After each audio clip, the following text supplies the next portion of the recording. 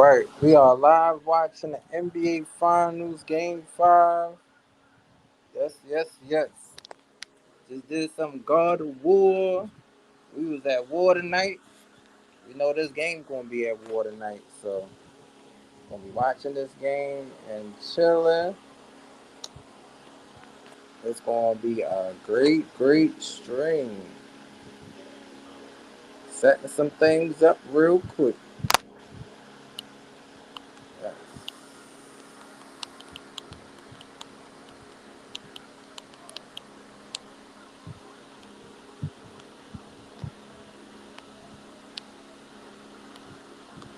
Setting some things up.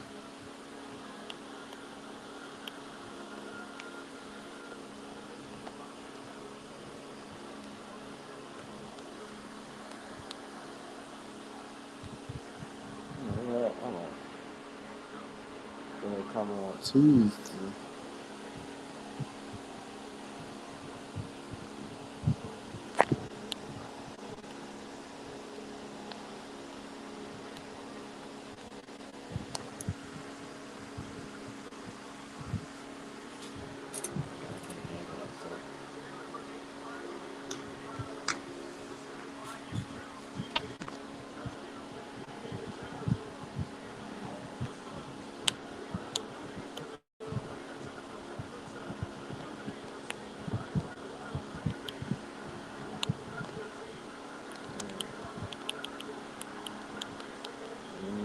Mhm.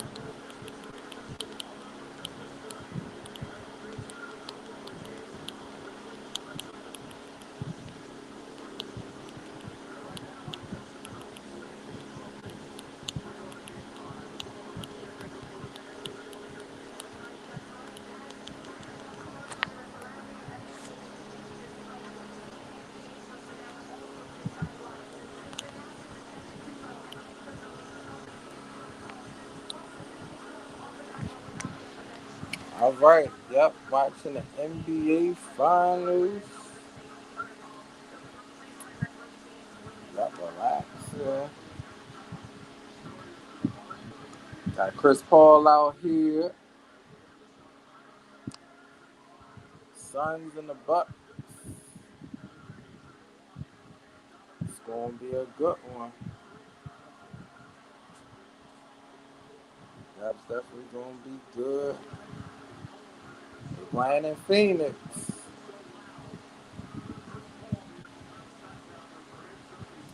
Playing in Phoenix, so they definitely gotta win tonight.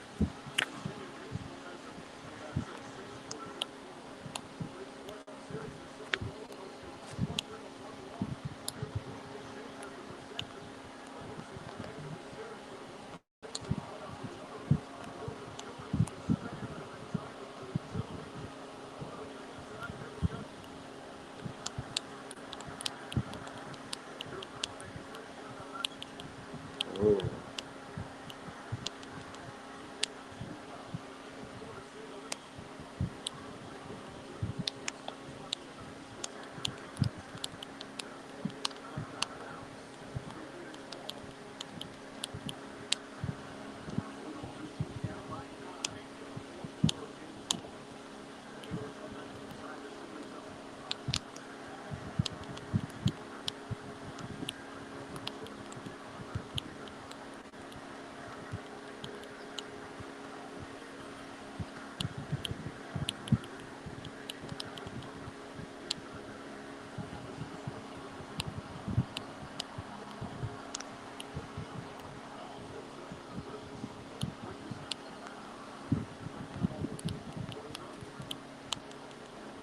Huh.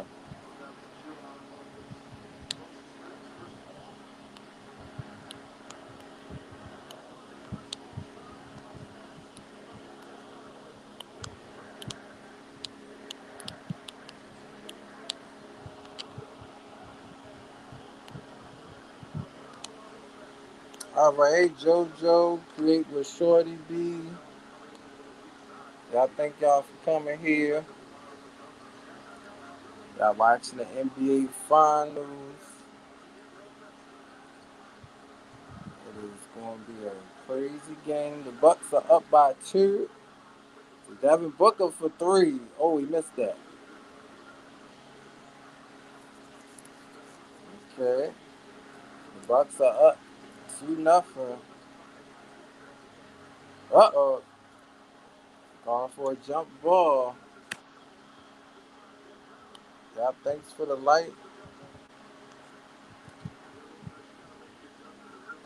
Yeah.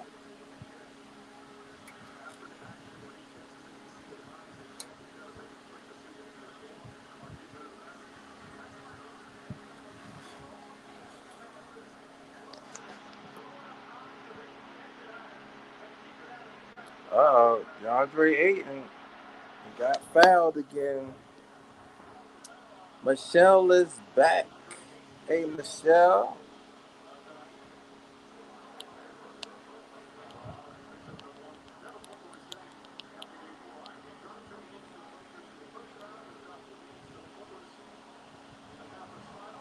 Watching these NBA finals. DeAndre Ayton to the free throw line. He made the first one.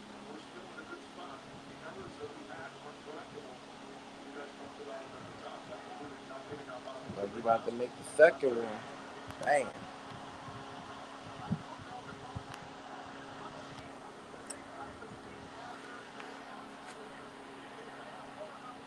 Let me share this out to some more people, y'all. Gonna be relaxing tonight. Crowder try to go for three. Oh, but he got that one. That was a nice three by Jay Crowder. Yeah, that was a nice three by Crowder.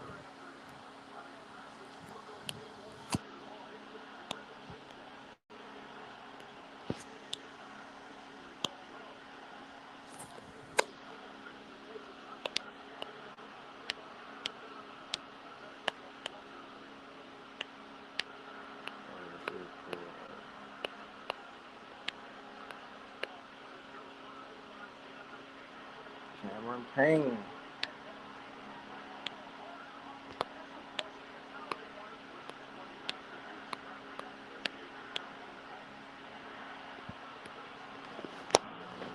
Uh-oh, the Suns are back up. He said, let's start the work. Yep, the Suns, they putting in the work. They up 7-4.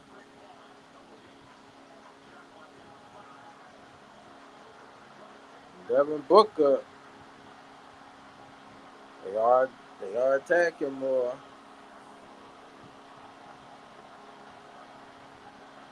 The Suns up 9-4. Wow, they was double teaming Giannis, but he got the layup. He got the layup anyway.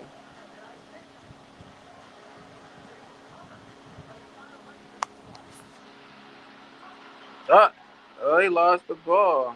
Uh-oh. Chris Middleton for three. That is awesome that you predict Finn to the main roster. Turned out your prediction come true.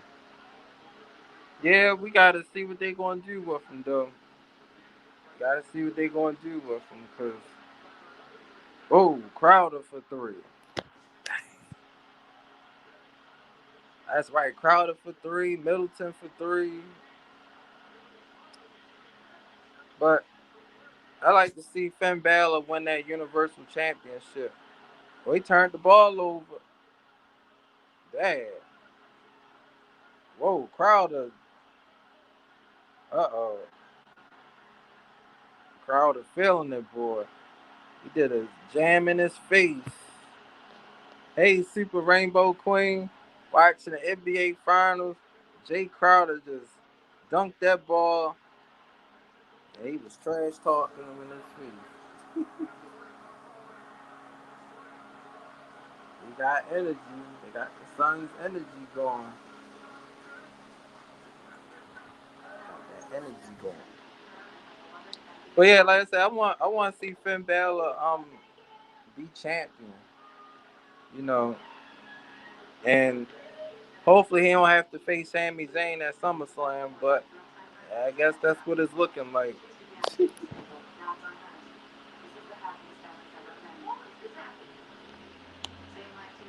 Oh, I thought you weren't going to watch. Well, I finished up pretty quick up on the God of War because I was just doing a side quest. So next week we'll just try to continue with the main story. But I mean, I was like, dang, I kept forgetting it came on at 9. I know I was into it. I was into it. I was definitely into God of War tonight. But I said I could take. I was like, I ain't want to do it for too long. 'Cause I knew the first one was like 11 hours. The second one was about almost 5. So that's a lot to watch though. Yeah, that's a lot to watch. So they showing Space Jam New Legacy commercial. I heard that movie got some it got some mixed reviews though.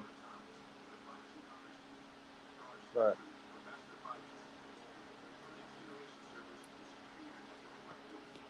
British Bulldog son was on SmackDown Dark Match yesterday. Oh, that's cool. Hey, that sounds cool. But I mean, Friday Night SmackDown was cool. They had the crowd. Yeah, they was good.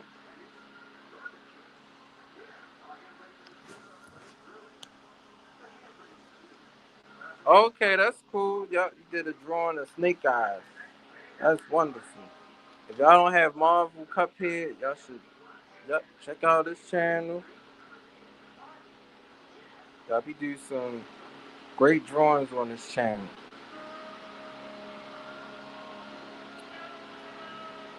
Now I know the Game 6 come on Tuesday at 9, so yeah, I think that's cool. Cause at first I thought the game came on tomorrow. I was about to say that would have been a lot. Money in the Bank and watching the game, so at least they on different days. I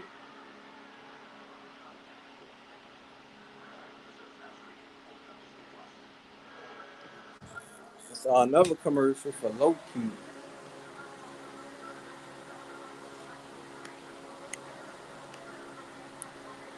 So Game 4, about to say, yeah, Chris Paul only had like 10 points.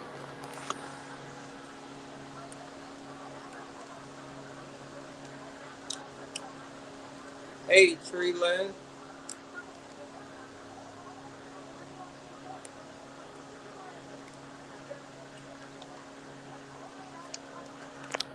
Yeah, thanks for coming. Yep, just watching the NBA Finals. Yep. And the Suns are playing more aggressively. In Game 5, they up 14-9. I always ask for a game to go to overtime, but it don't.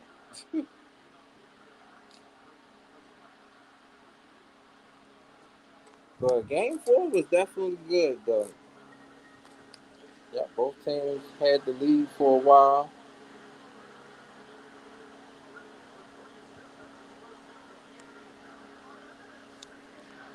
So hope you had a good day, Treeland.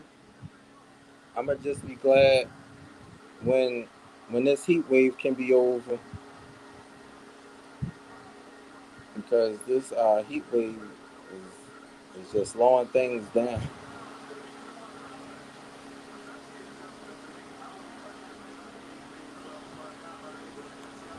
Oh, okay. Well, yeah, like the night's supposed to be pretty cool though. Like in the 70s, it's supposed to be real cool. So I'm gonna definitely enjoy that tonight.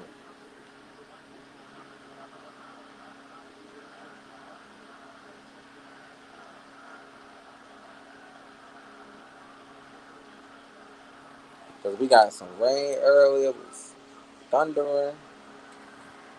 Uh-oh, Devin Booker with a two-pointer. Okay. It's a nice shot he did.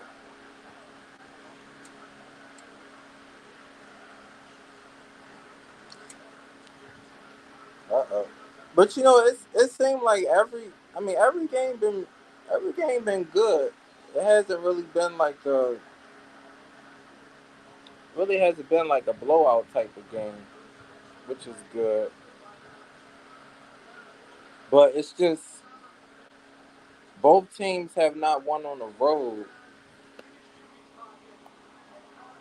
so it just feels like the Suns is going 1-7.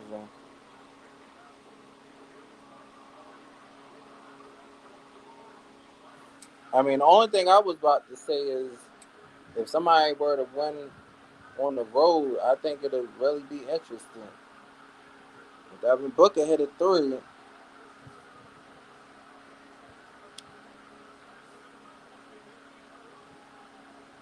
the crowd is electric. Y'all, thanks for the 6 likes, y'all. Giannis shooting. This is a good, fast-paced game. Hey, Sean. Woo! Yep, the Suns are rolling. The Bucks is rolling. They scoring like crazy. We had some fun with God of War,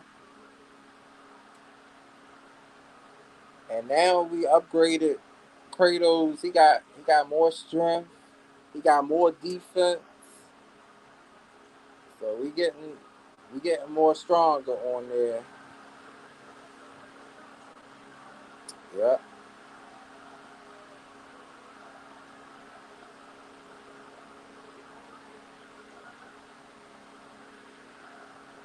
Uh-oh, the Suns stole the ball. There go Giannis. Whoa! Oh my goodness. Giannis almost. Wow. Devin Booker had a dunk, but Giannis just he fell on the floor.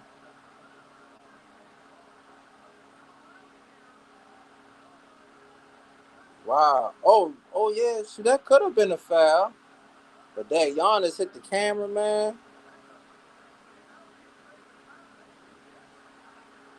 Oh, they might call that a flagrant foul. Oh man. Whoa. The way Giannis fell, he could have twisted his ankle. Oh my goodness. That happened so fast.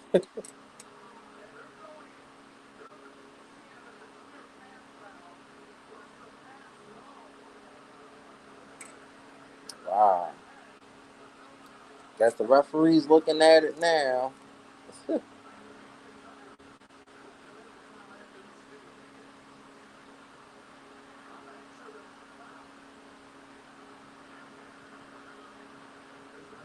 Oh no. They keep replaying it over and over again.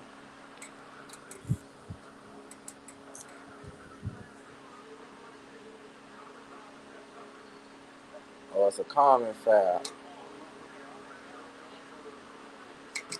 Yep, hope everybody had a good day and stay cool today. Yep, always. So it's just good to get a. It's good to just get even if it's just for a day or two, just to get a little break from the heat.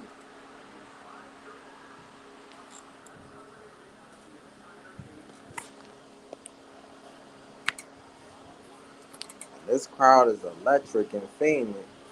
Let's go, Suns. Let's go, Suns.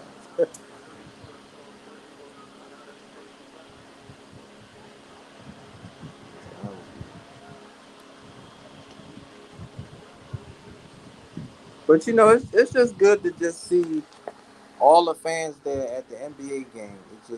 It makes it feel just like a regular, just like a regular game. Because when the fans wasn't there, it was kind of hard to look at basketball. I mean, it's just a different feeling with the fans being there. Fans be cheering, the fans be booing. So it's always a good feeling. Michelle said you got this. Yep. Yep. Game 6 is Tuesday. Game 7 Thursday if necessary at 9 o'clock. Yeah. Like I said, I love to see a game 7. I love to see a game 7.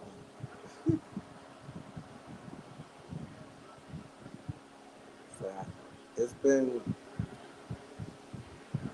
and what's good is that when the AEW come on Wednesday, I could just keep looking at that and talk to everybody.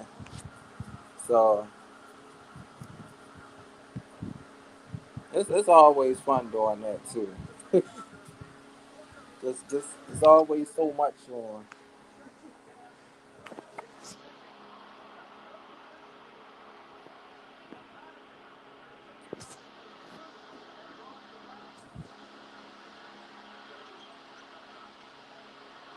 Uh-oh, we lost the ball.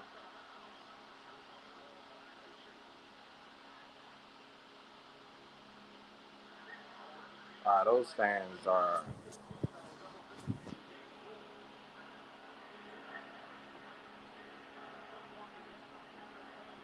Uh-oh, they fouled Giannis. Uh-oh, they gonna do that countdown. Let me get on the.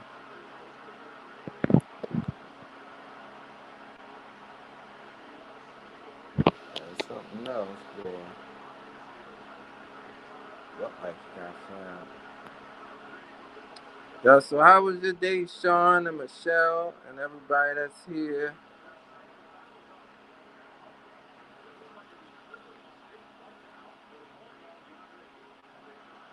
There they go counting. They counting down. 7, 8. This man counting about 800. He got $100 bills in his hand. I think he got like $1,000 in his hand, and he counting. He counting. That man had like $1,000 in his hand.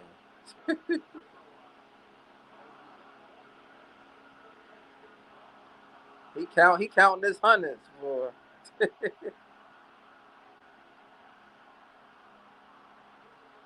Wow. He missed both of them, but they got the rebound back. That crowd is definitely that crowd is just crazy.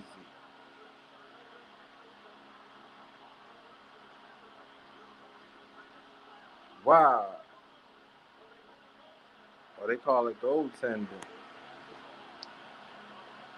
Wow. It's about time. Yeah. Oh, that could have been a block. Giannis did a good block right there.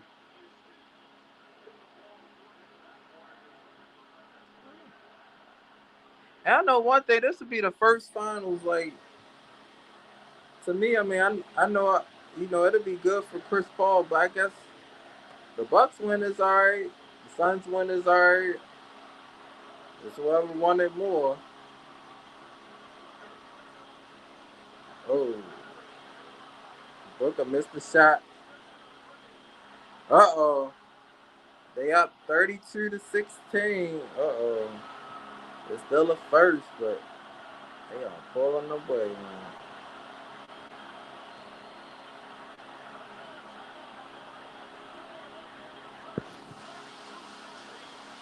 I don't know. It's just like the way this is going might be 7. It might be 7.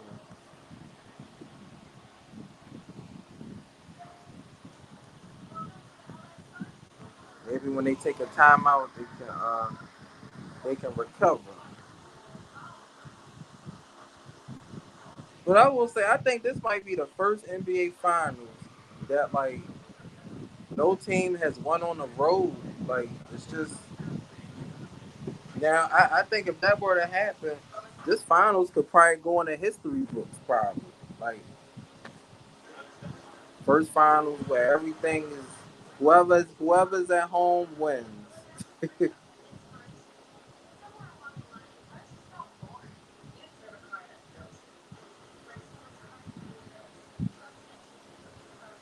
But now I did see then they said LeBron James he was at the game watching. So yep, LeBron James I think he got a front row ticket. He watching this game too. So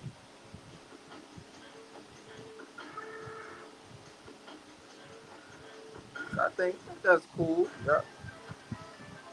Down there watching the game.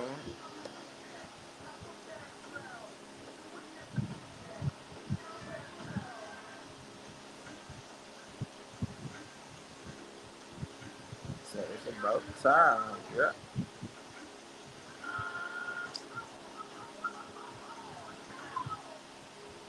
For another Chris Paul commercial.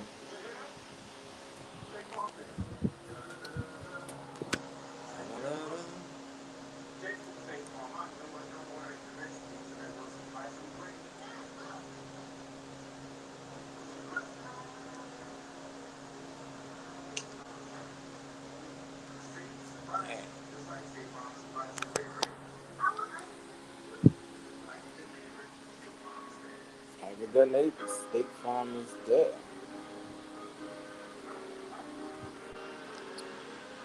Never seen this commercial.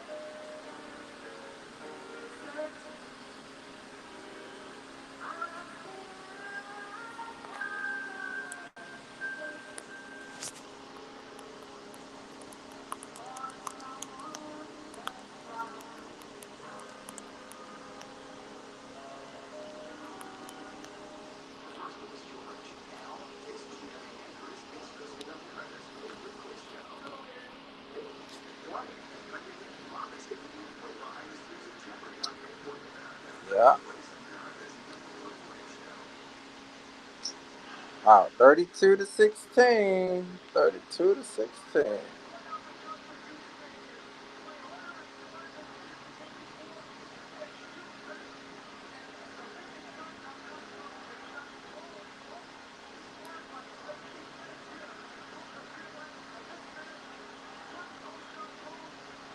Wow.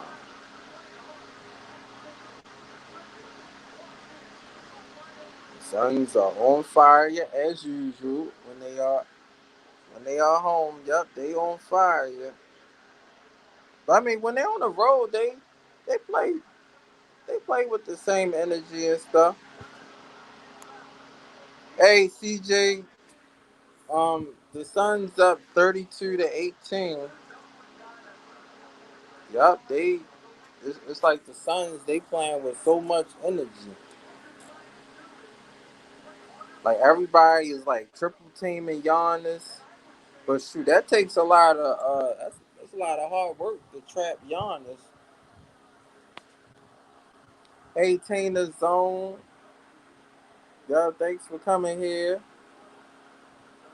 And this crowd is doing a wonderful job at making Giannis miss his free throws. They are counting down everything.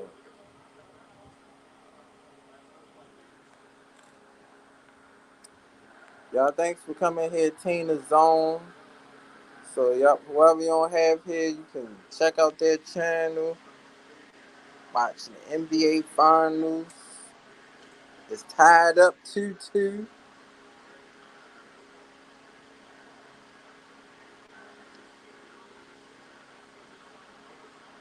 Uh-oh. Oh, wow. Cameron Payne is... Oh, Lord, we got some... Oh, my goodness. Oh, Bobby Portis is down.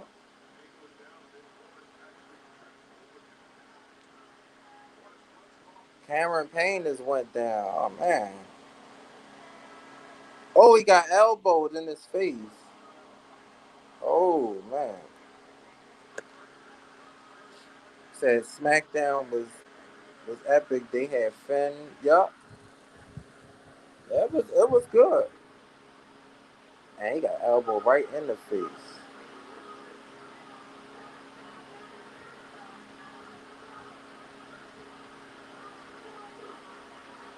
Well, that's good. I don't like to see no injuries.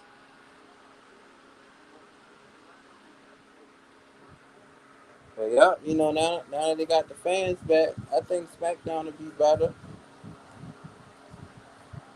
We gotta see about Monday Night Raw. Pat Connaughton with another three off the bench. Down 32-21.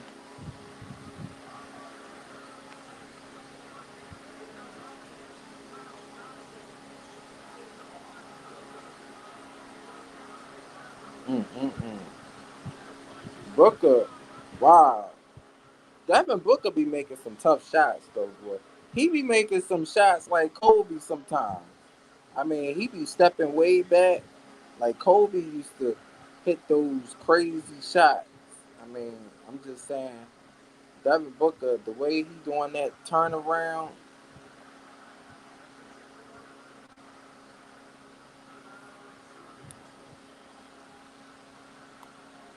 someone should have attacked Vincent Smith yesterday after all the things he did. Oh yeah, and then I think when he came out, he just said "Welcome back," and then he turned his back and walked to walk to the back. I said, "Man, I don't get that." He could have walked out there and said, thank you for coming to Friday Night SmackDown." He should have said that. Whoa, Torrey Craig for three. They have 37-21. They trying to make this a blowout.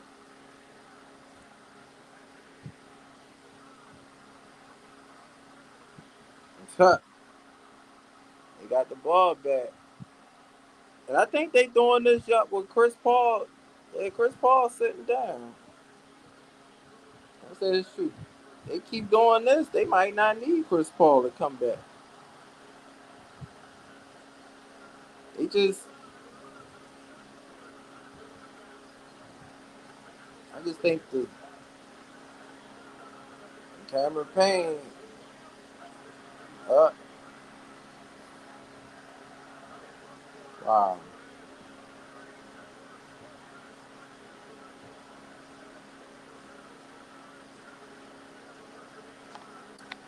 wow. First quarter was insane.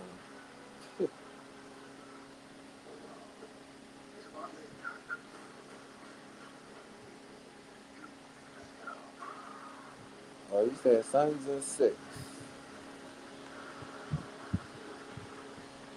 Well, the way this is looking, it might be Suns in seven because nobody has won on the road. I mean, because we saw when the Bucks went home, they had the crowd with them, so they was just ready for him.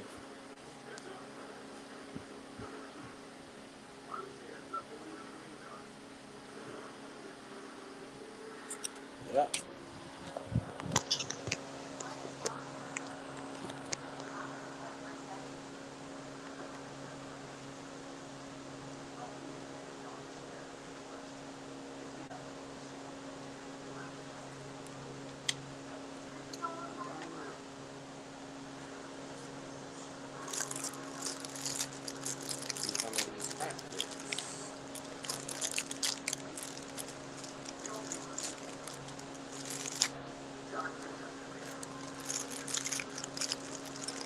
They Sean Radcliffe playing that game was really good.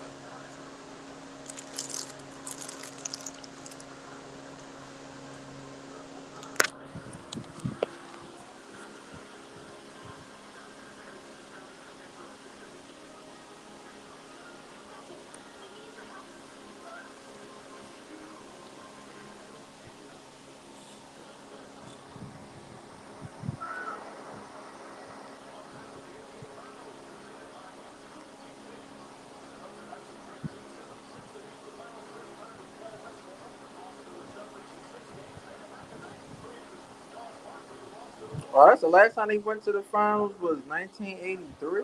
Wow.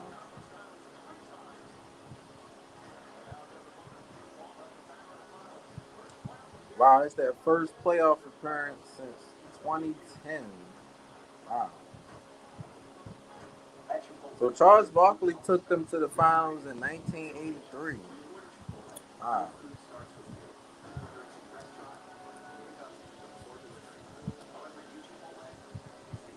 Man, the way they played in the first quarter.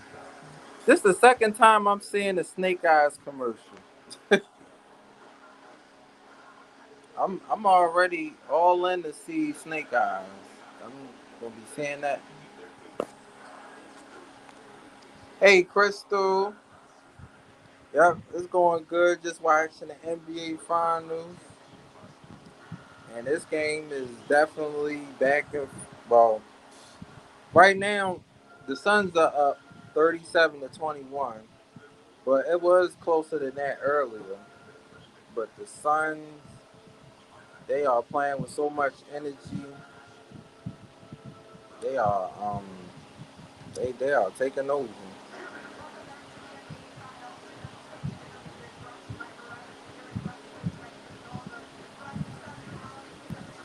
Yep, I hope you're having a good day.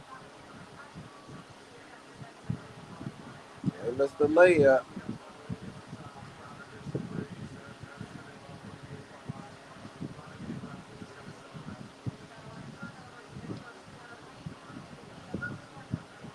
Hey, Jesse, Simone. Yep, thanks for coming here. Thank you, Tina, for watching the ad.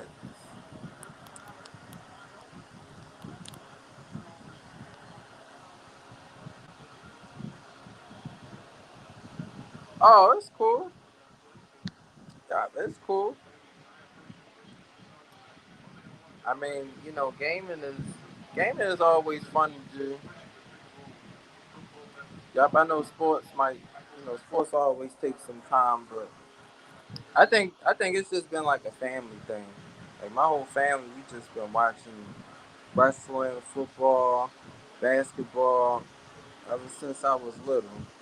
So it's in the just been in the family for a long time. Yep, I appreciate that. Yep. And it's just everybody just coming here and just chilling too. Yep. Whoever you see in the chat, you can check out their channel and stuff. It's just about everybody just coming together and just talking, just having some fun. Yep.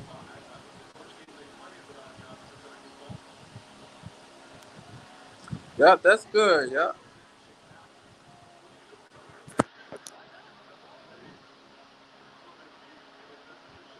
And I was saying earlier, I'll be glad when this heat wave go away because this month definitely been hot though.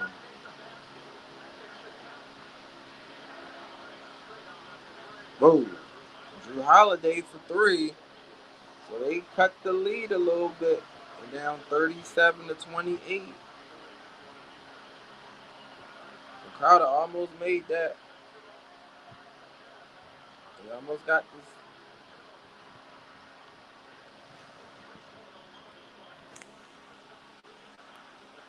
No way Jose made his debut on Impact pay per view tonight. Oh wow, really? Yeah, that's pretty cool. Hmm. I know he didn't really last too long with the WWE. Well, it looked like Chris Paul hit a 3-pointer. He was about to pass it up, but he hit a three. And Drew Holiday answers right back. But that's cool though. It's good to see he's still going with his career. Uh oh.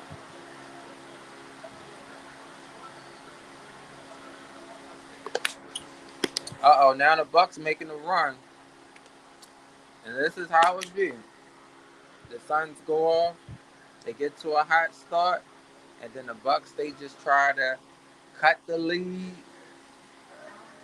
Sun's still up by 8.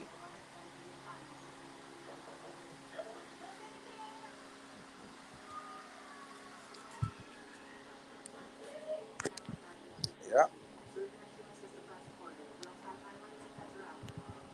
But yep, Tina, whoever you see in the chat, you can check out their channel as well too.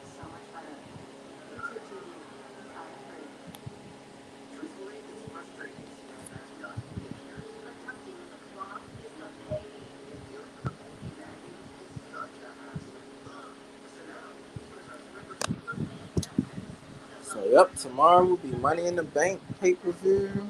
So, yep, gonna be watching that.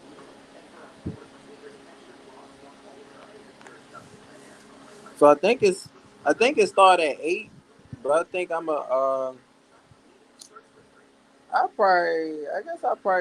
probably start at 8 because I know the pre-show they don't really be doing nothing on the pre-show. So yep, it'll be at 8 tomorrow. Yeah, so it's gonna be on for about like I guess like 3 hours, or it might be over depending on who new superstars might come. Looks like Impact is getting new debut superstars tonight. Oh, that's cool.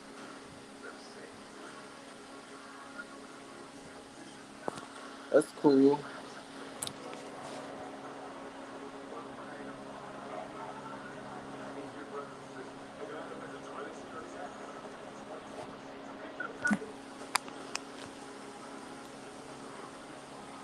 All right, Tina is in. Woo-hoo.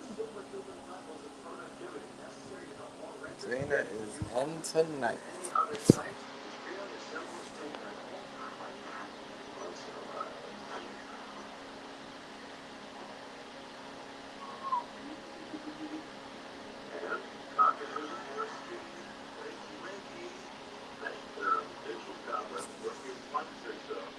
Oh shoot! Need to charge this phone. Gotta charge this phone.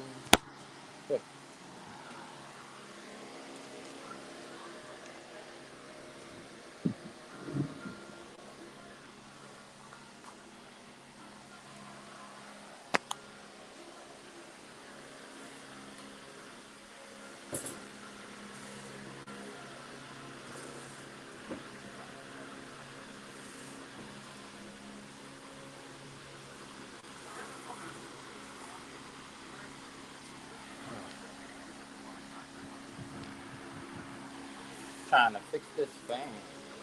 What the fix me? Okay, there we go.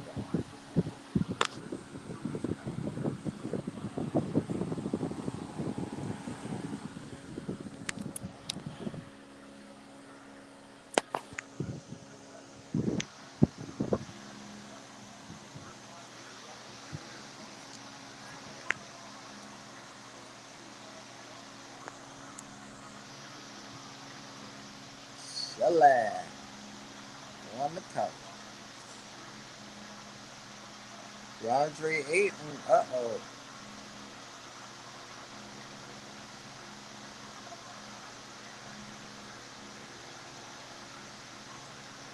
Drew Holiday passes up to Bobby Portis.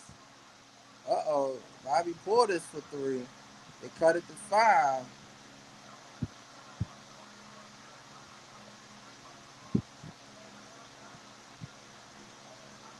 Uh-oh. Chris Paul missed the shot. We need snacks tonight. Yeah.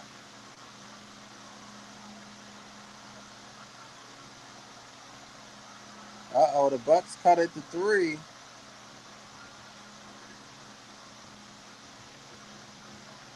The Bucks have made this a 3-point game. Ayton for the rebound. And he scored.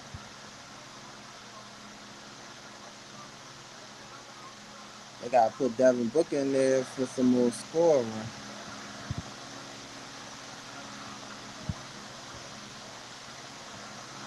Drew Holiday for two.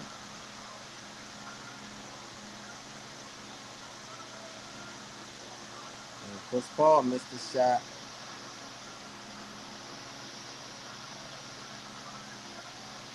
Whoa.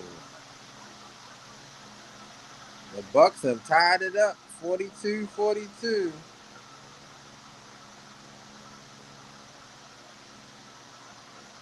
Crowder got a two-pointer. Ah, the Bucks, they are hitting their three-pointers. Oh, Chris Paul blocked this shot. Uh-oh. Cam Johnson for three. Uh-oh. They back up by five. The Bucks just tied it up. But the Suns are relentless.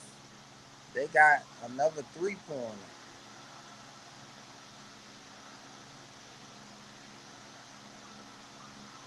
Wow. Chris Middleton for two.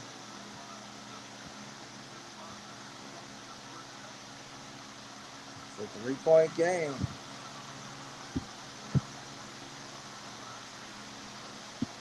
Chris Paul trying to. Okay, Chris Paul got one. 49-44.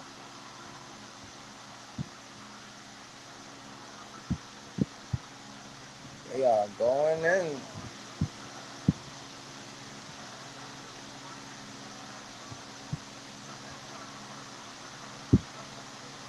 Bobby Portis for another rebound. Oh, he got that one there. And Becky got fouled. Bobby Portis fighting hard, boy. The Bucks are definitely fighting hard in this. Think I think it's going to feel just like the last game. Both teams fighting hard for rebounds. Look at that.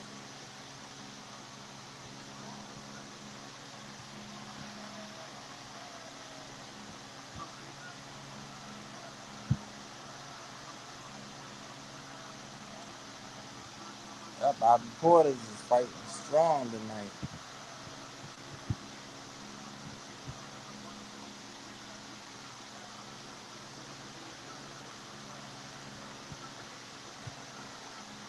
Suns up 49-47. Chris Paul got the ball. Oh, it almost got blocked.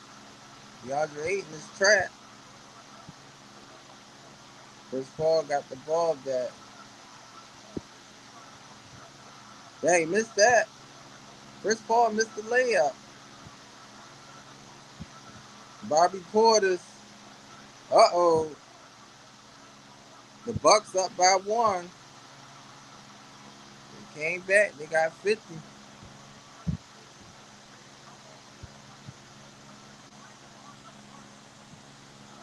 It's good to see released wrestlers get new wrestling time.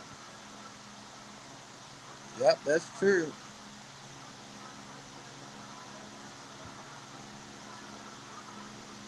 Yep, the moment is now. The Suns down by one home. And Devin Booker got fouled. Space Jam 2 any good. I I think it's I think it's gonna be a good movie.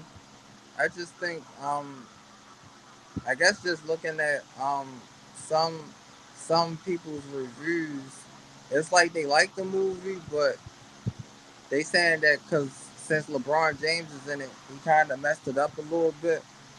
But I would still go see it though. Like I said, I like the Looney Tunes, Grandma, all the characters. I would still go see it. But it is different from the first one though. Yep, they giving it all they got. Yep. The Suns up 51-50, so we're gonna be back and forth, back and forth, back and forth. Okay, Giannis got the ball. Oh, he passed it way down.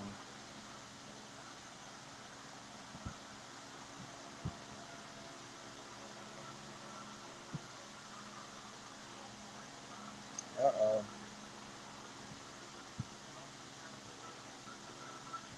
Offensive foul on the Bucks.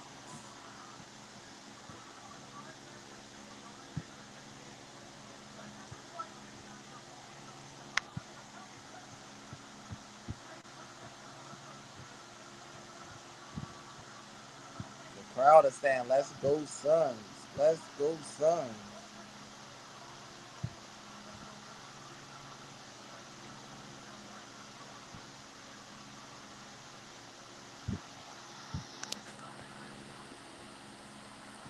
Hey, PMC, yep, just watching the game. It's good. It's back and forth. The Bucks up by one.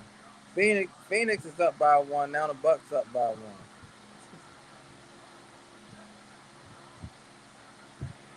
Cameron Payne with the putback. Now Phoenix up by one. That's getting good. Okay, PMC, you still at work? That's cool. Got, gotta gotta make the money and everything. G.I. Joe Snake Eyes movie is going to be an awesome movie. I might have to watch it 5 times. Yeah, you know, G.I. Joe, I'm definitely getting on DVD. I'm definitely getting Black Widow on DVD.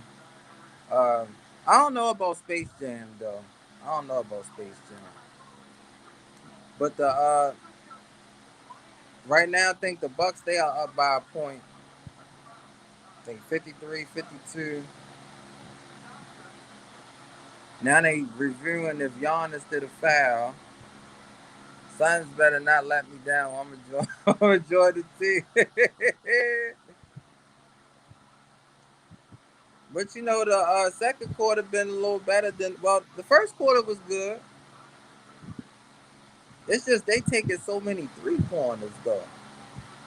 I mean, I would just at this moment I would take layups up until the fourth quarter.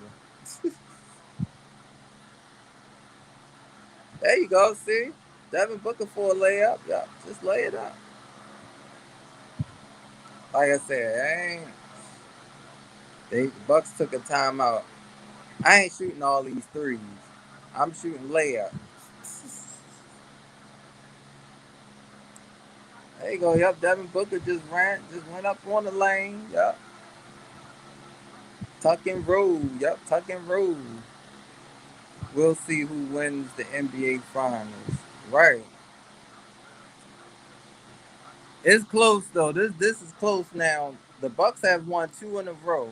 After the Suns won 2 in a row, they lost 2 in a row. So it's gonna be a crazy way. Hey Kelly, y'all thanks for coming here. Y'all whoever y'all don't have, y'all can check each other out. Or they showing Boss Baby. Oh, it's on Peacock. Oh, I'm gonna have to watch. Oh, I gotta watch that. Maybe I might watch it tomorrow. They got Boss Baby on Peacock Network. Taking threes is like playing Russian roulette. Yup, it's always a gamble, even if you hot. Only guy would trust shooting them unlimited is SC30. Yup. CP3 gotta stay healthy too.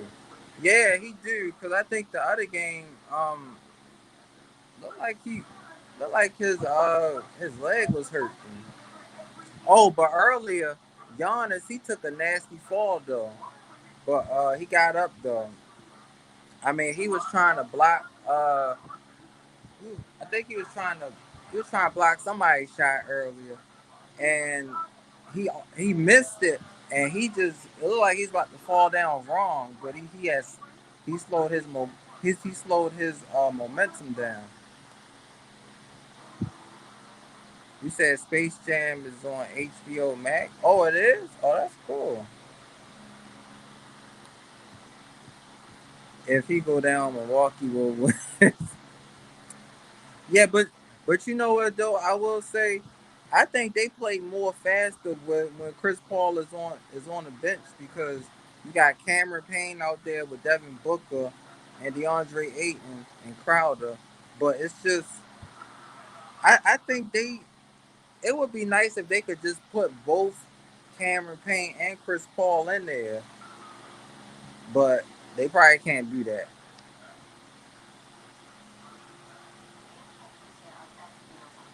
I mean, it's just this game just been back and forth for the second quarter. It's been back and forth for the second.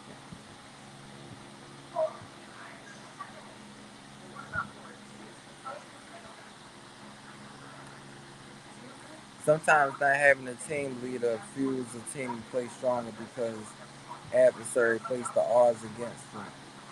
Yeah, yep, it is. It is true. You know, and I like to see teams that's not like like you said, like like a super team that just goes all the way. It's just like for football, like some like I think yep, it's just like for football.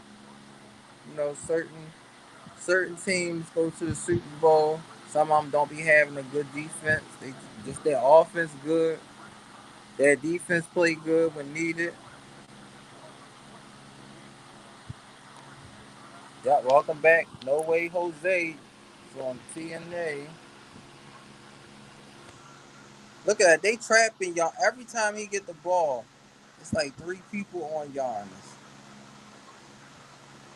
All right, PJ Tucker for three. Now PJ Tucker could get hot from three too. Yup, the one thing that's cool this year is the unpredictable factor. Yup, that is true. Yeah, because I mean, this finals is different and it's more enjoyable. Yup, it's more enjoyable. I think the Lakers Heat last year was good too. Um, but thanks for the thumbs up, MCC channel. Yep, thanks for your support. When Brooklyn lost against Milwaukee, James Harden said, "Hell was, hell was shaking, hell was shaking your hand." Yeah, James Harden was like, "Man, I ain't shaking nobody's hand." Hey, rant for wrestling. Yep, just watching the NBA finals. So whoever you don't have here, you can uh you can check out their channel.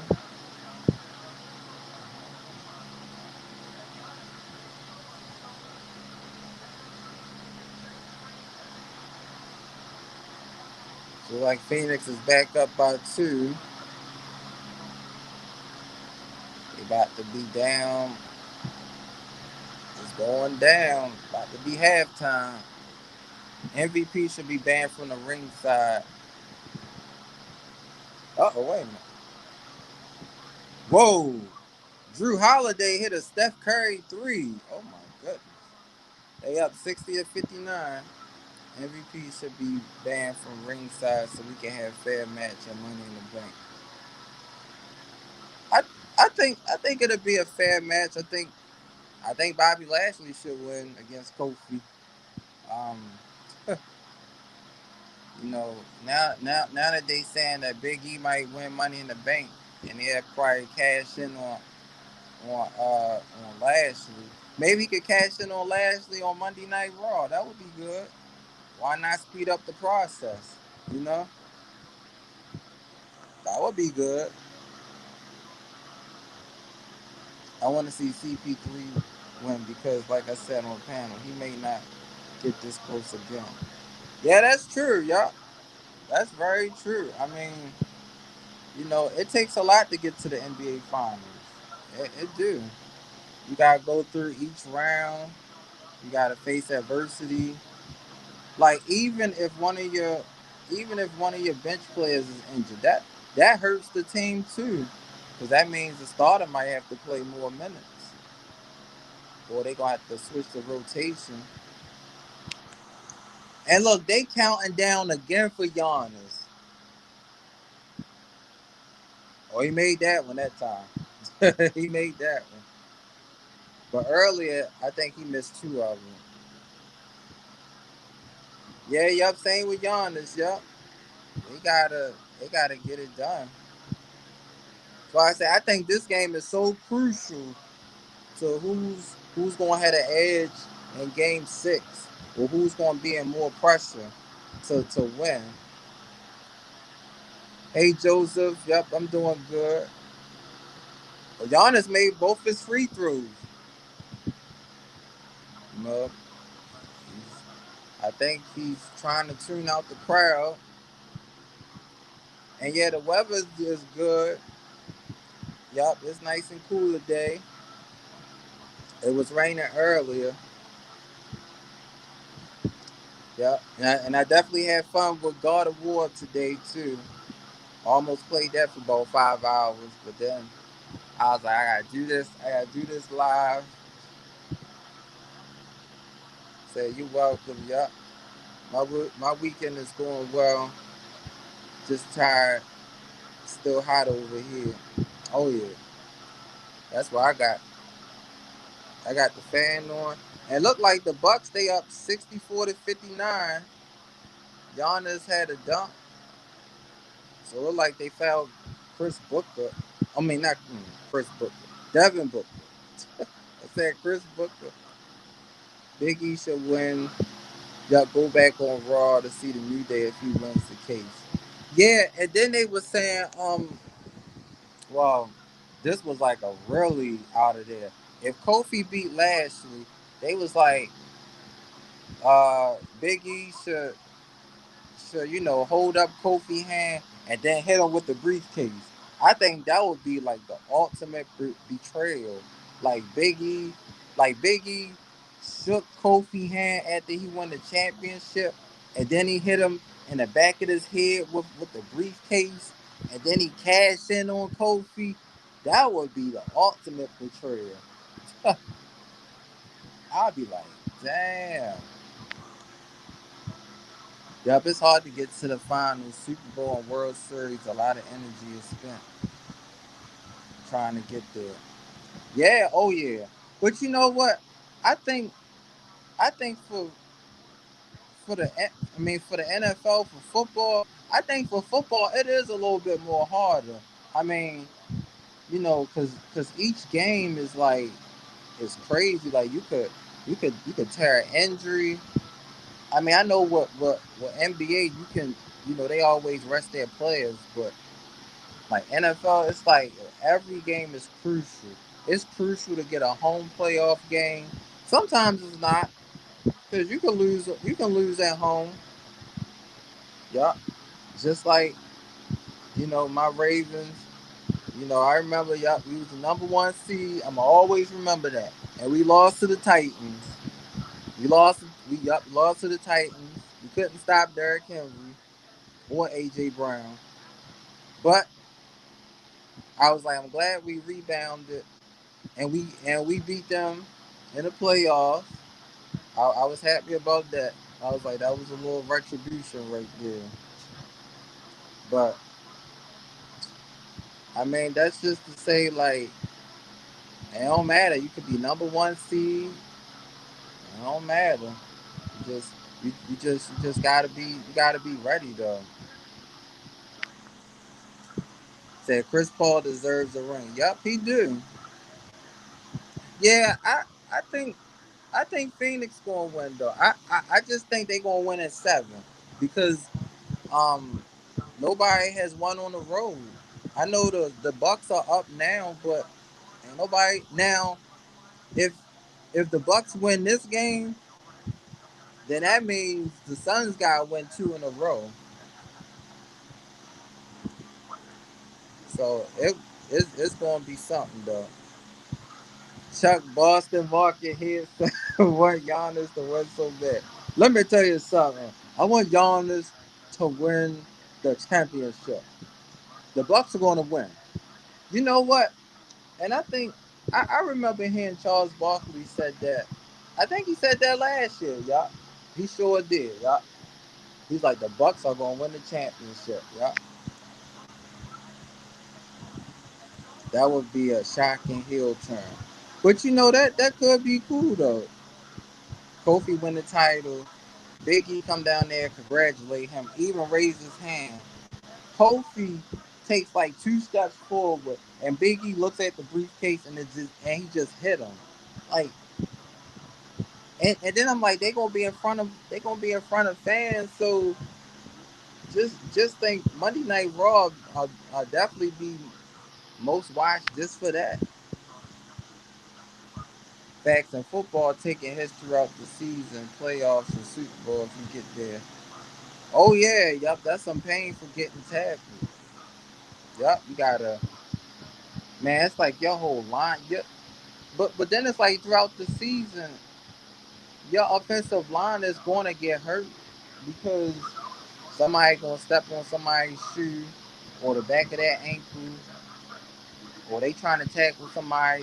Like those injuries be painful. Like it's like somebody always falling on their back, and then their leg is just exposed, and then they just. I'm like, man, that's too much. Hey, MCC channel. Yup, thanks for being here. Thunder Rosa made her debut. Oh, she on Impact. Oh, so she not on AEW no more? Cause, Cause honestly, her and Britt Baker had a good little feud going. I wouldn't mind if Thunder Rosa were to face Britt Baker. I mean, they had a good feud. He said Brady better not be in the Super Bowl this year. Yeah, I hope not either. Yep, I really hope not either. But you know how that is. You know how that is. And you know what them commentators gonna say? Hey, you know what? Do y'all think Brady gonna be like? See, they gonna start it. They gonna start it. Y'all think Brady going for another ring? Sure, why not? Tom Brady gonna retire with 13 rings. I'm like, yo, man. I would I would just retire now. I mean, he got what 7 rings? I mean, he got he got a lot of rings. The commentators love Brady like Jr. Yep, love Stone Cold. Yep. Tom Brady is going to his 16th Super Bowl. How do you feel about that? Well, I knew Tom Brady since I was little, and that's how they be, though. That's how they be. And I did hear it was some more news about Lamar. You know, still the same old thing. He still got the same hate uh, news and stuff. I'm just like, man, when he doing like the interviews for media, he don't be caring if people hate on. He just said, when he came to Baltimore, when he got drafted, he want to win championships. He want to he want to take Baltimore to win some Super Bowls. I'm like, I'm sticking by him. You know, it was just like when they look. It was just like when they had got Flacco back in '08, and I think that second season the Ravens fought the Steelers in the AFC Championship game. I was just sitting there like, I'm like, man, we 1 game away from the Super Bowl. I'm like, man, we gotta play the Steelers. I'm like, now when uh when Flacco was facing those Steelers was tough, boy. They had James Harrison. They still had Troy Polamalu. Think Palomanu. I think that's how you say his last name. James Ferrier. They had everything. Then Antonio Brown. Say good luck to your Ravens. Yep. The margin has to not let the critics mess his sight because that can have an effect. Yep, that's true too. Yep. And that's why I always like when you're on interview because you can You can tell just from him being interviewed, he's so focused on just trying to get better. It's just like with any quarterback. They just they just focusing on trying to get better. You know, Mickey James made her return on Impact tonight. Oh, that's cool. Dang, so if Mickey coming back, it'd be nice to see Trish Stratus come back and lead her. Shoot, Trish and Lita should come back, win those women tag team champions, and hold them for like a month or two. Sometimes those analysts make players start doubting themselves. Yeah, that's true too because it's like every game they so critical. Like it's just like what I don't know. I'm just saying like with Dak Prescott with the Cowboys. You know, I'm like he winning games, but then I'm like Dak Prescott he's a pocket thrower, but sometimes he take off and run. And just like for Russell Wilson, he a pocket thrower, but when he got to run for 5, 6, 7 yards, he'll do it. Aaron Rodgers do it sometimes. Um, Tom, I think you know what? Hey, Carmel Candy, Carmel is on the throne. Hey, Teacher P, Nikki, but PMC. I think the one time I saw Tom Brady ran was when he was facing the Bears and he did some move on Brian Urlacher for real, and I was like, yo, that was a cool move. Like he kind of juked Brian Urlacher. I was like, oh shoot. Hey Nikki, yup, thanks for coming here. Hate Fruit Queen, yup, thanks for coming here. Yup, whoever y'all have in the chat, y'all could check out each other's channels and stuff.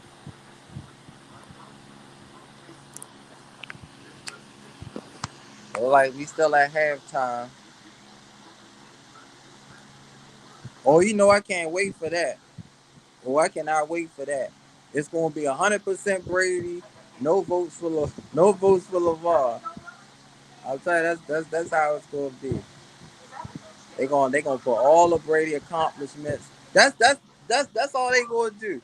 They gonna put all Brady accomplishments and then just have something for Lamar. I'll be like, really?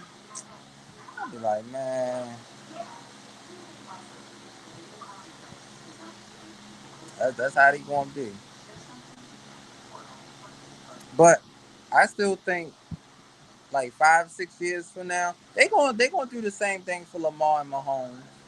Watch. They gonna do the same thing. And who knows, they might do the same thing for the quarterback in Arizona. You have Kyler Murray, but I'm like, man, Kyler Murray, he a good quarterback.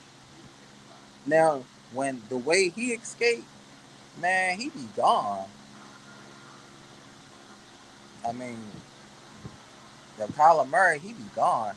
And then he got DeAndre Hopkins, so he could take off running, just like he did on that crazy play where he threw to Hopkins for a game winner. I think it was last season. Yeah, if Jackson were to beat Brady, they would still not give him respect. That's just how they is. Don't like to acknowledge when their favorites lose. Oh, of course, because all they gonna do is look at stats. Like Tom Brady could probably throw for 500 yards, had 5 touchdowns, rushed for 10 yards. I'm just saying, Brady rushed for 10 yards, and they be like, well, shoot, Tom Brady ran for 10 yards. Well, they be like, well, the Ravens did win, but Lamar was only 11 for 17. I feel like, there we go. There we go. It's, it's just going to be the same thing. Carmel says, hey, crowd. Hey, everyone. Yep, hey, Carmel. Yep. Thanks for watching the God of War. Guys, we upgraded some more stuff. So it's gonna be good. We still try and get more stronger on the game. Critics said Jackson is a mediocre. Others says he not a true quarterback. That man can't. I know, y'all. They be saying all that stuff, but I was like, they forgot. Um, Lamar went into. Uh, yeah, he went into the Rams stadium and he blew them out on that Monday Night Football. I remember that. I mean, Lamar, like, they almost scored like 50 points against the LA Rams, yup. And then I remember the Patriots came here, the Ravens beat them. Like, I think that year, they were just beating everybody. And then I think that was the year they put Lamar in for the MVP conversation. I was like, dang. Hey, Teacher P.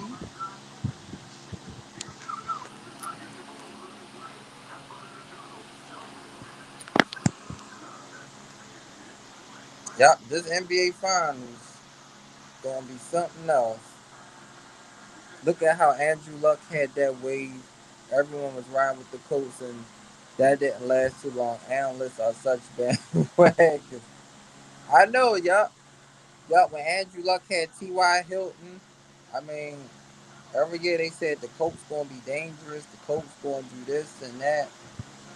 Yup, and as soon as he retired, it's like they just find different people. Of course, every year it's gonna be Mahomes. It's gonna be Mahomes, Brady, Lamar. So, oh, they said Lil Wayne is at the basketball game too.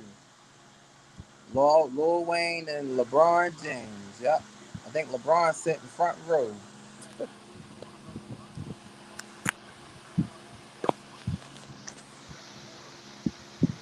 Yep.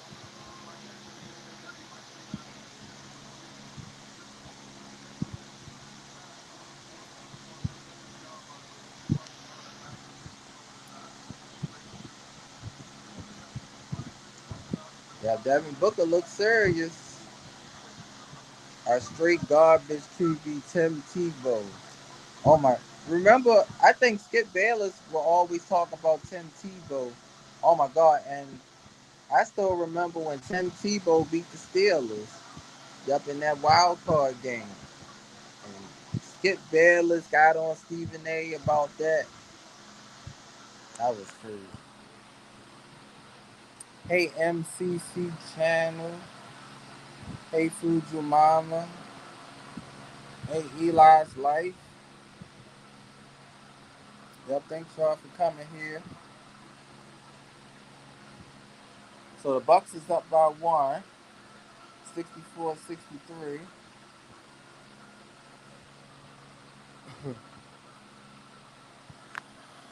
Oh, he missed the layup. All right, so Chris Paul missed the layup. Jay Crowder missed the layup. Y'all getting y'all paycheck getting cut. Y'all missed the layup. I say that for a call. I be like, man, if any of my players miss a layup, y'all y'all getting a pay cut.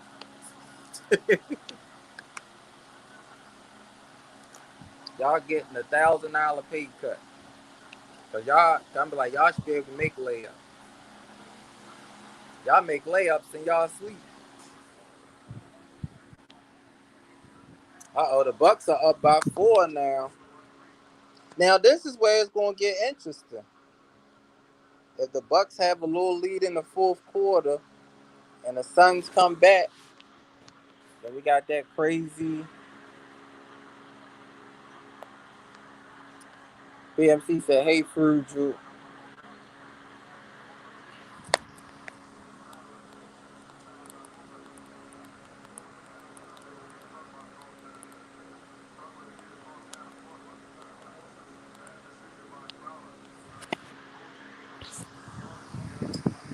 Bridget said, love the PMC. Yep. Yep, y'all, definitely check each other out. Whoever you don't see on here, you don't have, you can check them out. Devin Booker for two. Okay. Man, Devin Booker, he be pulling up like Kobe. He be hitting them tough shots. Brooke Lopez for three. They up by five. Said Finn Balor needs to challenge Roman after Edge. You know what? I really want Edge to win tomorrow. I'm like, man, I just want him to win. I want something to happen. I want the Usos to come down there and cost Roman the championship. I mean,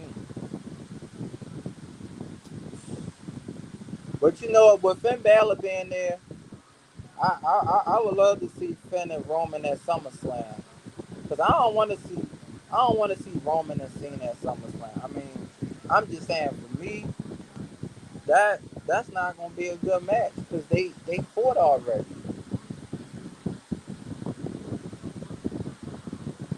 All right, Devin Booker with another two. Eli Life saying, "Hey everyone, whoever wins Money in the Bank should cash in tomorrow." Yeah, they should. Yup, and I'm watching it. I'm watching it live too. Yup. So I think I'll probably start either like 7 or 7:30 tomorrow. Y'all, we gonna be watching that. So y'all can get my reactions to all the matches. And Devin Booker is getting hot. He hitting all his shots and stuff. But I agree with you, PMC. I want to see somebody cash in on the same day because Dean Ambrose did that. I think Alexa Bliss did that as well too. I believe. Yeah, Alexa Bliss did that as well too. What if Tyrone wins Money in the Bank? Oh, that would be cool. That would be cool. And really, I wanna get that world championship belt. I might get that belt soon.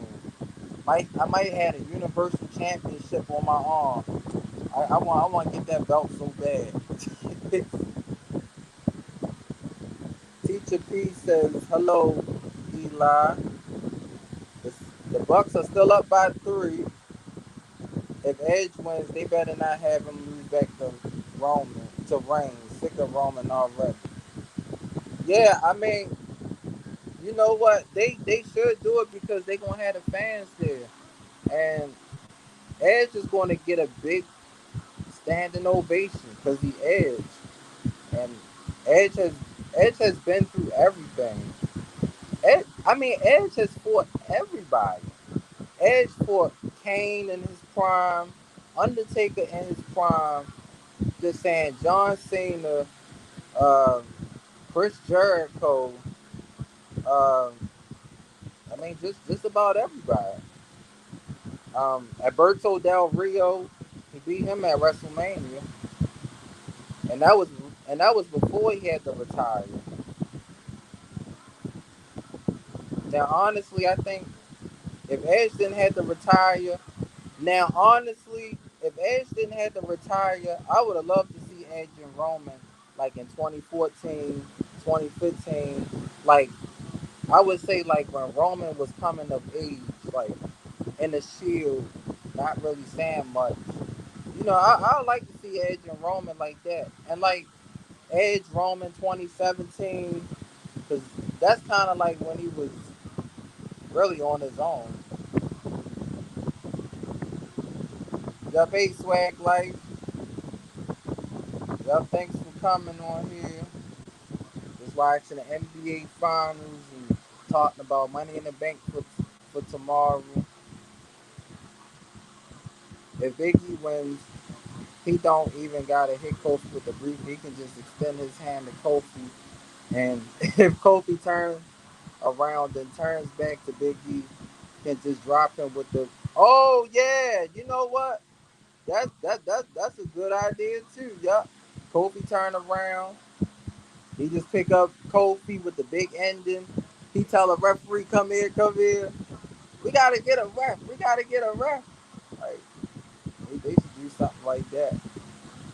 I'll be like, that's cool.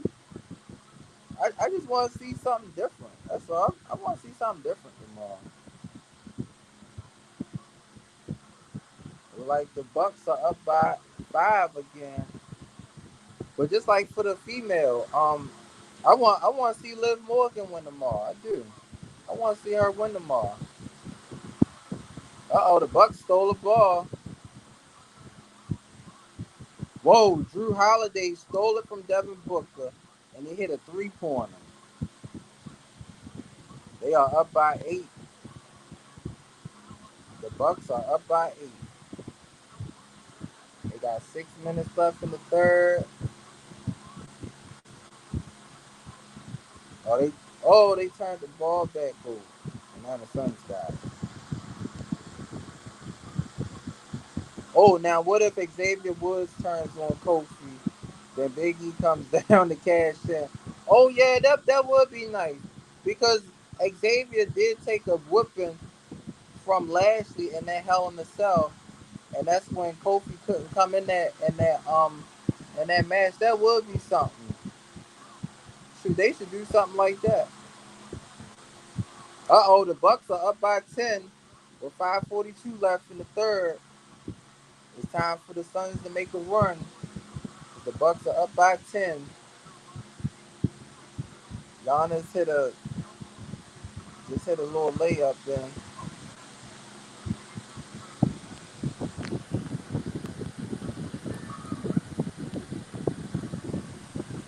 At some point, New Day needs to be done completely. Yeah, they should. They should because like at this point, it's just like I wanna see Kofi just I mean, of course they gonna always be brothers and friends, even outside of wrestling, because they got the up down channel, so they'd be on there. But as far as like storylines, I like to see Kofi by himself. I like to see Xavier Woods just do something on his own. And I mean, Big E, like we could get Kofi versus Big E. I like to see that. I mean, they've been traveling together. They know each other moves. So I wouldn't mind seeing that match, Kofi and Big E. I wouldn't mind seeing that. Damn, Phoenix Chris Paul better call Cliff Cliff Paul back. But I think he playing aggressive. I just think, oh, what's that? Oh, that's that movie. Oh, Don't Breathe 2. Oh, I might have to go see that. That come out August the 13th, y'all. Don't Breathe 2. I saw the first Don't Breathe. The first one was crazy.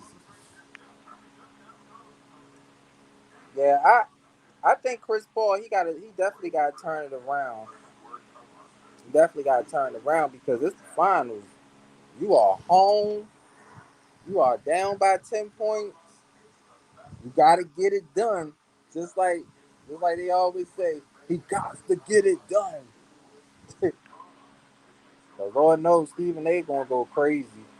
I think he gonna go crazy if the Suns lose tonight. You know how he gonna be. I hope someone returns that Money in the Bank. Yeah, me too. I hope somebody returns. It'd be nice if Becky Lynch returns and maybe help Liv Morgan win the briefcase. But then you know what? It would be kind of something. Becky come back, but then I don't know. Like it'd be something if she come back and help Charlotte. That would be something. Because I don't think she would help Ryan Ripley. Once this contract is up, Kofi retiring. He said it already, so why not? Oh wow, I have them split this way. Wow. Man, the day Kofi retired, yeah, you know is definitely changing. Usos need to win the tag team titles. I agree with that. Hey, the Queen C. Quincy is in the building. Said Mysterio suck. Mysterio suck. I, I still just can't get that picture that Dominic Mysterio was in the same ring with Roman Reigns. And I'm just like, that should never happen. Like, Dominic Mysterio shouldn't even be in the ring with the Usos. Uso shouldn't be in there with them. All right, Chris Paul hit a two-pointer. They down 87-85. Wow.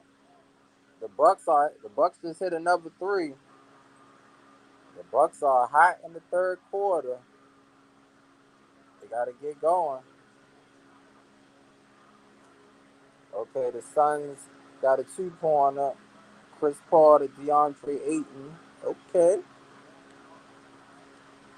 Yeah, thanks for the hearts, Queen.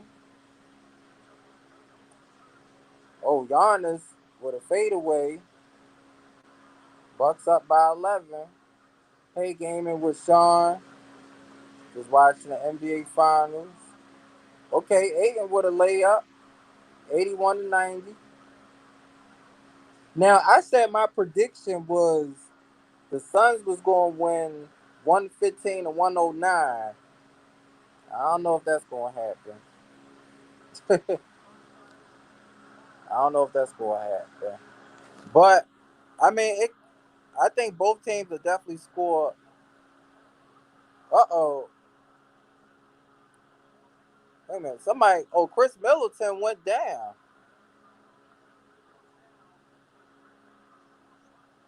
Oh, my goodness. He just went down. Oh, he got hit. He got hit. He got hit in his head. Yeah, he went down. Dominic Mysterio is the new Colin Dink. Colin Dink, he just raced up. But I think Dominic Mysterio should have started in NXT though. But it's just when when Ray really retires, Dominic. I mean, he might get lost on SmackDown because it's no way he gonna beat no Finn Balor. That'll never happen. Um, Dominic, I don't know where Dominic. I don't know who would Dominic wrestle because he's so young. Giannis with a fadeaway. Uh oh, that might have been Giannis or somebody. I think the Suns got to get cooking in the fourth quarter though. I think when they was up 36-21, they should have they should have uh, put some more heat on that. Well, they turned the ball over. The wins that sting the most is when you lose a playoff game by 1 point. Oh yeah, yes, they really hurt. It's just like in football when you lose by 3 points. You lose like 13-10. That hurts too. Especially when it's just by a field goal. That hurts too. Yep.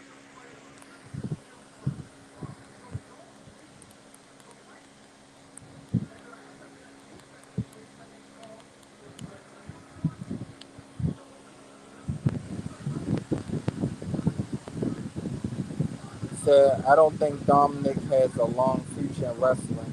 He should be on 205 with those those other wrestlers, other fights.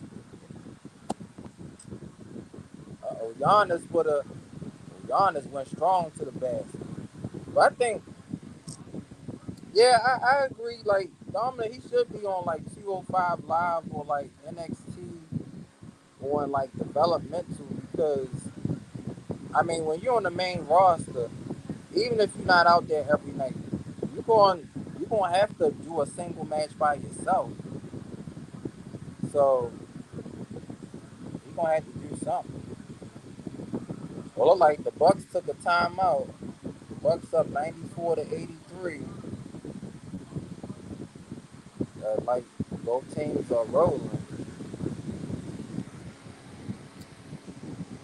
Wow. I remember when Brock Lesnar took him to Suplex City, and King was like, "Hey, that's a mind, right?" Man, I never forget that day. I remember I was watching it with my family, and Brock Lesnar was walking, and when he grabbed, I didn't know that was Dominic.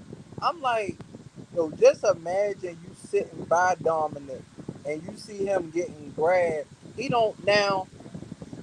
It would have been something if Dominic didn't told the person next to him, "Hey, I'm about to get beat up by Brock Lesnar." Now, if he would have told him that, but just looking at the fans' reaction, like that's crazy. That's insane.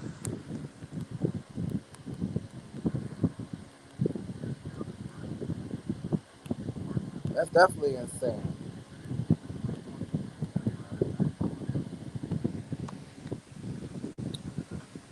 They got Snoop Dogg on a commercial with the Corona, I mean Corolla, the drink. Snoop Dogg be doing all these commercials. Snoop is funny. Was that? I forgot who that was. Hey Bucci, Bonita, y'all thanks for coming here. Hey Gaming with Sean, y'all thanks for coming here. Y'all make sure y'all check out each other. We got some great channels up on here. He gave him a German, yup, belly to belly snap and over here suplex. I'm like, man, yeah, he really could have. He really could have, because it's just like I know what Jr. would say. That's a minor, and I'm like, yeah, like that's why I'm like, and I knew Dominic he was he was hitting Lesnar back, but I'm like, man, Brock Lesnar just picked up Dominic like he was a straw. I'm just like Brock just been around for so long. I mean, it's still surprised. Like I remember when Brock Lesnar picked up, I think he suplexed Eric Roman and all he suplexed everybody from the Wyatt family. He even got Strowman. I'm like, damn, like I think Lesnar and Strowman probably got like that's the same weight, but Strowman was like taller. But I'm just like, damn. If he would have F5'd him on the floor, Dominic, oh yeah, and you know Brock, he probably would have did the um did the F5 on the steel steps too. So he would have been some pain. Now when Brock threw that to Rey Mysterio, I'm like, that's not even fair, man. Like, and I knew Ray and Brock had a match back in like 2003 or 2002. I'm like, that's when I mean Ray's still good, but I'm just like, that's when Ray was really in his prime and stuff. Like the Bucks got a 2-pointer. They up by 13, and the home team is waiting. JR would have been like, my God, rest down the day. Shoot, they probably would have showed JR getting up and probably running down there. Or he probably would have said, somebody gotta do something about this. My God. It's the my God thing. He F5 Mark Henry and Big Show through this. Oh my God. When he picked up Mark Henry, I'm like, God. I mean, he had Mark Henry on his shoulder. I'm like, Brock Lesnar is a beast. Just like they said, Brock is a beast, man. I mean, he picked up Mark Henry. Mark Henry, it's like that was insane. I remember when Big Show threw Ray. Oh yeah, I remember that too. Yup. Like they was doing some crazy stuff back then. Brooke Lopez for three with a miss. Suns down by 13. Cam Johnson for three. They cut it to 10. Okay, 10-point game.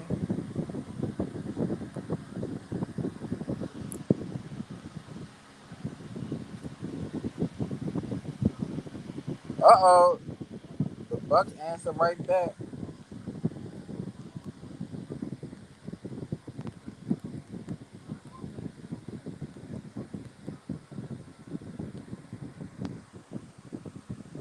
Uh-oh. The Phoenix answering right back. 98-88. Remember when the Nexus beat down Vince? Oh, for real? They beat Vince? Man, that's crazy. I remember when they got John Cena. I think they had got Edge and Chris Jericho and so they was getting everybody. I wish the Shield beat beat that Vince McMahon. Lord, that would be crazy. It's kind of like when Stone Cold would always beat up Vince. I'm like, man, Stone Cold beat up Vince. Stone Cold was on his side. Stone Cold was. This ain't with The Rock. I'm like, Dad, The Rock was on Vince McMahon's side too. Uh-oh. Devin Booker had an air ball, but he got the ball back. Okay, DeAndre Ayton with a two-pointer. They cut it to 8. That's showing some heart. They was down by 13, and they cut it to 8, going into the fourth. But the Suns said Vince deserved that beating from the next. They beat up Yoshi Tatsu, Evan Bourne, and John. Oh man, they beat up Johnny. Yeah, they beat up John Morrison backstage. Damn, Johnny Drip Drip. I wonder why they started calling him that. Johnny Drip Drip. Nexus was vicious. Damn Cena. Right, damn Cena for. I mean, he buried each and every last one of them. Like the Suns fouled the Bucks.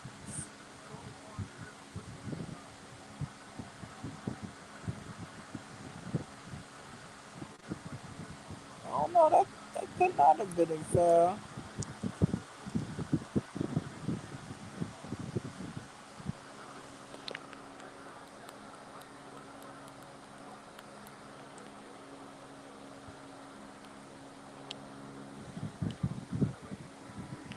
But yeah, Cena, man, it's like he always buried everybody.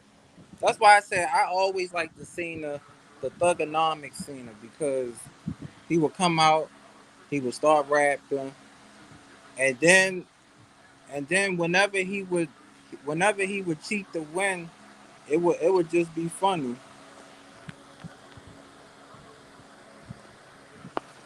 Yep, it would just be funny.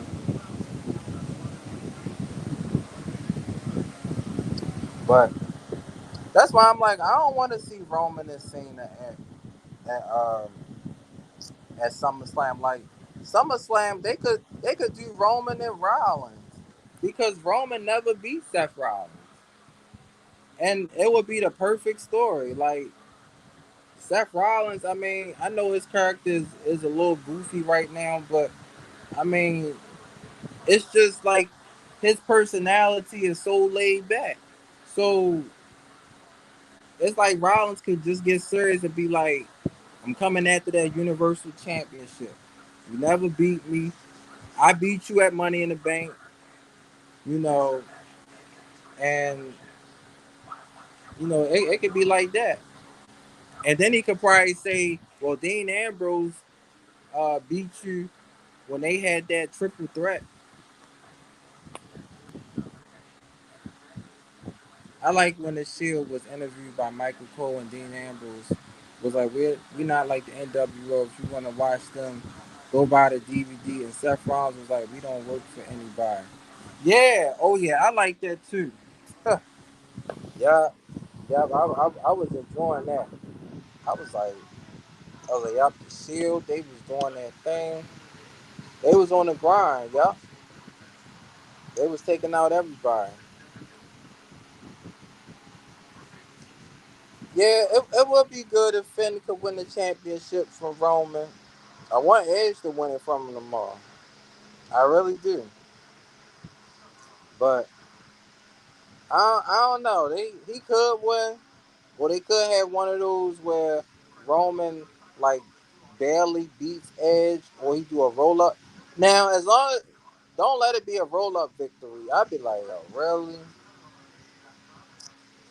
Like, just don't let it be a roll up victory.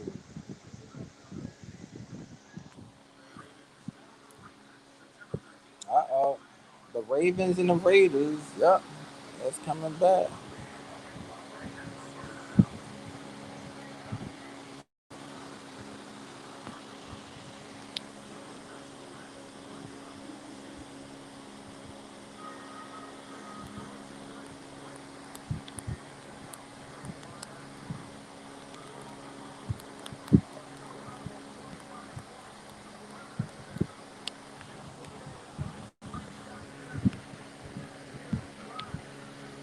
Said we don't work for the authority. Paul Heyman, WWE champion, CM Punk. Y'all, we work for each other. Y'all. And that's true. Yup, no more Bailey for a while. Yup, you know, it's good to just have something different. And like I said, Bailey should come back as a face. She shouldn't come back as a heel. Her heel run is boring though. I mean, I'm just saying, just my opinion. I know it's people that like Bailey, but to me, like her heel run is hell. She ain't doing nothing as a heel.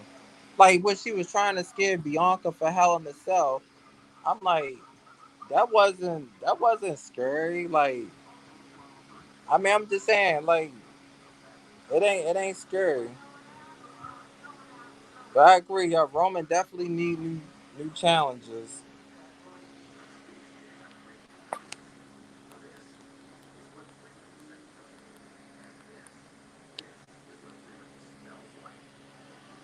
Seth Rollins is funny as hell, and Sheamus, you like to fight for fun. Hey, fella, Roman Reigns, well, we fight for justice.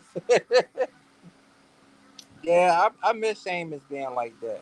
I miss Sheamus being whenever he would say, "Fella, come on, fella, you want to fight, fella?"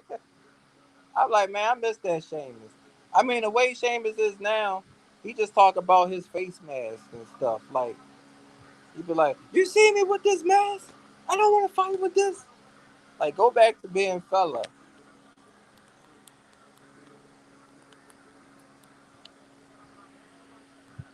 His barely has the personality of a Home Depot can of paint.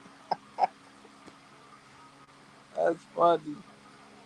Or they got jump ball 102 to 90.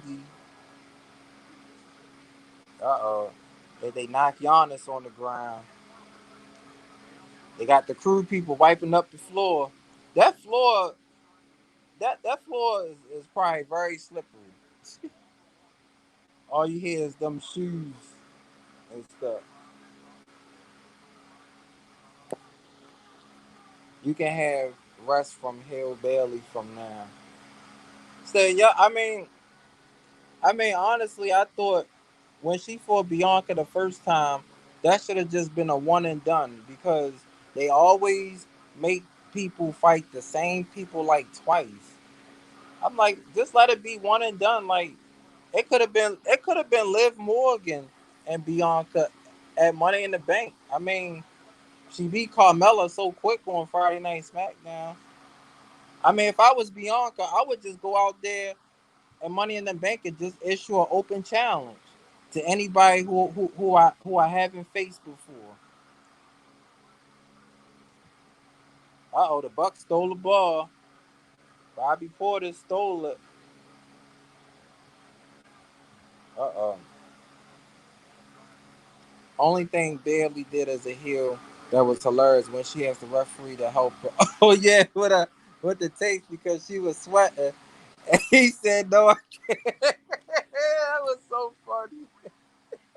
That was funny. Yo, that was funny.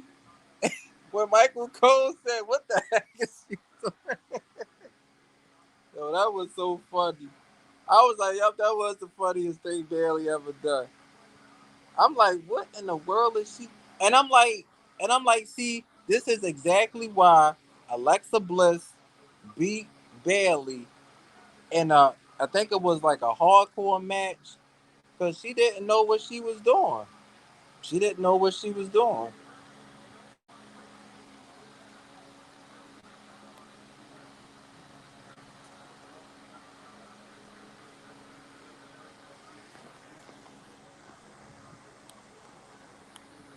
Yeah.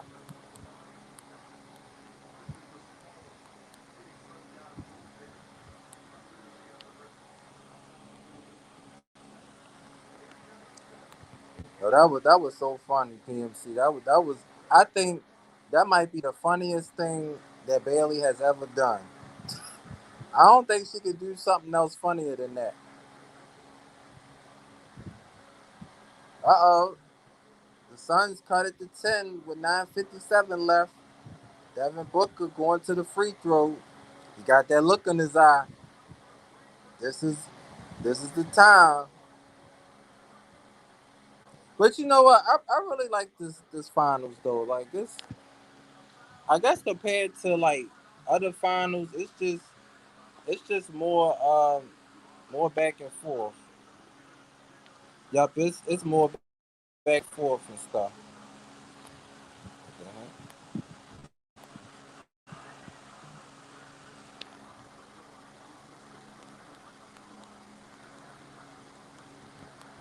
I think I hit the camera off by mistake. Uh oh, Chris Middleton is trying to shake somebody up. Oh, I think he got his shot.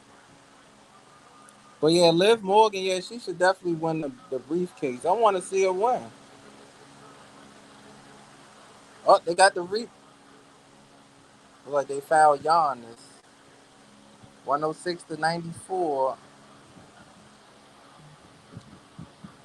Banks versus Bailey and Hell in a Cell was amazing compared to. Oh yeah, yeah, it was. It really was because you know, I can say Bailey. She did push Sasha around a little bit in that match and stuff. But I was still glad that Sasha won the match and she was the champion and she held it to WrestleMania until she lost to Bianca. Now I wouldn't mind seeing Sasha win it back from Bianca at SummerSlam because then they'll be even. So that only means that Bianca would definitely get a rematch, and they could hold it off until like a next pay per view. They can have Sasha gloating about, I beat you, you know, I'm the best woman, wrestling right now. They could still do that and stuff. Yeah, she could she could definitely do that.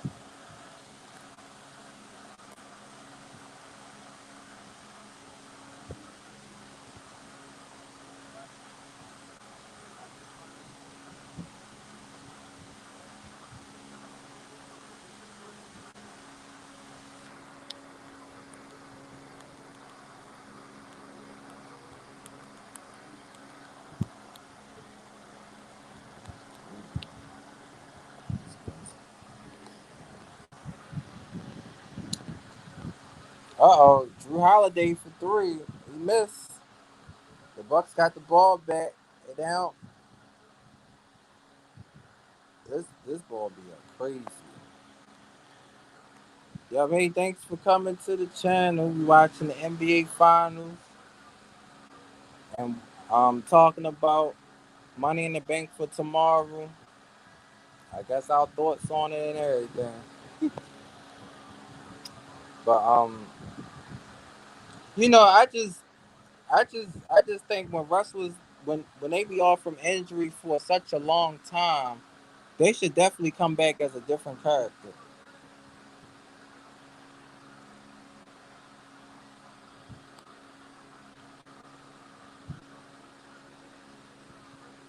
They passing the ball. Oh, Chris Paul for three. They down by 8. Chris Paul hit that three. They are down by 8. After she placed the kendo sticks where she wanted them, after the ref said he wouldn't help her, Bailey asked Cole, "Do you like that?" He said no. I know. I mean, I'm pretty sure Michael Cole probably. I don't want to say like he hate Bailey, but he probably didn't like every time like whenever she would wrestle. Well, whenever Bailey would wrestle, she would always come to Michael Cole and hit the like. Don't nobody want to deal with that. He probably thought she was annoying because I mean every time she came out, she would always put the mic on Michael Cole, and she'd be like, "Thank you, Corey Graves," because I'm like, Michael Cole don't even is not even worrying about you. Just do your match. But I mean, I guess it's kind of like when Kevin Owens did that to Michael Cole. Now, when Kevin Owens did it was kind of funny though. Yeah, wrestling isn't what it used to be. Yup, that's true. Yeah, a lot definitely has changed. Sometimes you can predict the matches before it even happens. It's just like for tomorrow, like I want Edge to beat Roman Reigns, but we know if it's not the company guy is going to win. Been watching this since I was little. My grandfather got me into it. Oh, that's cool. I was watching it, I think, since about like 97, 98. My grandmother was watching it, and she would always watch it on like Thursdays and stuff. So it's it's always, it was always fun to watch with the family. To be honest, Dominic Mysterio is a low budget Humberto Carrillo. Seriously, I like Humberto's theme though. Oh yeah, I like this thing. Now, Dominic Mysterio and Humberto, they can be a tag team. Like they can really be a tag team. And Dominic can really learn a lot from him as well too. And they could be a tag team and start like that, and that could be. Now if they want them to be tag team champions, that would be cool because it's like Dominic is not with his father. He's doing something with another superstar. So I wouldn't mind that.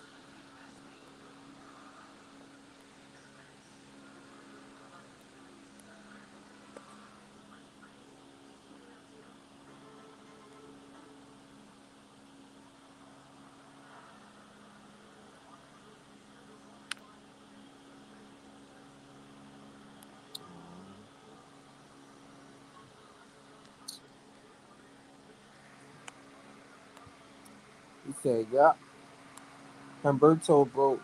Oh yeah, I remember that. Yup, Humberto. Yeah, he did broke Sheamus' nose. That was pretty crazy though. Yeah. And look, Liv Morgan, PMC. Now, let me know if you agree with me or not. Liv Morgan is like Sabrina the Teenage Witch. I'm just saying, like the way she looked, her hair. I mean, that's the only thing I was thinking. Liv Morgan is like Sabrina the Teenage Witch. I mean, when you look at her, how can Vince not want her to be woman, to win a Money in the Bank briefcase. And I agree with that. Naomi needs a heel turn because the Usos are already healed. Why can't Naomi be healed?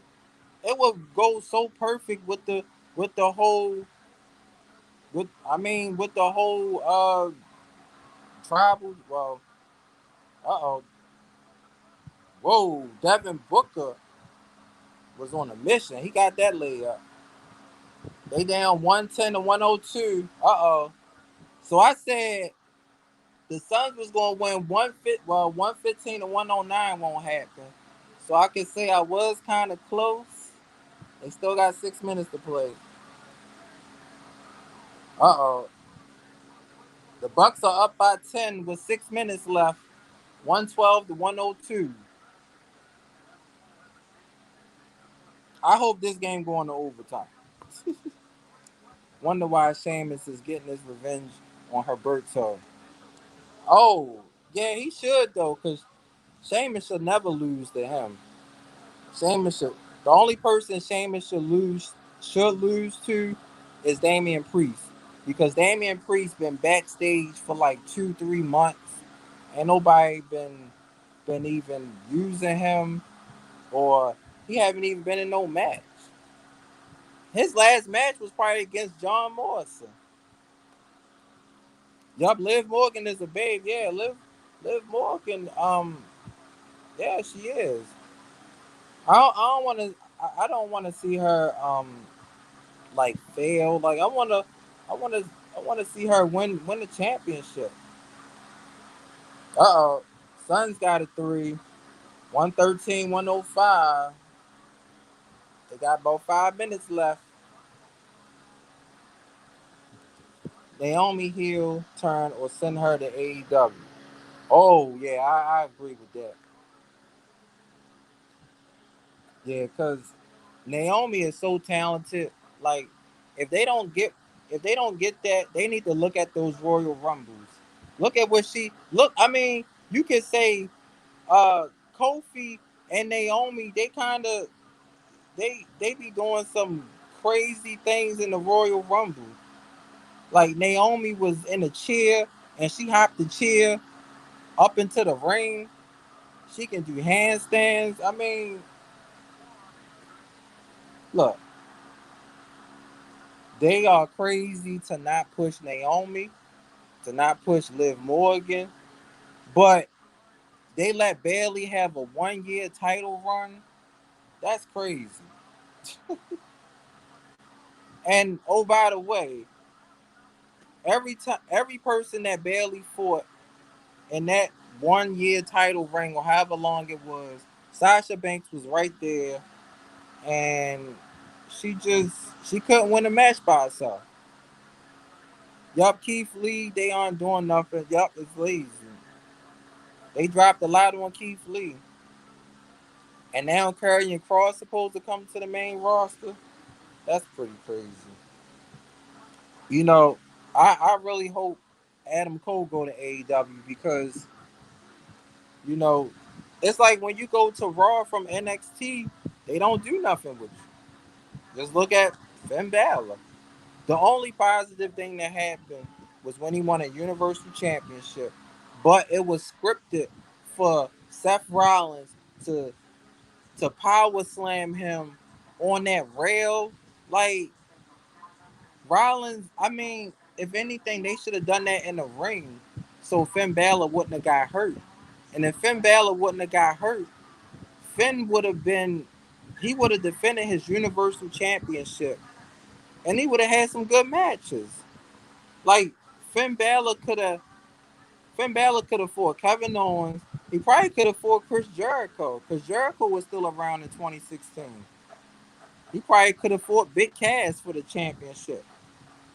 And shoot, Big Cass, I remember they was trying to push him, but they broke up Enzo and Big Cass. They shouldn't have done that. Vince like, yup, muscular blondes like Charlotte Flair and Lacey Evans. And like Mandy Rose too. Cause I saw Mandy Rose is on NXT. So it's like Mandy Rose. Oh hey Raymond. Yup, thanks for coming here. It's it's like it's like Mandy Rose on NXT, so I guess they trying to build her back up. But I just don't get why they can't push Liv Morgan. Like, it's just crazy. If Edge don't win, damn it, Baylor better defeat Roman, or Brock Lesnar better come back and suplex Roman through the LED. Boy. I agree with that. Now, okay, if it's set up for Finn Balor to face Roman at SummerSlam and Finn is going to win, I guess I could deal with Roman beating Edge. But if not, Edge better win tomorrow because he's going to be in front of the fans. And him winning the championship in front of the fans would be good. Do you know SmackDown will be highly watchable this Friday? And if they want to do the whole Kofi beat Lashley, or like MVP costs Lashley the title, Kofi wins, Big E wins the briefcase, and then Big E turns his back on Kofi, and then Big E cash in on Kofi. But I mean, that would be good. Or if Big E cash in on Lashley, that would be cool. Let it happen on the same night. That would be good.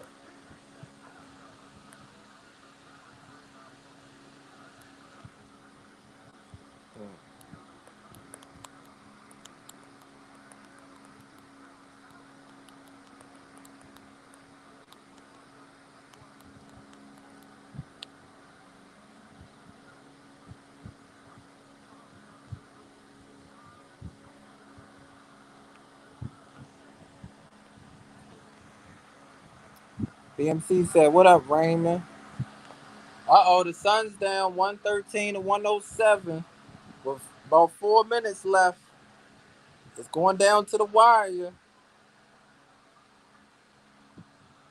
Brock should come back now. Since yeah, he should come back now. Raymond says, "Hey PMC, if Edge wins, watch them have him get cashed on." Oh man, you know what? That would be kind of crazy. But I know Edge has cashed in on people, so I mean, if that's why I was like, if they don't want Big E to win, let Seth Rollins win. I mean, because it would be nice if Shinsuke win. It would be nice if Ricochet win. Um, I think I don't know about John Morrison. I don't know. Like that would be a really big, like one of those like question marks. Like John Morrison. I don't know where they would go with that. Xavier Woods swerving and turning on Kofi to assist Big E cash in would be how I would plan it out. If I was pitching out, yeah, that would be good because it's like they real close. Everybody would be shocked. You know, it would be something different. And I think Giannis missed both his free throws. They got 4 minutes left. They down by 7. So it looks like they need to get Chris Paul going. He got the ball. Somebody need to shoot. Oh, he missed it. Uh-oh.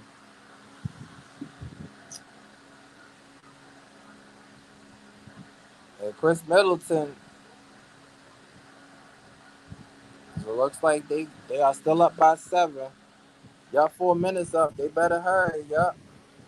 Giannis with the fadeaway. Oh, he missed it. But they got another rebound. Oh, they only got 10 seconds to shoot though. 6, 5, 4. Drew Holiday. He missed it. Chris Paul got the ball. So reaching foul on Drew. I would plan it the same way. Yup. I agree with that. Knowing WWE, they would have Drew winning. Oh my, you know what? I can see that too. I can see Drew winning. I can see Big E winning. Hell, I could see Shinsuke Nakamura winning it. That would be a big swerve. Shinsuke Nakamura winning it and getting his SummerSlam revenge. Like if Morrison or Ricochet won, you basically can say that would be a failed cashed in and pointless to have either of those guys to win it. Uh-oh, Chris Middleton got fouled. They up 116-107 with 3:25 left. This game is going down to the wire here. Drew my Drew, but if he win, I Claymore my damn TV set. Oh my God, that's so true. Ram, I hope Big E wins. I hope Liv Morgan wins. Wow, thank you, Nikki, for that $20 super chat. Woo! Y'all, if y'all don't have Nikki, y'all should definitely check out her channel. All right, woohoo! Yup. Thanks a lot for that super chat, though. Nikki in the building. Yup, and I hope you've been having a great weekend and everything. Staying cool. Cause this heat wave ain't no joke. Drew had too many chances. Yeah, he has. Lord knows he has. I mean, I haven't seen a superstar like have that many chances in so long. Okay, Chris Paul for three. Okay. He cut it to 7 with 3 minutes left. That's right, Chris Paul. He fighting back. That's right. That's what they gotta do. Yup, he not giving up. Right. They got time. They gotta play some defense. They stole the ball. There you go. Give it to Devin Booker. Here y'all go. 2 minutes left. You gotta do it. Okay, DeAndre got fouled, so they can cut it to 5. That's right. I really feel like this might go into overtime. I think the Suns going to tie it up. The Suns going to tie it up. It's going to be a overtime game. Yup, thank you, Nikki, so much. Yup, if y'all don't have Nikki, y'all should definitely check out her channel. Yup, check out Nikki channel. She got some great videos and stuff. But yeah, I agree. Yup, Drew definitely had too many chances, though. And PMC is funny. He going Claymore my damn TV. Y'all, I'm gonna have that crazy look on my face, like Drew. Damn it, Drew. And that's good. DeAndre Ayton made both his free throws. They cut it to 5 with 2 minutes left. Man, my heart racing right now. My heart is racing. I don't know what's going to happen. I want to see an overtime game. Shoot. Oh, Chris Middleton for 3. 120 to 112. Oh my goodness. Now the Suns, they gotta get a 3. They gotta cut it back to 5 again. Devin Booker, there you go, got the easy one. All right, cut it to 6. It's a 6-point game with 159 left. They need Devin Booker to hit these threes, or Chris Paul got hit this 3. Oh, Devin Booker stole the ball. Oh, but it's out of bounds back to the Bucks with 6 minutes with six left to shoot. Yeah, Devin Booker, he blocked that good. Every company guys push too much. Yup, Super Cena, Super Reigns, Super Rollins. You know what? I agree with all of them, but definitely with Super Rollins, because like Rollins could have lost to AJ Styles at Money in the Bank. And he could have lost to Elias for the Intercontinental Championship, but it was just Rollins was the guy. And just like when Seth Rollins beat the Fiend, that shouldn't have happened. The Fiend should have beat Rollins. It felt like Rollins was turning heel, but then he turned back to being face. Nikki says, "Hey PMC, Sun's taking this L tonight." Well, they still got like a minute and 45 seconds. They only down. They down by 6. I know it's just gonna be a it's gonna be a crazy. Devin Booker drinking that water, boy. They need a lot of that water.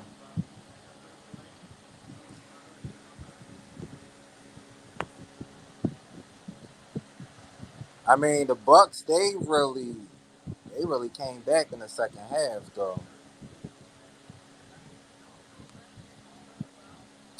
Good night, Nikki. Hope you sleep good. And y'all, thanks again for the super chat. And if y'all don't have Nikki, y'all should definitely check out her channel. Yup, she got some great videos on her channel. DJ Cav, DJ. Oh no, DJ's crying. Oh no. I know, yup, the Suns, they down by 6. Yup, the Suns are down by 6. They still got a minute and 40. Well, they added a minute and 47 left on the clock. So they got to play some defense, DJ. They got to play some defense. Defense. Thank you, Michelle, for watching the ad. Rollins must be happy he's in. I know. I know DJ said no. They got to play some defense. Well, they got the rebound. So they could get a 3 right here. Or they, no, you know what? They could get a 2. I know they're going to go for the 3. Oh, Devin Booker for 3. They cut it to 3. 120, 117, y'all. It's going down. 120, 117, DJ. They cut it to 3 with 115 left. The Bucks got the ball. They fouled Giannis. They fouled Giannis with 109 left. It was like 3 people fouled Giannis, boy. Oh, Chris Paul got 4 fouls. Oh my goodness. Wow, Chris Paul made sure he wasn't getting that. He said, "No, Tyrone Frank." Well, it's getting close. Giannis on the free throw line. You know they gonna be counting. Here we go. Yup, it's a close game tonight. They doing the countdown. They doing the countdown. Oh, he missed the first one. Oh my goodness. Giannis missed the first free throw. Oh my goodness. This is where you gotta make them. Giannis gotta make the free throw.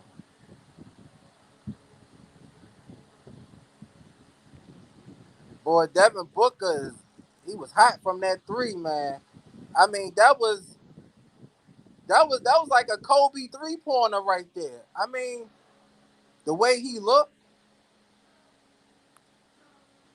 Proud said, "LOL."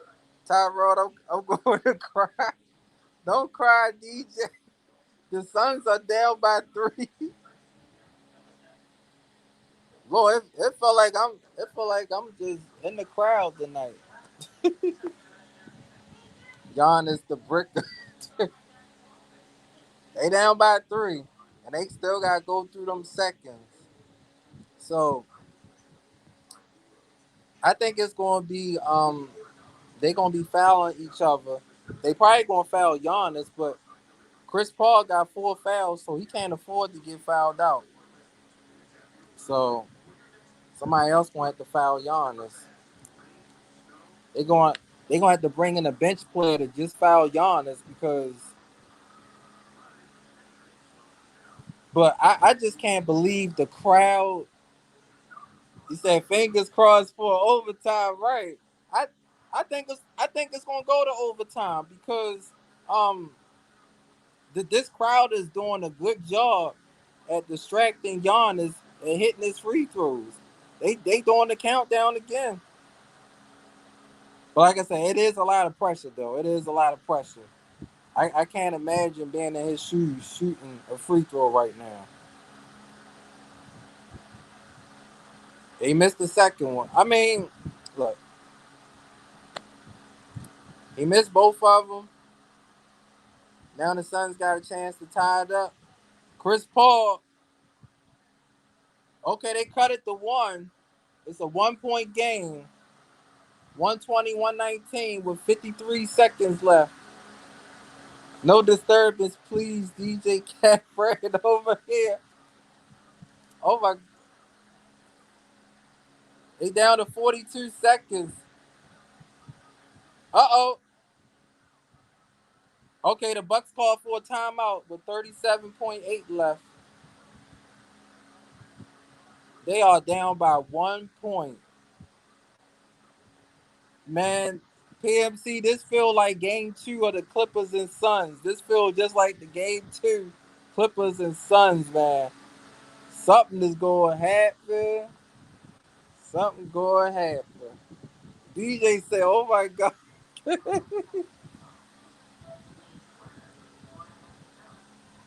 Now, it's still a possibility they could go to overtime. But, man, it's like a chance to go up 3-2. That's what's on the line. A chance to go up 3-2. One game closer to being the champion. It's going to the wire. It is definitely going to the wire. I think I'm gonna stay here post game show too. I think I stay here post game show and just see if Stephen A. gonna be up on here. Cause since it's on ABC, I don't know. He might not. If this was on TNT, then Charles Barkley will definitely we'll see all their reactions. If the Bucks miss, Suns should let the clock run and drive in the lane for a foul to get 2 free throws. Yeah, they should. Or they got Pat. This guy Pat in the game. He can shoot some threes. So they got 35. Oh, they only got 1 second to shoot. Oh, he missed it. Devin Booker got the ball. The Suns are only down by 1 point. Under 20 seconds. Devin Booker got the ball. He shoots it. Oh, he lost the ball. Oh my God, he lost the ball. Giannis would have dunked. Oh, he got fouled too.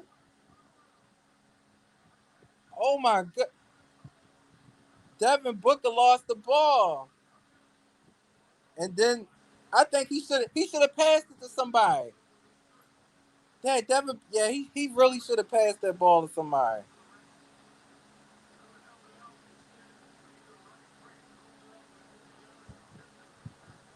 Yeah, yep, pass it up to Giannis.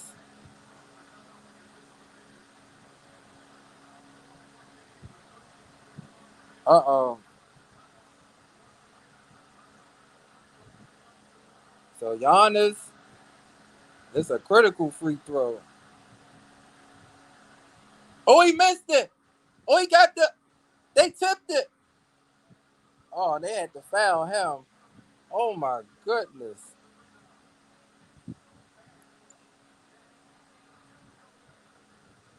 Wow. Yep, it came right back to him. Suns gonna lose Booker above for that play. Wow. And Chris Middleton on the free throw line. He missed. Wow, he missed the free throw. So we got people missing free throws. Now, if he missed this one, the Suns still got a chance.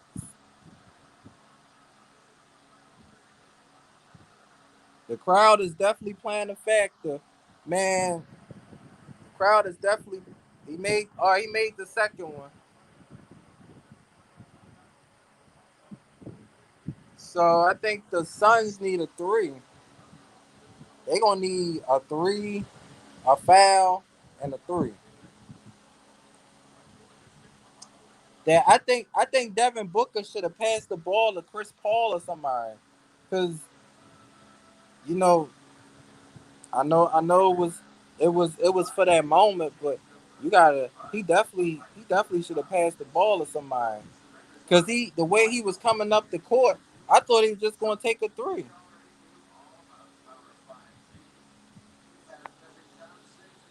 He said we gonna have new NBA champions. Man, the Bucks, it looked like they gonna win three in a row though. That's what it looked like.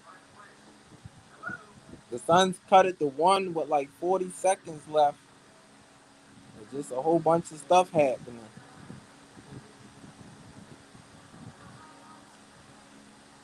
Woo, then we got money in the bank tomorrow. Y'all, we got money in the bank tomorrow. Carmel Candy in the background. Woo! Lord, they better not make me mad tomorrow. Money in the bank.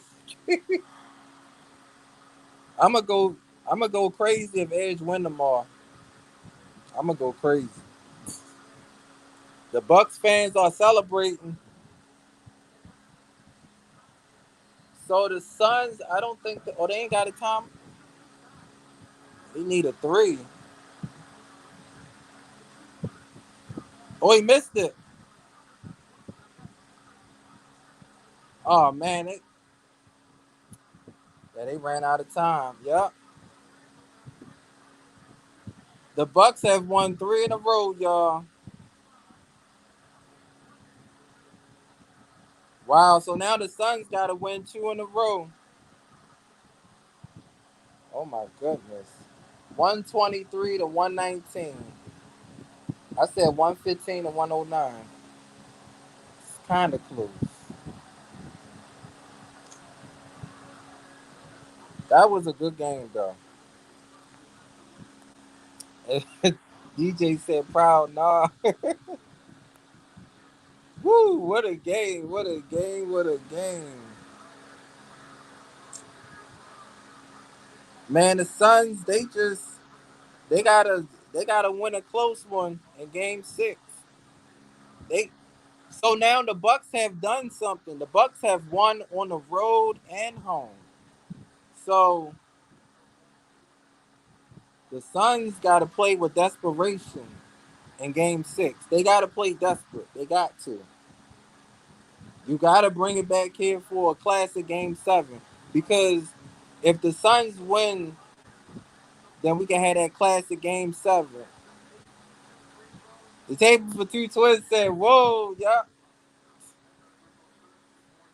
I know the Suns fans. Yeah, they gotta, they gotta win in Game 6. The tie back up for a Game 7. I want to see a Game 7. I don't want it to end in 6. I want to do another live stream talk about the game.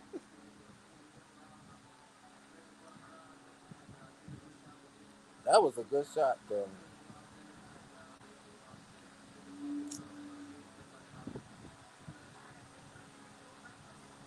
They gotta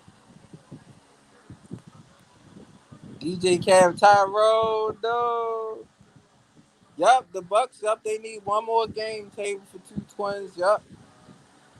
If I'm the Bucks, you better look.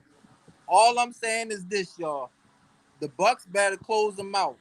The Bucks better close them out in 6 because I think it's gonna be a total different atmosphere for Game 7.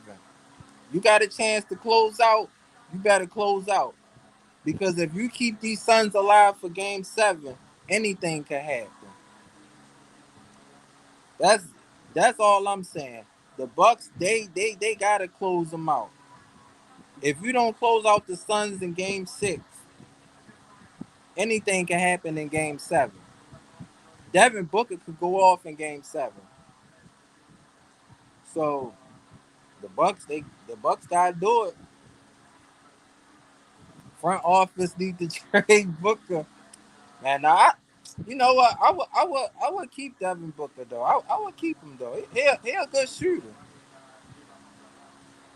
He a good shooter. But they gotta the Suns gotta win. The Suns gotta win Game 6. They gotta win on the road because the Bucks are hot now. They won 3 in a row.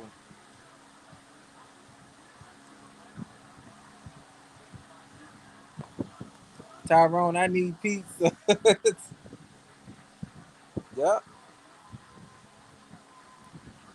I mean, I could say like both teams is playing like champions, but the Bucks they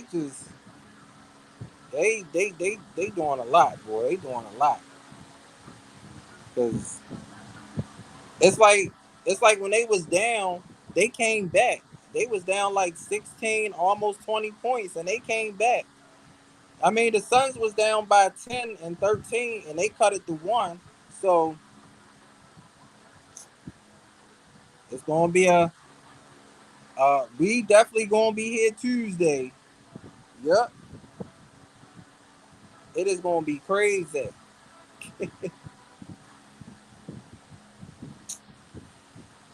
Yep, but congratulations to the Bucks. Hey, the table for two twins. Yep, thanks for coming here.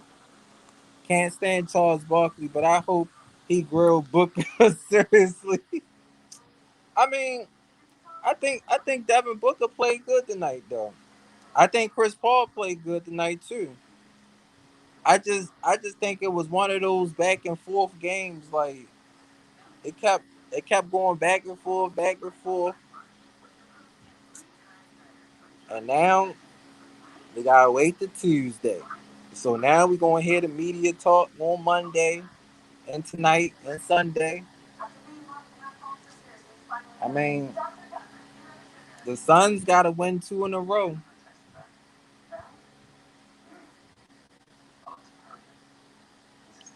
But so thank you for watching this with us. Oh yeah, yup, we're gonna be back for game 6 and game 7. I wanna see a game 7. I wanna do this again. I wanna do this again for game 7. That loss of the ball by Book is what cost them this game though. Yeah, yup, it is. It is. I thought maybe he was gonna call for a timeout because he got the ball up there, or he could have he could have shot a 3. But the play before that, Booker nailed that 3. He nailed that 3. That was like a Kobe clutch 3 right there. I mean, Devin Booker can hit them threes, and he can get in the lane and get his own shot too.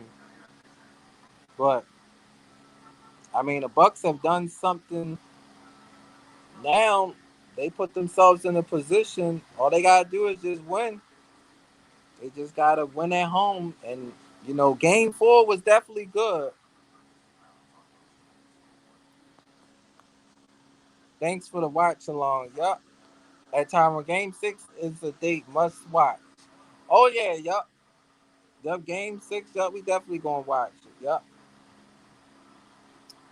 I'm gonna probably just I probably just chill on Tuesday until the game come on. Yeah, I probably just chill on Tuesday because that's all I'm gonna be thinking about is game 6.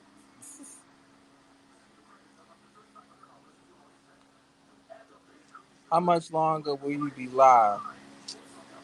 I probably be live for probably like at least close to another hour. Yeah, close to another hour.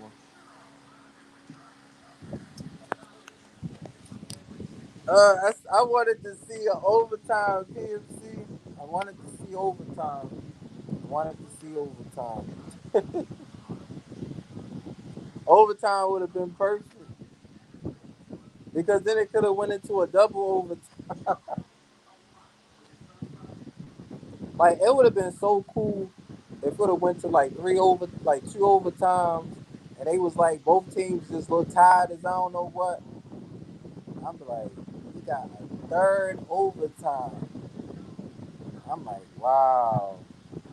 I'm like, they balling hard though.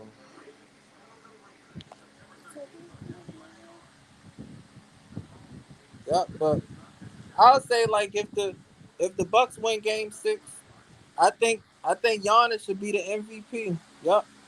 If they win Game 6, Giannis should definitely be the MVP because the way he was, the way he been playing, and of course if the Suns come back and win in 7, of course I think the MVP would probably go to Chris Paul or Devin Booker.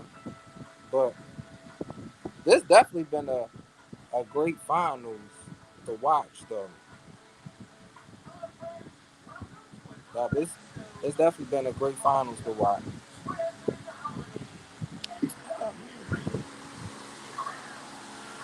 About to put this back up on the, about to be on the computer. I don't know what that is. So yep, we will see what will happen at Game 6. Yes, we will. I can't wait for Game 6. Game 6 gonna be good. Yep, Game 6 definitely gonna be good. Just need to set this up. Oh yeah, yup. I dropped the link for you.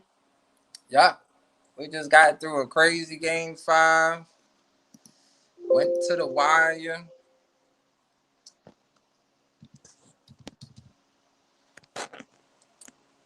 Alright.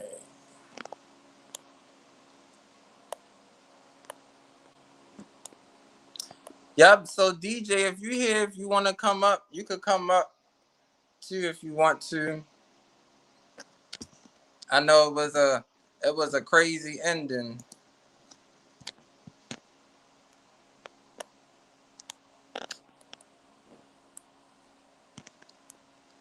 Yep, the table for two twins in here.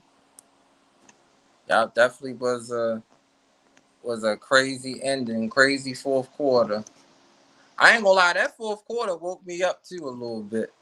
Because I ain't gonna lie, I was feeling a little tired. I was just like, as soon as that game picked up, my energy got back and everything.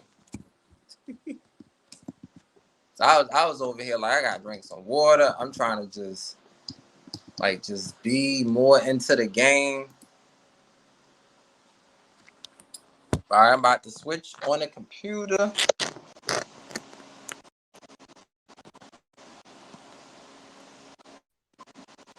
Hey PMC.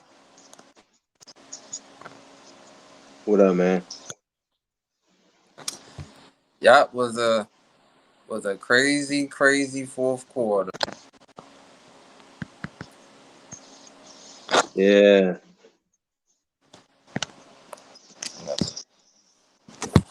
I'm about to switch to the computer real quick. Yeah, man. Devin Booker losing the ball. That's what I mean about that one moment where it just changes everything and kind of dictates the series in the favor of Milwaukee. Like that was just a messed up play there. And I mean, now that's gonna wear on Phoenix because they gotta win 2 straight, and that's gonna be hard. Then they gotta go back to Milwaukee, and yeah, I don't know.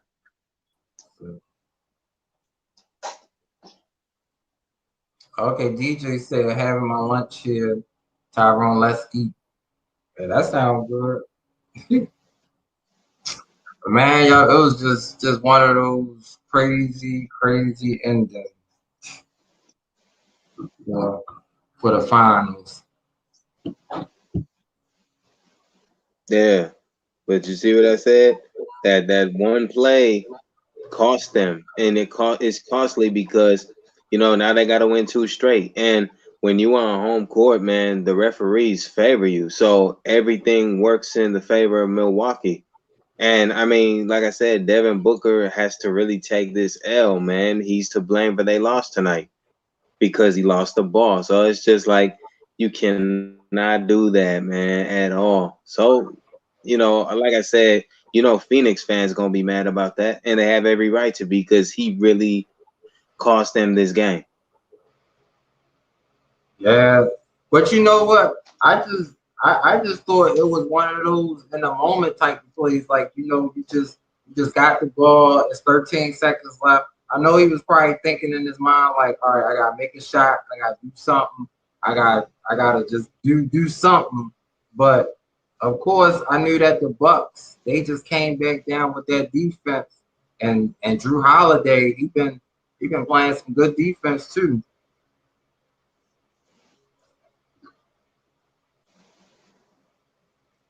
Yeah, but I mean, Devin Booker, the thing about this, you got to watch tape back, and he's going to have to look at that as a huge failure because Phoenix had a chance to be up 3-2. Now they're down 3-2. So they got it worse than Milwaukee because they have to win two straight.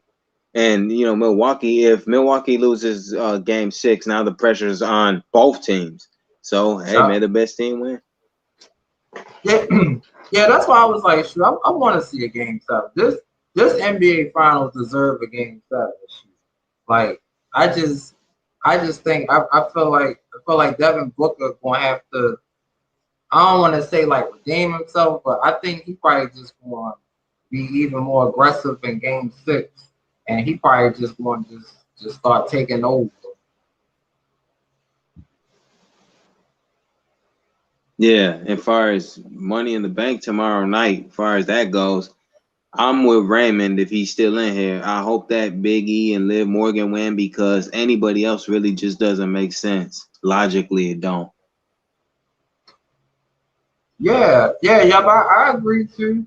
You know, I'm like, it's definitely time for Big E to really, shine and stuff because, they don't really give people a lot of opportunities for Money in the Bank. And I'm really rooting for Liv Morgan too. Like, I really want her to win too.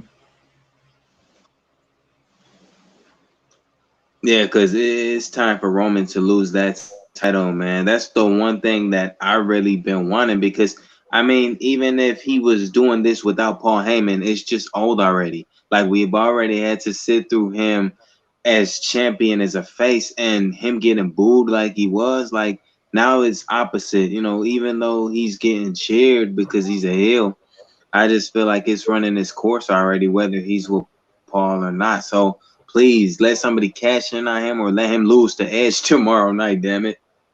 I know that's what I'm hoping for. Hey, Carmel, thanks for being here. We just watched a crazy NBA Finals game. Fourth quarter was crazy, crazy quarter, bro. But I'm just hoping that the fans just give like a crazy reaction when Drew come out there. But I mean,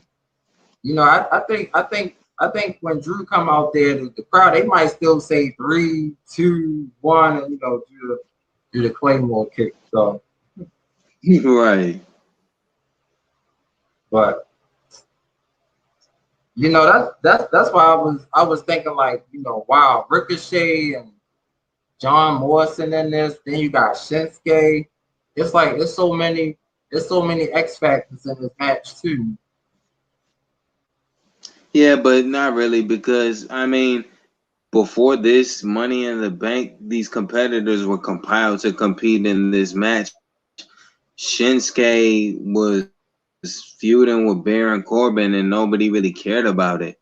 And then John Morrison, being partnered with The Miz, has been on a losing streak since they lost the tag titles. And then that horrible feud with Bad Bunny and Damian Priest. And then Ricochet been just losing where they just stopped caring about him long ago. So I just feel like, damn, I don't know. Yeah, that's true. And I was like, man, when I saw Ricochet fighting Sheamus, and then I think I don't know if he pinned Sheamus or I knew he had like he was winning some matches. I was like, wow, they really pushing Ricochet. The Tyrell up Yeah, to stay long. man. Oh, she leaving. Take care. Have a good night, DJ. Y'all have a good night, DJ. Yup, we gonna be back here for game 6. Suns, they gotta get it done, like Stephen A. Smith always say. You gotta get it done. That is blasphemous. Blasphemous.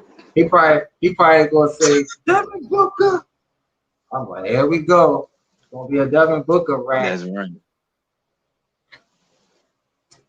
Say, yup. But if Raymond is right about Drew McIntyre winning, I'm you know what?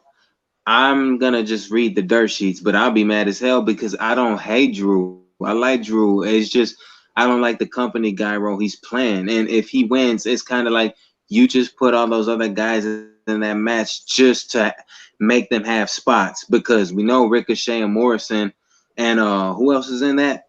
Nakamura too. We know they Yeah. high flyers, so they're gonna give us the spots that we gonna pop for.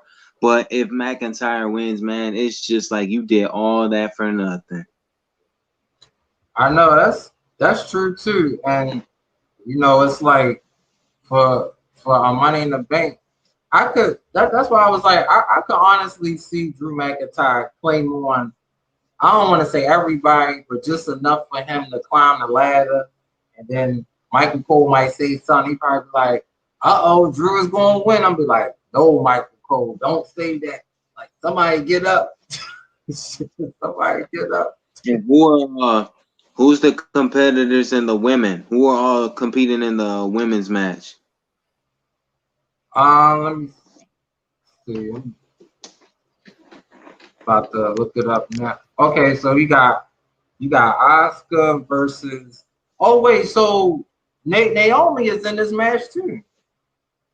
So okay, so you got Asuka, Naomi, Alexa Bliss or Crazy Bliss, Nikki Superhero, Liv Morgan, Zelina Vega, Natalia, and Tamina.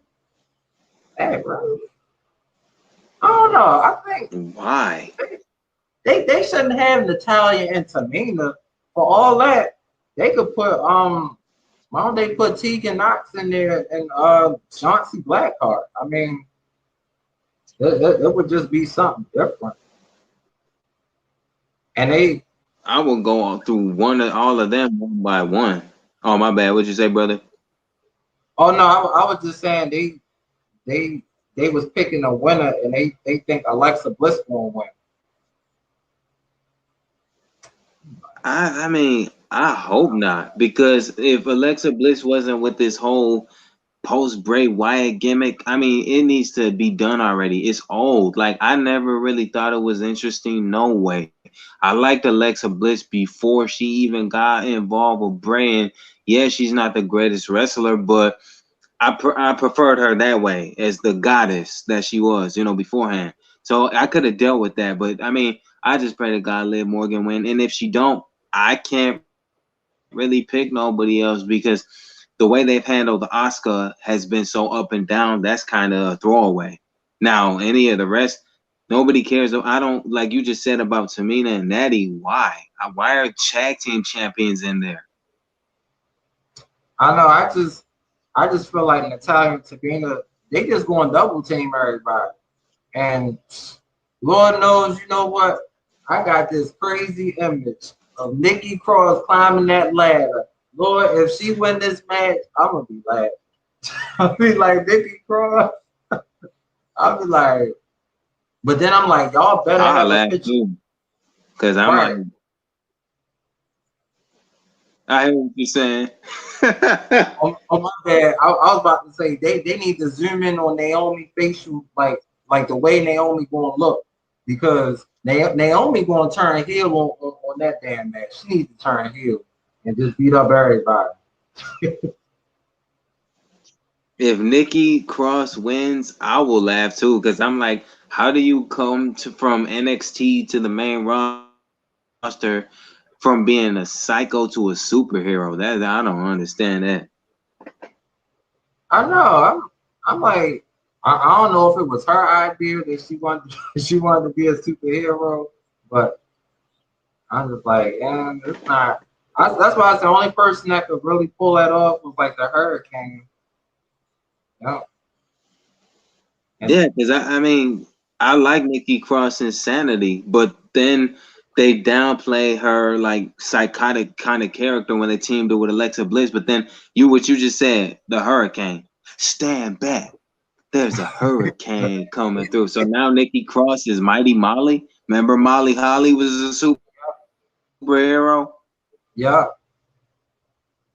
I'm like, man, look, my Molly, Mighty I Holly, don't know, man. Molly Holly, she was cool as a superhero though, but I don't know. It's just like Nikki, like, well, now we gonna see the reaction she gonna get. So she might just come down the ring and everybody just look around. So she might not get a reaction when she when she comes out.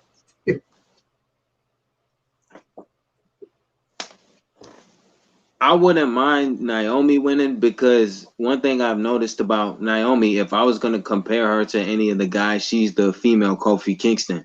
She's a standout in that type of match because, she's athletic. She has the tools to be a champ. Her mic skills are subpar. I'm not hating on her because, she's more of the athlete instead of a talker. But see, it matters to have good mic skills in WWE. So I think that's the one minus about Naomi that Vince doesn't favor. So if you right and Nikki Cross wins, I think I would just laugh till my ribs hurt because that's kind of a slap in the face to every other woman in that Nikki superhero. Right.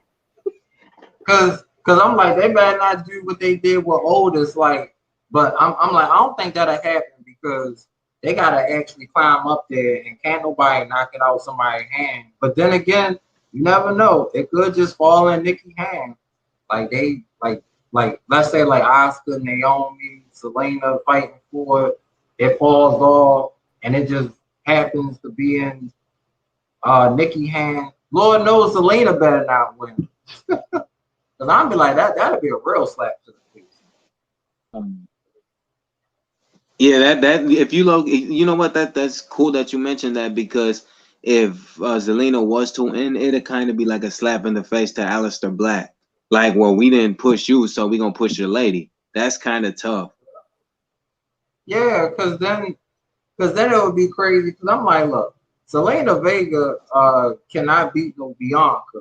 So like if anything, they would probably do something crazy, have Selena cash in at SummerSlam. I'm like, well, shoot, I don't want her to pin Sasha or Bianca. Cause that would be crazy. I mean, I could just imagine like the crowd gonna have that look when Undertaker lost to Lesnar at, at um at WrestleMania.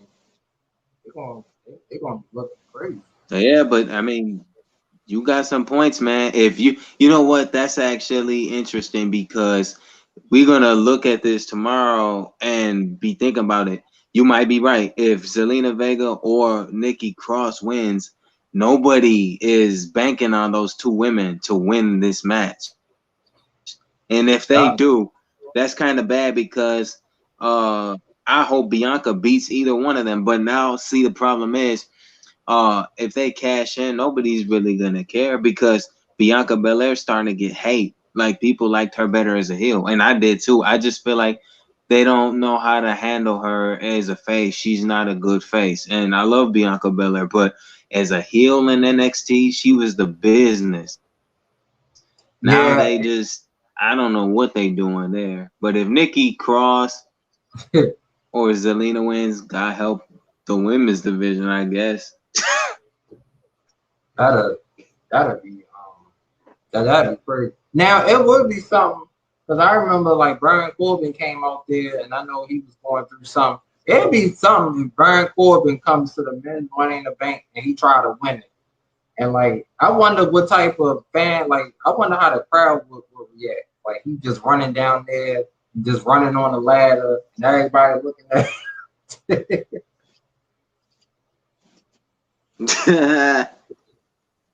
would be crazy. Oh, JoJo Blaze asking you a question. Oh, Lord, would you rather fight Roman or Brock? Lord knows I would not want to fight either one of them. I saw what Brock did to Dominic Mysterio. Shoot, I remember when Roman speared the mess out of Triple H at that TLC match, and that spear was devastating. I was like, man, I felt that spear, and I mean, I seen Triple H take a lot of damage and pain before, but that spear, he was holding his ribs. I never seen Triple H cough like that. Like, man, that Roman spear, he put his shoulder blade into that spear.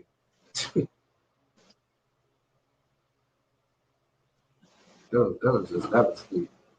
I think the worst spear I've seen, like the most painful one, I think was when Goldberg speared Jericho in the Elimination Chamber at SummerSlam. Like that looked like it hurt.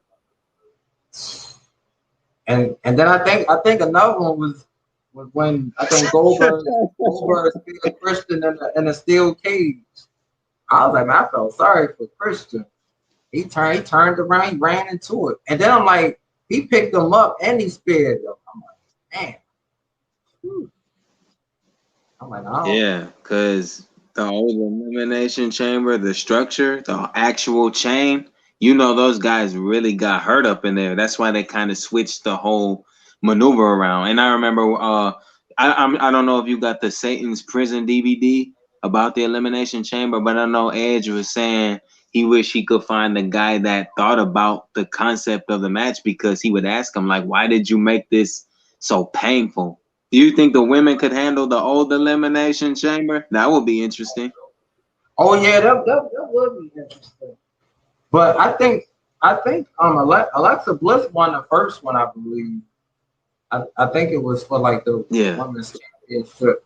But I was like, they wasn't really using the steel as much though. I think Alexa was using it a little bit. But I'm like, man, don't even put the women through that stuff. They gonna have bad backs. And they gonna break everything.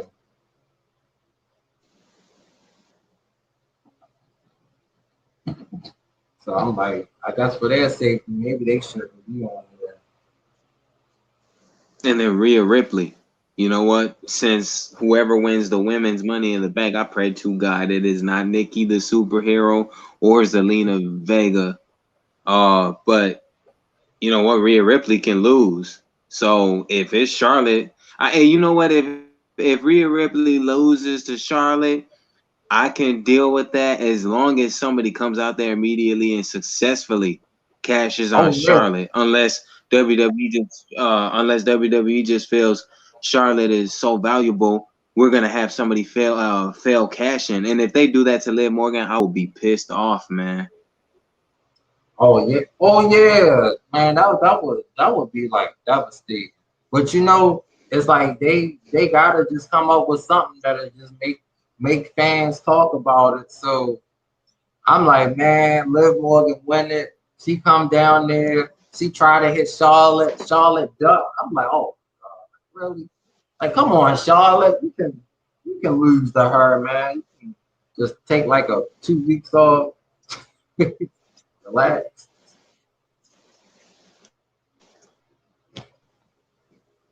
Because I feel like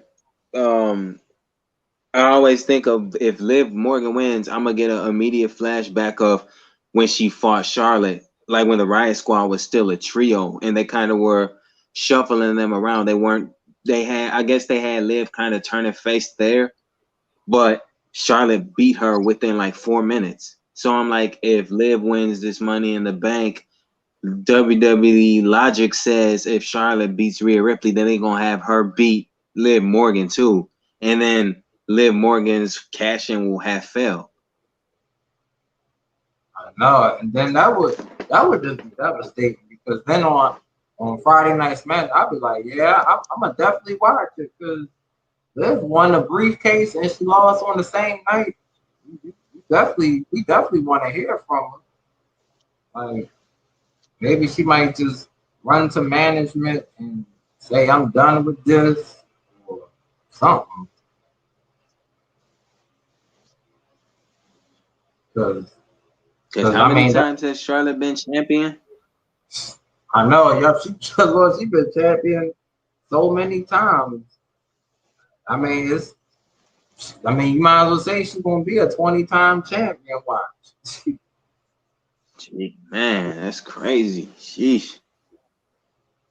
I'm like, dang, ain't nobody else gonna be champion but just Charlotte. And then you know they thinking since they got the fans back, you gotta have Charlotte win so she can get their reaction. But then I'm like, man, whoever win that briefcase, just cash in on Charlotte. So who is in besides who we know, who's entirely in the men's Money in the Bank? See, I think it's let's see, Big E versus Seth Rollins. Let's see, versus John Morrison, Ricochet. Oh, Kevin Owens. You know, I'm kind of surprised that they put Kevin Owens in that too. Yeah. I'm like, damn, it would be nice if Kevin Owens win because him and Roman had some wars.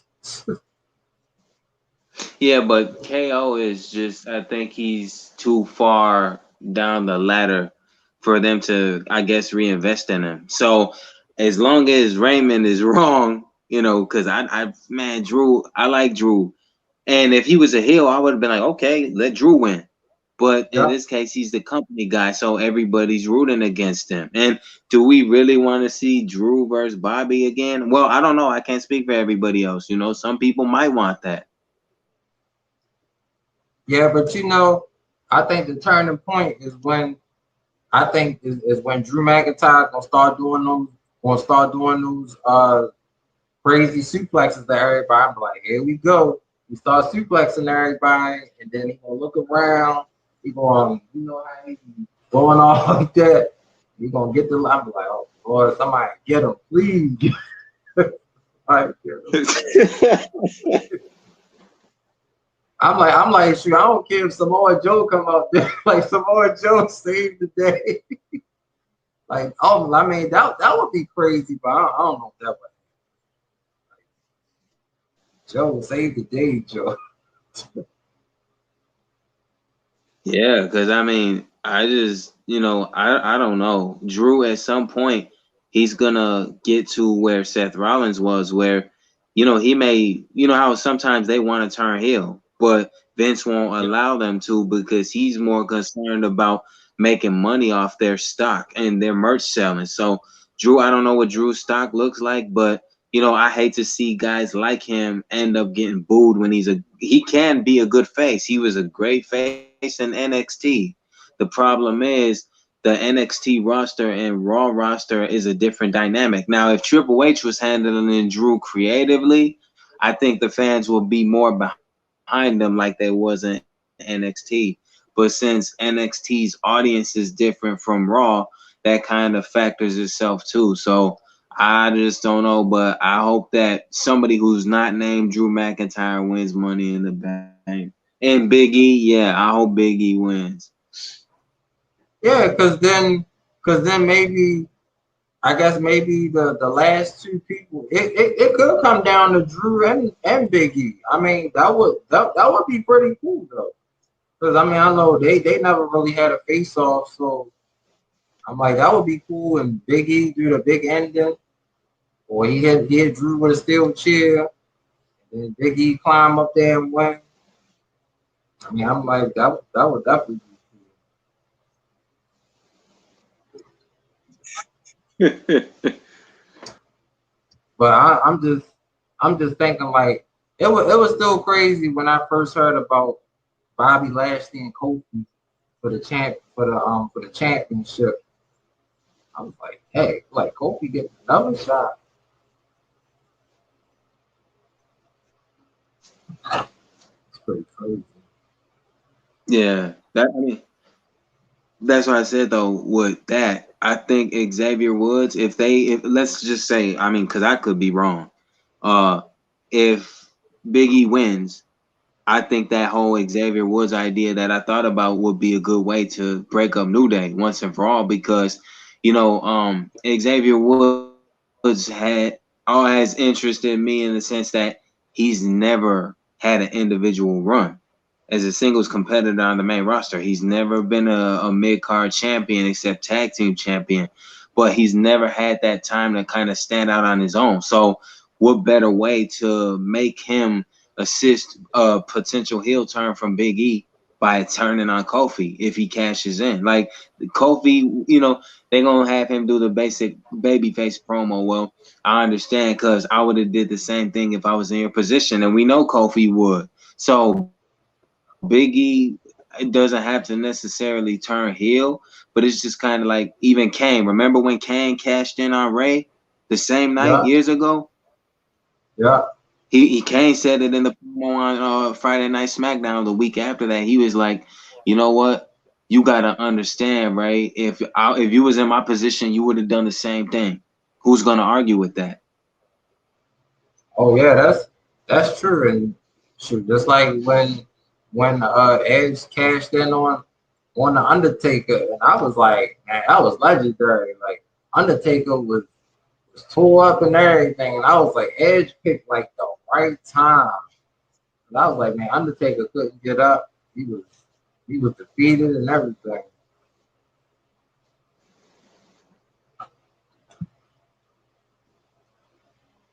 And of course, I'm always remember when Rollins did it at WrestleMania. I mean, I was like, oh, Rollins was running down that ring. Yeah, he ran like Sonic the Hedgehog down that ramp with that ref. I'm just like, Dad, like they should have made it where he didn't have to run with the briefcase. Like the briefcase could have just been down there, but I'm just like, you gotta carry it with him. So I'm like, dang, just a lot of momentum going to the ring. But when you said about Big E hitting Kofi with the briefcase, I thought about how when Jack Swagger cashed in on Jericho after Edge speared Jericho, and then Edge was leaving the ring, but he turned his attention back to Jericho, and then Jack Swagger hit Edge in the head with the briefcase, and then he hit Jericho with a gut wrench power bomb, and his cash in happened. So yeah, what you said there, and then remember when Miz hit Sheamus with the briefcase, then did the skull crushing finale, and then Randy Orton interfered in RKO. That's crazy. Yeah, I'm RKO. They do be crazy though. I still can't believe this year the Miz cashed in on Drew McIntyre. I mean, I know it was because of Bobby Lashley. Because Lashley came down there and he gave him the hurt lock. I was like, dang, the Miz cashed in on Sheamus. I mean, not I mean, Drew McIntyre. I was like, that's crazy. Yeah. Miz's promo on Randy Orton though was funny when Randy prevented him from cashing in the first time. He said that this wasn't just a horrible mistake in the career of Randy Orton. This was a lapse in judgment in the career of Randy Orton. Do you hear me, Randy? Do the voices in your head hear me? That's crazy. But I remember I was looking at something and they was like they think Goldberg might come back and maybe face Roman at SummerSlam. I don't know how that would be though. Why though? Like, what is this intrigue in Goldberg? I mean, number one, Bill Goldberg's always gonna be, icon for WCW, but I just don't understand the phenomena of why they keep bringing him back. And this is what CM Punk said, even about Rock. Like he said, I don't understand why guys that are either out in Hollywood or they're part timers get to come back and kind of rip the opportunity away from other guys that are working their ass off to get a title shot and get overlooked. Rock did it. Goldberg did it. Batista did it. Like, that's so unfair to guys that you keep saying that WWE is planning big things for them in the future when you keep bringing back Hall of Famers or part timers. Like, Edge, if Edge beats Roman, that's great. But in retrospect, logically thinking, Roman doesn't need to lose to Edge because Edge is a Hall of Famer. So, but I do want to see Roman lose, so I understand it. Oh yeah, that's why I was like, shoot, this would be Edge first championship since like 2011. I'm like, it'll be 10 years and stuff. So he would definitely get a great reaction. I'm telling you. I mean, he would probably get the reaction when he came back at the Royal Rumble. Hey, James Money and Michelle and Marvel said Game 6 happened. Yup, get your popcorn. Yeah. What up, man? Game 6, more drama. I know it's a lot. It's definitely a lot on the Suns, but I mean, I could say it's a lot on the Bucks. They always say the closeout games is the hardest. Yep, closeout games is definitely the hardest because it's going to be a lot of emotion. Yeah, yeah, because both teams gonna bring everything they have, especially Milwaukee, because like I said, I can't take nothing away from Milwaukee. It's not hate. I just feel like it's the analyst narrative that's really got me rooting against Giannis. Like, Giannis is a dope player. He's got a solid game. I'm not discrediting him. It's just I don't like the way the narrative structures and places him. But if Milwaukee wins, I can give them their respect and say, well, hey, Giannis did his thing. But, I also understand after this, they're going to be interim champions. And one thing Chris Paul and Giannis have in common is that neither one of those men are going to get to this point next year because every time the draft comes around, it changes the landscape of the league, whether it's basketball, football, or baseball. Like, how far you think the Ravens going to go this year? Yeah, I really hope this year we can get back to the AFC Championship game. I always say I always wanted to be the Ravens and the Chiefs because it's just so much on the line, and of course, I think that would probably be the talk right there, Mahomes and Lamar. I'd be like, I'm waiting for it. I'm gonna be waiting for that, and If hopefully that. Brady ends up, no, what you say, man? My bad. Oh no, I was about to say, and I know they're gonna have where both quarterbacks had that sit down talk. I'm be like, here they go. They trying to make them. I mean, I know at the end of the day they probably real cool, but it's competition. Like, look, Mahomes came here and beat us, and we went to their house and we almost beat them. So it's just always competition, bro. I hate players in Lamar's position though, because I don't know how you feel because what I mean, that's your team, you Baltimore, but I'm saying I hate players in his position, no matter sports leagues they're in, because it's like, man, the higher ups always hating on you, and at some point, even if you like got a strong mental like that kind of angers you too. And I'm pretty sure Lamar gonna get pissed because it's like, you pick me, why you shitting on me? Like, I'm good enough to be a professional player. What's the problem? Oh yeah, but it's always gonna be because you know sometimes he always just be running with the football, and they probably just think. Now I will say, like, I think when he was first playing, I mean, shoot, the Ravens, we didn't have nobody to really throw the ball to him, so It was more like it was like a quarterback run, and he was handing the ball off to the running back. But now, he got like more options. But I'm just like at the end of the day, shoot, I don't mind if you run 5 yards for a first down, or if you got a touchdown, shoot, run for it. Facts. Because we know, Lord knows, it's crazy whenever you throw the ball like so long and then it get tipped and intercepted. I'm be like, they're gonna talk about that. I'm gonna be like, look, it got tipped. It wasn't his fault. The ball gets tipped. Like these linebackers about 6 feet tall anyway. Yeah, but even if he's not making a play, the officiating of the NFL is what pisses off every fan, because the league is so underhanded with the calls they make. And you know what?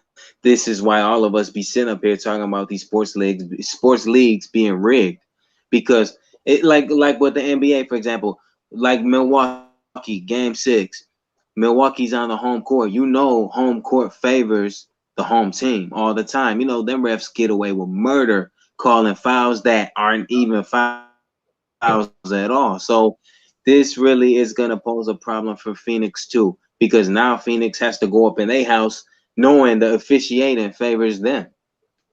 Yeah.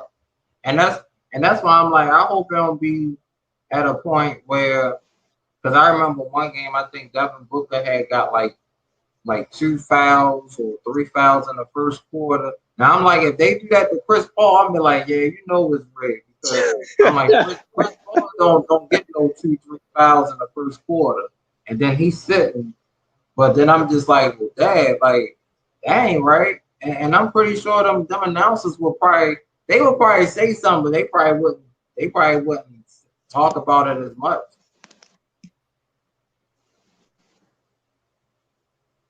But Yeah, as that's true. I mean, hey, right. but I'm just ready to see another crazy six, crazy game 6, and hopefully don't nobody get in foul trouble, or no crazy injuries, because when they be flying up and down, they be blocking the shot, be like they still gotta come down. They be coming down all crazy. Yeah, CP3 is gonna have to he's gonna have to do some thinking, because I don't know what his contract looks like with Phoenix, but you know what? They have no choice but to win game 6, because he knows he's not gonna get there next year. I really don't think Phoenix is gonna get this far next year. And Chris Paul is getting older too. So just like Giannis is much younger, but Giannis got so many more years left to play. But I'd rather be in Giannis's position than Chris Paul, only because now the pressure's on Phoenix. And so many people picking Phoenix to win kind of doubles the pressure. So now Milwaukee in the driver's seat. So CP3 gonna have to personally talk with Devin Booker and tell him, yo, we can't afford that kind of play in this next game, or we're gonna lose again.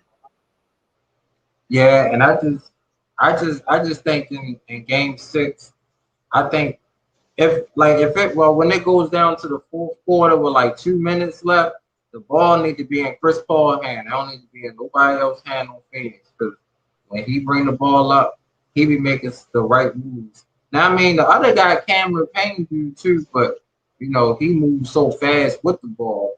But Chris Paul, he can kind of facilitate and see who's open, and so hopefully they'll do that though. Right. But I will say, shoot, it's really cool.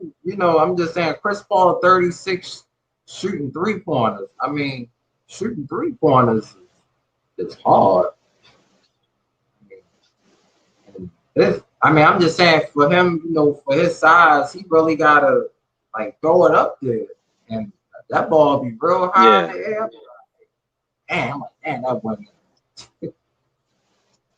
But see, back to your boy Lamar Jackson. One thing that I think he's kind of smart, and other players like him, because there's other quarterbacks like him. The one thing that I think smart about guys like that, I know a quarterback has to pass the ball, but some guys don't have an arm like Tom Brady, and at some point, that kind of starts wearing on your arms. How much you throw a ball, especially if you're throwing Hail Marys. Like, so I think him kind of passing off the ball is a smart way, even if the analysts kind of oppose how he strategizes, because that favors him, conserve your arm energy for the long run. Because you know what, when it comes down to getting in the playoffs and trying to get to the Super Bowl, then he can really start making those decisions where he's in a crucial position where everything matters and you know what at stake. So this way, Oh yeah, that's true too. Yeah, that's that's why I be like, shoot, if a running back could go off for 100 yards, or if the defense could just take over, it's I always say like, shoot, it is about the team too, because it's just like when it was with Flacco there. Sure, I'm like, look, defense got to play good, special teams, kicker, like if everybody doing their part, it just seemed like everything will start flowing. Because I remember when I think Tucker he had missed the field goal, and then I was kind of shocked about that. But then I was like, he made the second one. I was like, shoot, Tucker, he don't miss field goals like that. I mean, he had that look on his face too. I was like, shoot, everybody miss sometime. yeah, that's true. You can't make them all. And and of course, I'm always remember. I think it was like in 2011. That guy Billy Cundiff. Oh my goodness, he missed that kick, and man, we was down by three, facing the Patriots. I was on the floor. I was like, Billy, what? Like Billy missed that kick, and I saw all the Patriots fans. They was happy. Tom Brady wave. Everybody was just cheering. I was like, yo, that was like a cold day right there. And I mean, I remember like 2 weeks later, he got they. I remember they let him go. I was like, good. I was like, glad they let him go. Yeah, because I mean, again, like I just said about Devin Booker, sometimes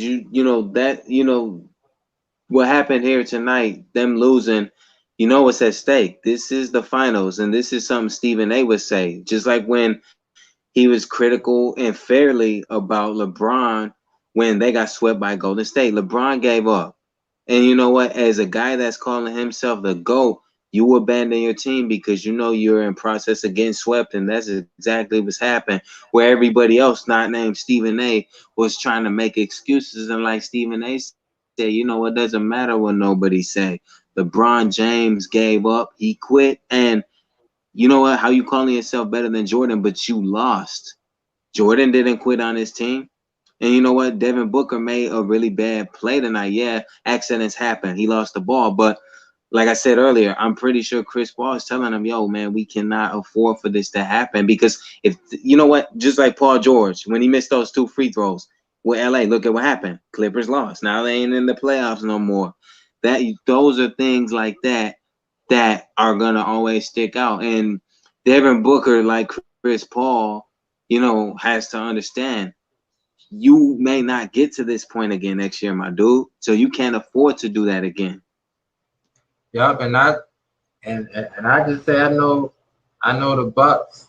They into this moment. They gotta win game 6, because if it goes to a game 7, anything can happen in 7. And I mean, when you got a Yeah. chance to when you got a chance to just be a champion, you got a chance to be the MVP, you just you gotta do it, because the narrative is gonna be, wow, game 7. Who wants it more? Chris Paul or Giannis? They be like, which team gonna be coaching the most better? And, I mean, they gonna be breaking down everything. I'm gonna still predict Phoenix will win this because one thing I never do when I make predictions is I never turn or change my pick because it's kind of like, oh, it's easy to do that when the team is down. See, the thing about it, Chris Paul is a veteran, so you know what? Despite the guys around him, he has the experience to understand envision, we can win game six. That's probably what he's saying to himself. People lose all the time and bounce back. So Milwaukee may be up, but you really can't get comfortable until it's really over. So Giannis too is probably like telling his team, oh, we got to get these guys out of here. Because if you lose, now you got to worry about game seven. So you're in the same position as them. One of us can lose. One of us got to go home. Right, yeah. It's want to go home, man. What? That's why I say this NBA Finals is definitely more entertaining than I could remember because it's like both teams, whoever win, it'll be the first for both teams. And like I said, I'd be happy for Giannis, in the Buck, for winning the championship. And I was like, I'd definitely be happy for Chris Paul because he's a Hall of Famer, and for him to finally get his ring, I think it'll be emotional. So I'm just like, man, Chris Paul, you gotta win game six for your team. And I'm like, even if it gotta be one of those Chris Paul takeover games, if you gotta do it, then you gotta do it. Yeah, sometimes you just have to. And Chris Paul, he has the top tier complete basketball player IQ. So he understands, sometimes that selfish nature may have to actually become a thing because if the guys around him ain't getting it done, he's gonna have to do it on his own. Because you got these guys around you like Devin Booker. You know what? That play alone is going to be the highlight of every damn sports network. You know this, Ty. Watch how they replay this shit on First Take. And you know what? He deserves to get this backlash because you know what? Devin Booker, if he hadn't have lost the ball, what could he have done? He could have attempted to try to drive and draw a foul and get 2 free throws. Now, okay, let's say maybe he missed one, but they would have had a better chance winning this game. And you know what? That play alone cost them tonight. Yeah, that is true. I mean, shoot, my heart was beating real fast. They cut that to one. I was like, here we go. It felt just like Clippers Suns game two. I mean, it went to the wire, but I just thought maybe Devin Booker was gonna make a timeout or something. But hey, Miss Bless, thanks for coming in here. Thanks, Carmel Candy, for being in here. We breaking down game five. Game five is crazy. We need to be doing commentary and being analytical, man, because I'm not biased when it comes to just talking. And I don't want to seem like I'm talking over you or talking too much because it's, I like to, but like I said, with StreamYard, sometimes I feel like I mean, the timing's off and I don't like to talk over nobody like that because that's rude. So my bad, man, if that's the case. Oh no, you good. Yep, you good. I mean, it's just one of these crazy finals that's like it's really. I mean, at first I could say it was kind of unpredictable because I'm like both teams won at home and ain't nobody went on the road, so I was just like, okay, Suns in seven, but now the Bucks won three, and I'm like, look, if they know they can win, they know they can beat this team three times. They're gonna be fired up for game six. So they're gonna have to feed off that energy at home, and they gotta take it. Yeah, but see, the thing about that is just, man, that one thing I can respect what happened tonight, even though Devin Booker made a bad play. Milwaukee's in. That's what dedication and hunger is like, and you can see Giannis want that title, and I respect it because You know, this man hustling his ass off. He doesn't have the squad Chris Paul has. And that's why I can Yep. give him his respect because he's busting his ass on that court. You know what? Chris Paul is great. But, you know, the same thing is going to be posed for him like it was for LeBron. You know, the only difference is LeBron couldn't decide what he want to be. You know, one minute he's the player, the next minute he's the general manager, then he's the coach. And sometimes you have to go to the front office and be like, yo, maybe we should reconsider getting some different guys around me. And Chris Paul is going to have to rethink this. If, let's say, Chris Paul does get this far next year and he doesn't have the same squad, that's going to be a test now and then because Devin Booker, you know what? Everything correlates, man. So just this play alone has so much impact where if Phoenix loses this series, that's going to be why. I don't think that's a reach because every bad play goes a long way, just like every good play goes a long way. Yep, that's true too. And I think for coaching for Phoenix, they gotta be sitting there like, look, we lost to this team 3 times in a row.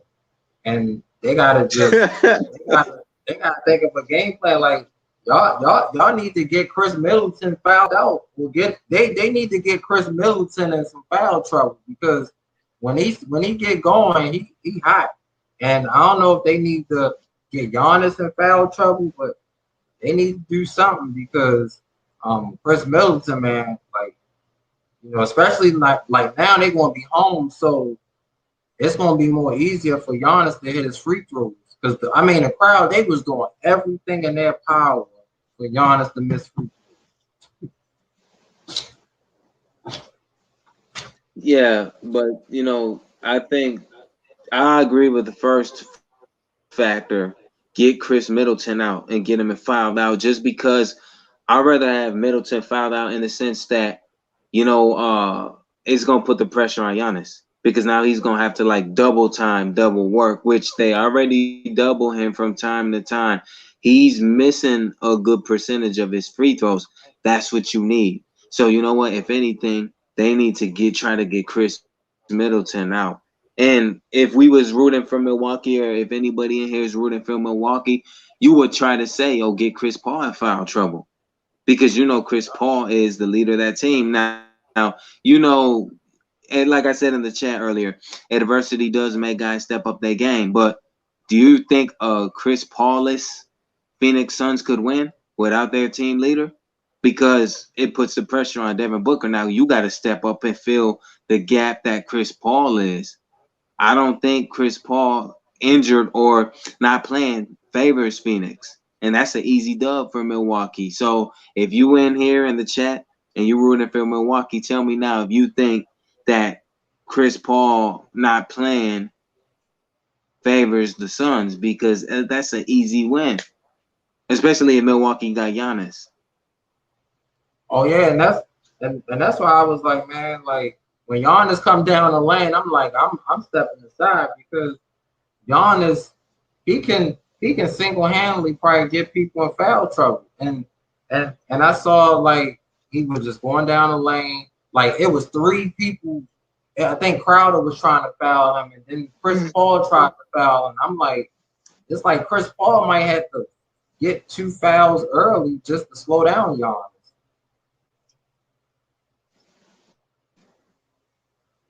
Oh, hey, Boss Damn, Nation. man. I cannot believe that. Hey, Boss Nation. I can't believe Devin Booker did that, though. And I understand, accidents happen, but it's like, look, for example, you a dedicated Ravens fan, man. Correct me if I'm wrong. If Lamar Jackson fumbled the ball and it wasn't intentional, you might be mad at him too. Like, damn, Lamar, come on, bro. Like, you can't afford to do that. Oh You yeah, know what I'm yeah. saying? That's why I think it was like that one play when he fought the face the 49ers. Now I think he did fumble, but Richard Sherman got the ball.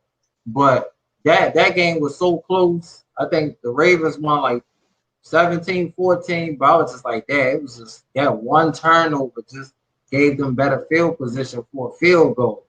I'm just like, We can't do that. We cannot do that, Mr. Jackson. So we can't do that. But That's I'm right. just like, because when he be having the ball out like that, I be like, man, just bring the ball in a little bit. Because somebody could just do that little swipe. I be hating. I be like, there go that damn swipe. I be like, turn around, turn around. That's right, man. But Boss Nation, I was just over work. I'm working tonight, so I'm up. Oh, hey, Boss Nation. Y'all, thanks for coming here. Y'all, we was talking about the Game 5 NBA Finals. Crazy ending. But the Bucks, they up 3-2. I think they got a chance to be champions in Game 6.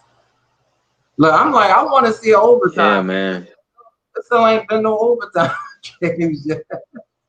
You know what, man? I remember. I don't remember what year it was, but in the off season, I remember the Bulls and the Detroit Pistons. Man, it was like it was a finals game itself. They went overtime 4 times.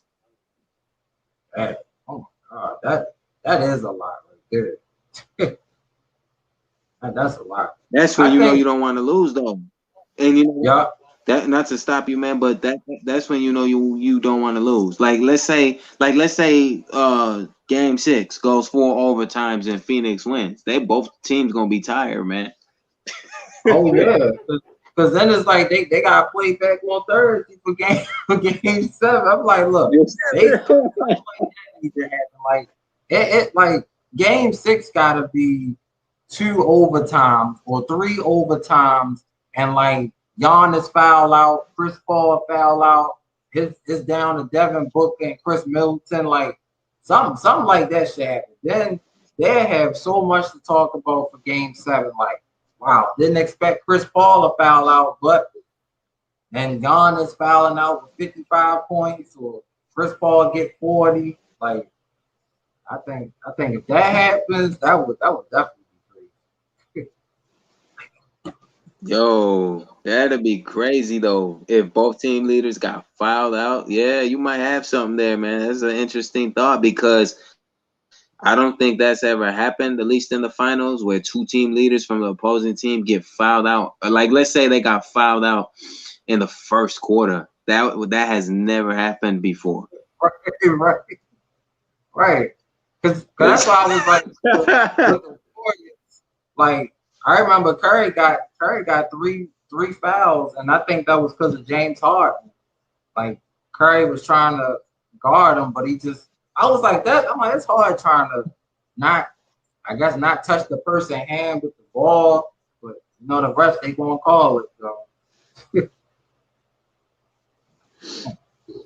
That's interesting though. That's an interesting notion because it would be nice to see because now you're gonna see the secondary guys step it up like Devin Booker versus Chris Middleton because that's what it's gonna be unless one of them gets injured. God forbid. I don't wish injury on nobody, but it's just interesting the thought of it. Like without your team leaders, that forces you to play stronger. So, but at the end of the day, right now, from where Milwaukee sit, the pressure definitely is on Phoenix because you gonna have everybody on ESPN tomorrow morning saying that Phoenix already gonna lose. So the odds are betting against Phoenix now because they down 3-2. yep, and that's why I was like in the beginning of the season. I mean, not the beginning of the finals. The Suns they was up 2-0 on the Bucks. So now it's like, can you beat them twice to win the championship? Because that would be, I think if that happened, that would probably be a great story to write for Chris Paul. Like, after winning 2, losing 3 in a row, then winning 2, like that would be crazy.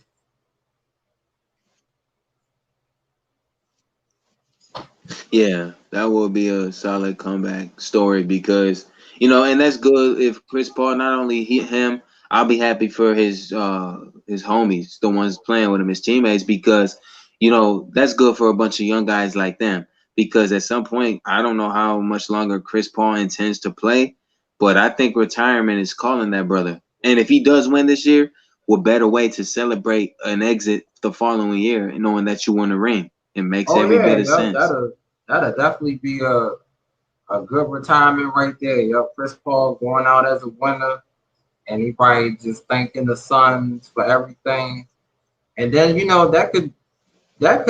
think that will really fuel up the Suns to just come back to the playoffs and just do it again, because it's like, you've been there, you've been to the mountain, you've been through the wars, so that would be interesting.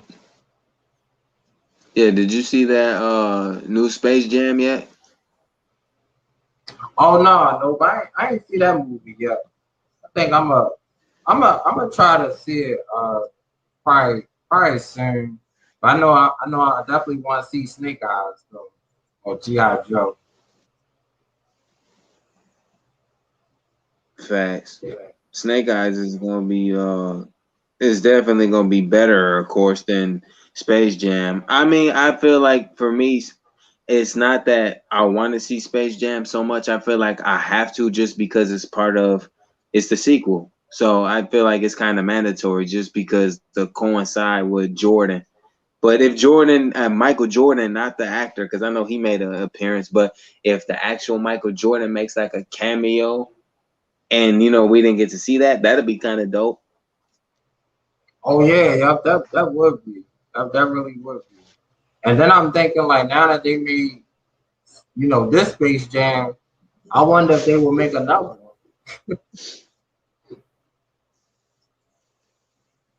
I'm Yeah, like, maybe I don't they know. make. I don't. Right, I agree with you. But I was like, see, I thought maybe when they was making this one, I thought maybe they might put like Steph Curry up on there, because I could see Curry as a cartoon making those long threes, Right. get the Grammy for three or something. My man said, I'm short. I'm shorter than Kevin Hart." That line was funny. What? I was like, that's true. But it was cool to I don't see know them. about you, man, but there were parts in the trailer.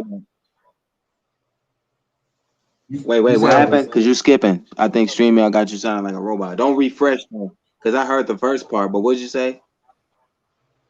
Oh no, I was listening to you. You was talking about the trailer. Oh yeah, no. The trailer did. I mean, there were parts in there where I kind of didn't laugh, especially when Don Cheadle is like, "Oh well, that's kind of your father's mo." He left to take his talents to South Beach. I like that's not funny to me. Like, are we supposed to laugh at that? Right, right. That's true. It's like they always try to bring up something and then just put it in a movie just to see if people will laugh.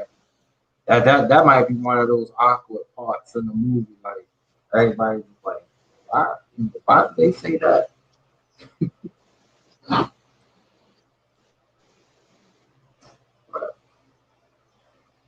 But yeah, I keep seeing a lot of commercials for Snake Eyes though. I think today I saw about maybe 6 or 7 for Snake Eyes. Damn, that's a Like, lot. right, I was like, yeah, it's gonna be good. I keep seeing the trailer. Yep, it's gonna be good.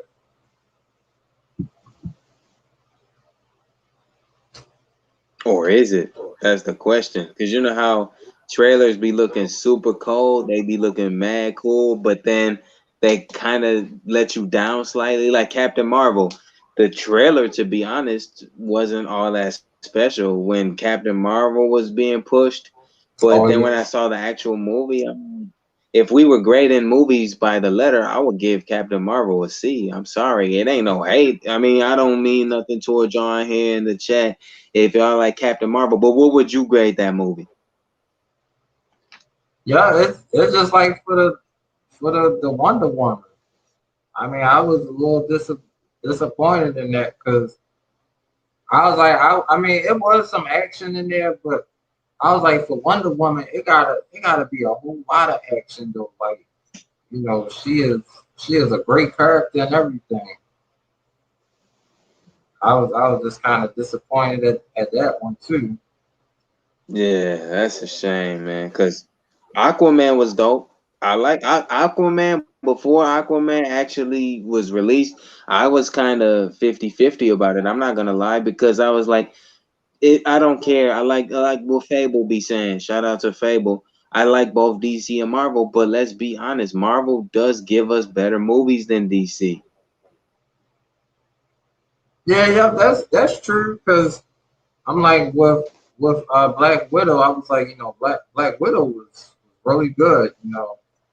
Had a lot of great action up on there too. And I was thinking like, well, dad, like they was planning for Black Widow for a lot of years too.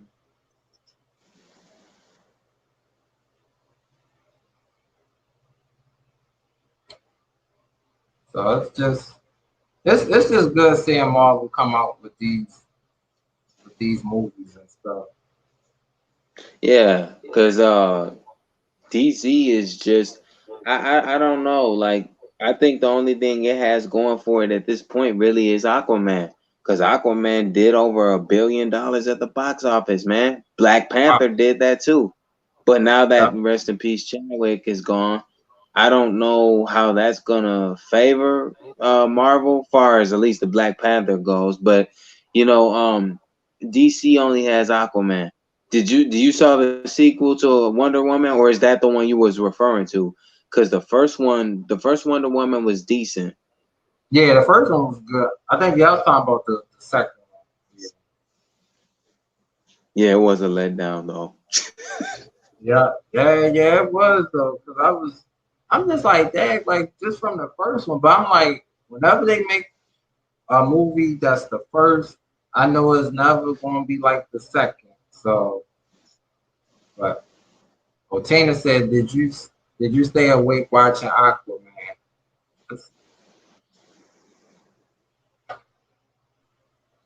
Did I or did you? Well, yeah, I guess it's for both of us. Well, yeah, I did watch it. I streamed it though, and then I ended up buying a DVD because I really liked it. I thought, yeah, like I said before I saw it, the trailers were good, but I was kind of like DC is kind of 50-50 with their movies, so I wasn't sure about it. Yeah, yeah. When I saw, I was like, yeah, he really powerful too. Because I was like, I never knew that Aquaman was that powerful. And his powers is really cool too. Let's not Tina, remember. I mean, forget Superman Dawn of Justice was trash. I never was a fan of Superman. I felt you got a guy with a cape flying and red pantyhose on, and then what else you have after that? You know what I'm saying? Hey, the rapper Eric Sermon said that. He said he's a sucker flying around the city in a red and blue suit. oh yeah. Now I So think it yeah. was. I think in that movie, the Justice League, it was kind of crazy because I think Wonder Woman and Aquaman was trying to slow down Superman.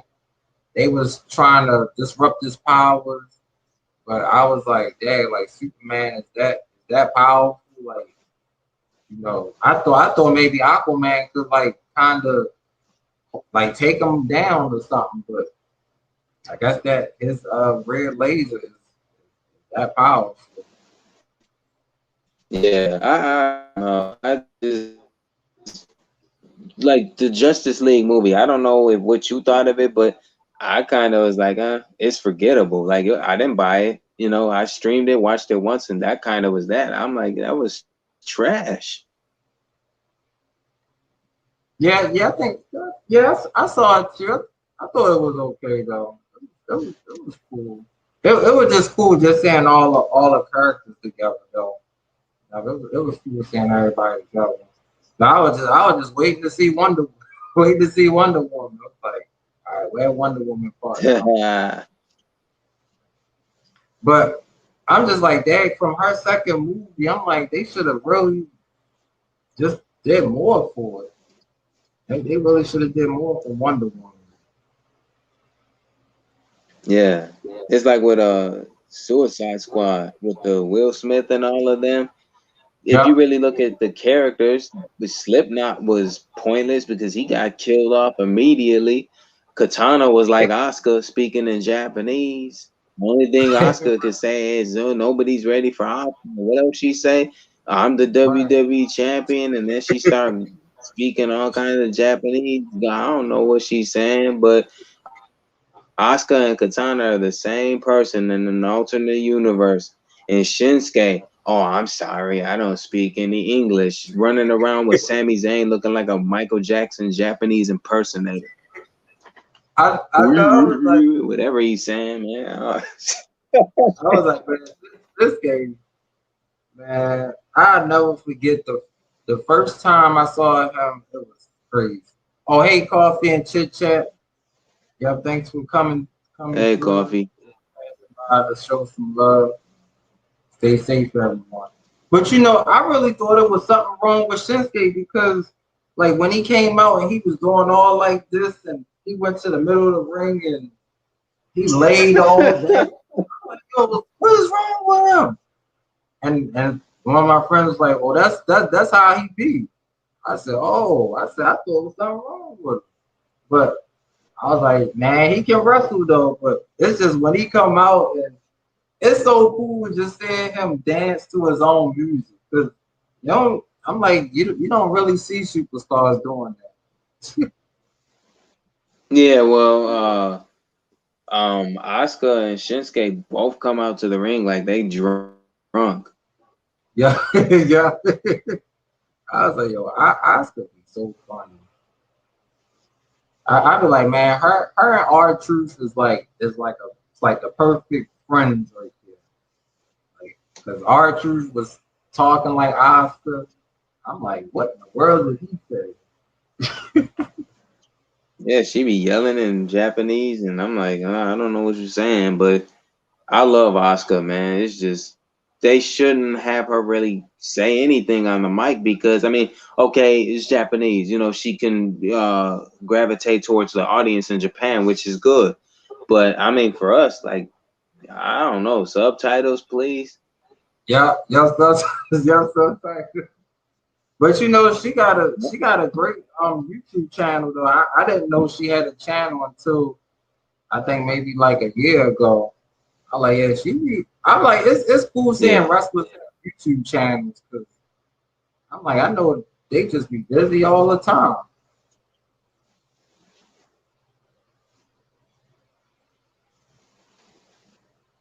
But Yeah, same with up up down down. I do like Xavier Woods gaming channel. Remember Tyler Breeze's theme song before he started teaming with Fandango? They're like, look, oh everybody, it's Tyler or something like that. Them photographers or whatever. Like that's weird, man.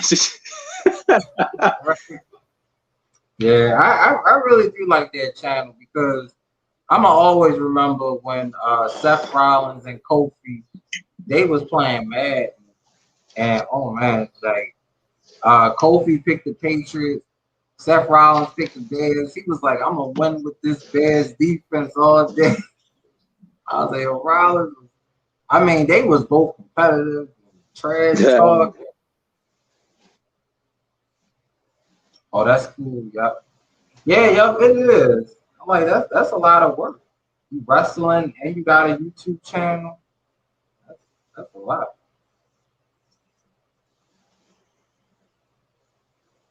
I'm just like, shoot. I wonder if they gonna be playing God of War or Ratchet and Clank or Return or Tekken. I mean, I take that back. They do play Tekken. They be having their Tekken wars too.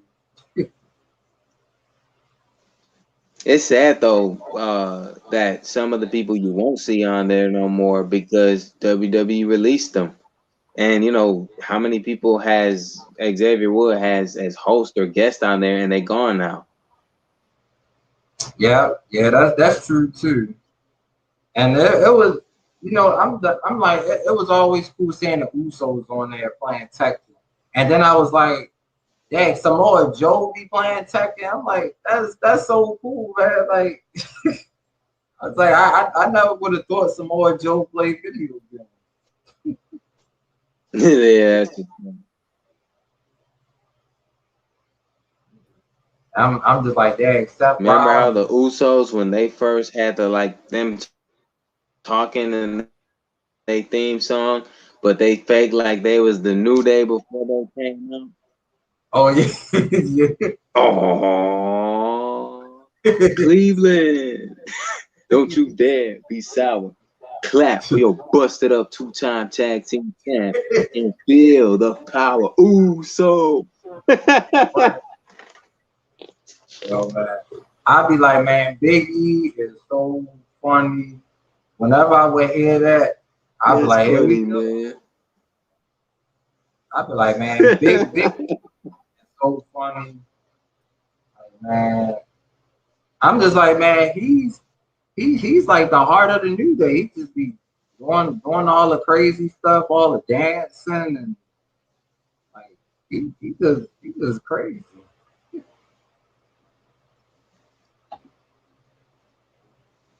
Man, he is something else. So. Same with Alberto Del Rio. I do miss him kind of though because his promo used to make me laugh. My name is Alberto Del Rio, but you already know that. I like the way he say I'm committed to excellence, but not like you low class people here in Oakland. Right. I remember he would always. I love when they diss the crowd. It's fun. No, I'm sorry, Ty. What'd you say, man? Oh no, I think I was about to say Del Rio will always call the crowd Chicos, or he would say something to the crowd like all y'all just little Chicos or something. He would Yeah, even call say that. them pinches donkeros. Yeah. Yeah, call them pinches donkeros. Perro means dog. Oh wow.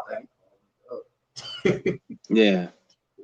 And then remember Kai and Tai, Taka Michinoku and Kung Fu Naki, how they would come out there speaking like they was in a badly dubbed karate movie. Then they'd be like, indeed, or evil or something like that. I be like, oh, it's somebody backstage doing that shit. I'm like, all they doing is just moving that. I'm like, I want to know who the person that said indeed, because I'd be laughing. They was funny. And Jinder Mahal, his promo stuck too. What he say? The modern day Mahara. I be like, man, if you don't sit down somewhere, and then I remember he used to always do like this and he would have like a crown and he'd come out. I'm like, oh, here you go with this. I'm like, Right. good thing he ain't come out like how Kenny came out that one time with those dancing females with the brooms and stuff. I was like, oh, that was funny. And then I thought about Stone Cold and CM Punk backstage. He said, "You want a beer?" Punk was like, "What? You want a beer? What? Whiskey? What? Vodka? What? Anything? What? If you're gonna come in my office with this what nonsense, what do you want? It's annoying, isn't it? It is annoying." I was like, oh, I was like, oh, fuck, was funny, man. I always like his promos. I'm like, man, the stuff he said to the McMahons, I'm like, man, if that was somebody else, I think they probably would have got fired like next day. I mean, he said some hard stuff to them. Yeah, because John Cena told Chris Jericho on his podcast, he said when he started doing the Thugonomics character, they was telling like Michael P.S. Hayes told him, you can't go dressed like that on TV, you'll get fired. And John Cena did say he really took a chance because he could have been fired. And there was no guarantee that gimmick was going to work. So he really put his job and neck on the line, and it worked out for him. Not too many guys can do that. And I think CM Punk was one of those guys too, where he's gonna say what he's gonna say, and it's either that or he's not. But you know what, I'm happy for Punk because he's happy. You know, you don't got to deal with that no more. I know, and that's why I think when CM Punk fought Lesnar, I was like, man, it would have been cool if Punk would have won that match, because then he probably would have got pushed. And just like when I thought he was going to win Money in the Bank in 2013, Paul Heyman screwed him over. I was kind of mad. I was like, come on, Paul, don't do this to Punk. Like, he about to be a 3-time winner. I was like, damn. I like Samoa Joe's promo against Brock though, when he was like, "What you are looking at is a man in the ring who does not fear Brock Lesnar. I want what Brock has. I want his WWE Championship. Matter of fact, I want Paul Heyman." And then Paul Heyman, he put Paul Heyman in the coquina clutch too, and he was like, "You tell him this, you tell him this," and he was choking him out. I was like, man, Paul Heyman felt that though. Facts. And I'm always remember when he did that to Lesnar. I was like, wow, like I never knew somebody could just take him out like that. But I'm just like, yep, this is Joe, and that's why I was like, shoot, with Samoa Joe, I wish they would have did more with him. Like, if he would have beat AJ for the championship, even if it was just like a month, like let him have the title for a month or something. Yeah. There's a lot of people that really should be champion, but they never really wanted to, to kind of pull the trigger on it. Yeah. That's funny. Tina Bailey said what? I guess because I was saying about the Stone Cold thing. Right. I'm done what for you. Yo, you want a beer? What? Yeah. Because he said, I just need something. What happened, Ty? Oh, I think I was about to say, I think I said what to my manager one time, and everybody just thought like, I'm done. You stupid, man. What? Like, I'm clocking out, what? Hey, you know what, man? That's funny because CM Punk was like, I just wanted to come in here and thank you because you made a decision that's gonna change the landscape of WWE forever. And you know, you've been drinking tonight, Steve. Can you say the alphabet backwards? He said no, but I could whoop your ass backwards. Yo, stuff. I was like, man. But I just say, see, Stone Cold with the Alliance was so fun. Like, I remember, like, he had RVD in that room, and I think he put the light on. Like, I think he did that because they did like the little Law and Order scene, and RVD was just looking like, "What's going on, bro?" I was like, RVD was funny. He's like, "What's up with the lights, bro?" Yeah, man. I miss the Attitude Era so much. And, you know, it's funny because I always think about the Alliance storyline too in the invasion. Because, man, when I mentioned the other day on panel about the backstage segments between Team WWF, it was, man, that's when wrestling was really good. It's really sad to see what we watching now, man, compared to that. Yeah, because I think back then it's just like the crowd was just in. The crowd was crazy back then. I mean, with the signs, like sometimes the interaction with the wrestlers, and then it was just like that one time, like they was booing Triple H, and he came down, and everybody was like, "You suck, you suck," and he was looking at them. I'm like, man, just imagine like you a fan and Triple H just come down there. But I'm like, I knew he stayed in character though, but sometimes they could go off on those people in the crowd. Yeah, that's right, man. Hey Hilda, Hilda in the chat or Kevin the Cat. Blessings to you, Hilda. I pray you feeling better. I hope all is well with you. Got praying that you feel better, Hilda. Hey, Brian Lynn. That What up, Tyrone ate Brian? my. Yeah, my snacks. Wait, Well, I what still happened? got some. Oh, she said Tyrone ate my snacks. Yeah, all my stuff is. Well, I still got my stuff. I was eating some crackers during the game, but I was more into the game. All right, Hilda said I just got home today from the hospital. That is wonderful. Yeah, that's wonderful. That's good that you are home Yeah, from I'm the glad to hospital. hear that. That's good. Prayers, Dios bendiga a usted, ya sabe. También, Yeah.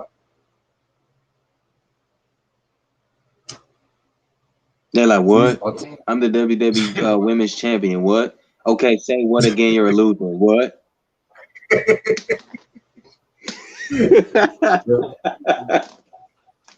I'm telling you, Undertaker did that really good. I think he said, "Say what again?" and that means you sleeping with your sister or something. He said something like that, and he Yep. cried though. I was like, damn. I was like, see, I did not know that it would really anger the wrestlers when fans would say what after everything. Because I just thought when Austin did it, it was just a fun thing to do. But Can't forget The Rock though, man. I love his promos back then, especially how he got on Big Show. He said, "Looks like somebody got a haircut or something like that." Now, Big Show, I'm tired of hearing you bitch about your feet hitting first at the Royal Rumble. So The Rock wants you to do something, and that's listen to the sound that you'll never hear in your life or something like that. So go back to Supercuts and get your $5 back or whatever. oh my God, the Rock be having me in tears with his promo, and especially, but like it's just good seeing him like, but before he became the Rock, like just everything in his promos, the Yeah. great one, say this and know your role, go down SmackDown Hotel. I was like, cause I was like, some of them I don't remember him saying. I be sitting there like, damn, like that's old.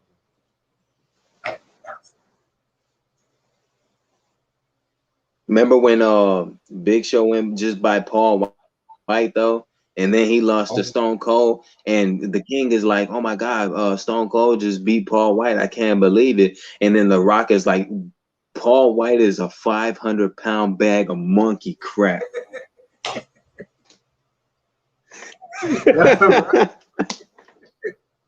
Oh God, right? Crazy. I always remember when the Rock he imitated everybody from Hell in a Cell. That was funny. I was like, Oh yeah, that's tough.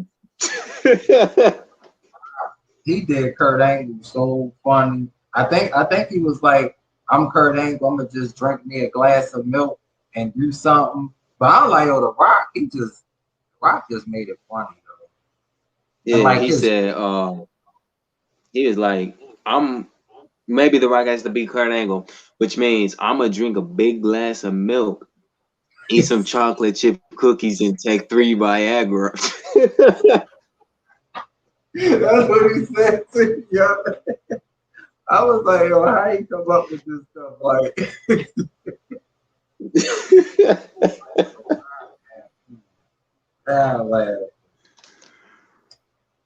man. And then of course when he did Stone Cold, and I think he mentioned something about the Backstreet Boys.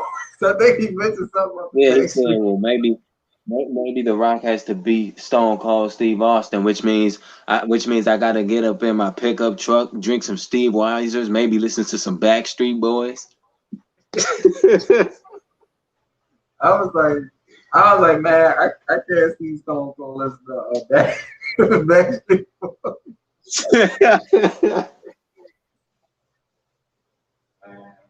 But you know, it always seemed like everybody could imitate Triple H. Like I felt like Triple H was probably maybe the easiest to kind of imitate. And of course, the Rock done it, and man, he just he just great at imitating people and promos and everything. Yeah, and Jericho is too. Oh yeah. And I was like, I always wonder who came up with the idea to call Stephanie all those names and stuff. Like I knew it probably didn't sit well with her before they probably did the show probably.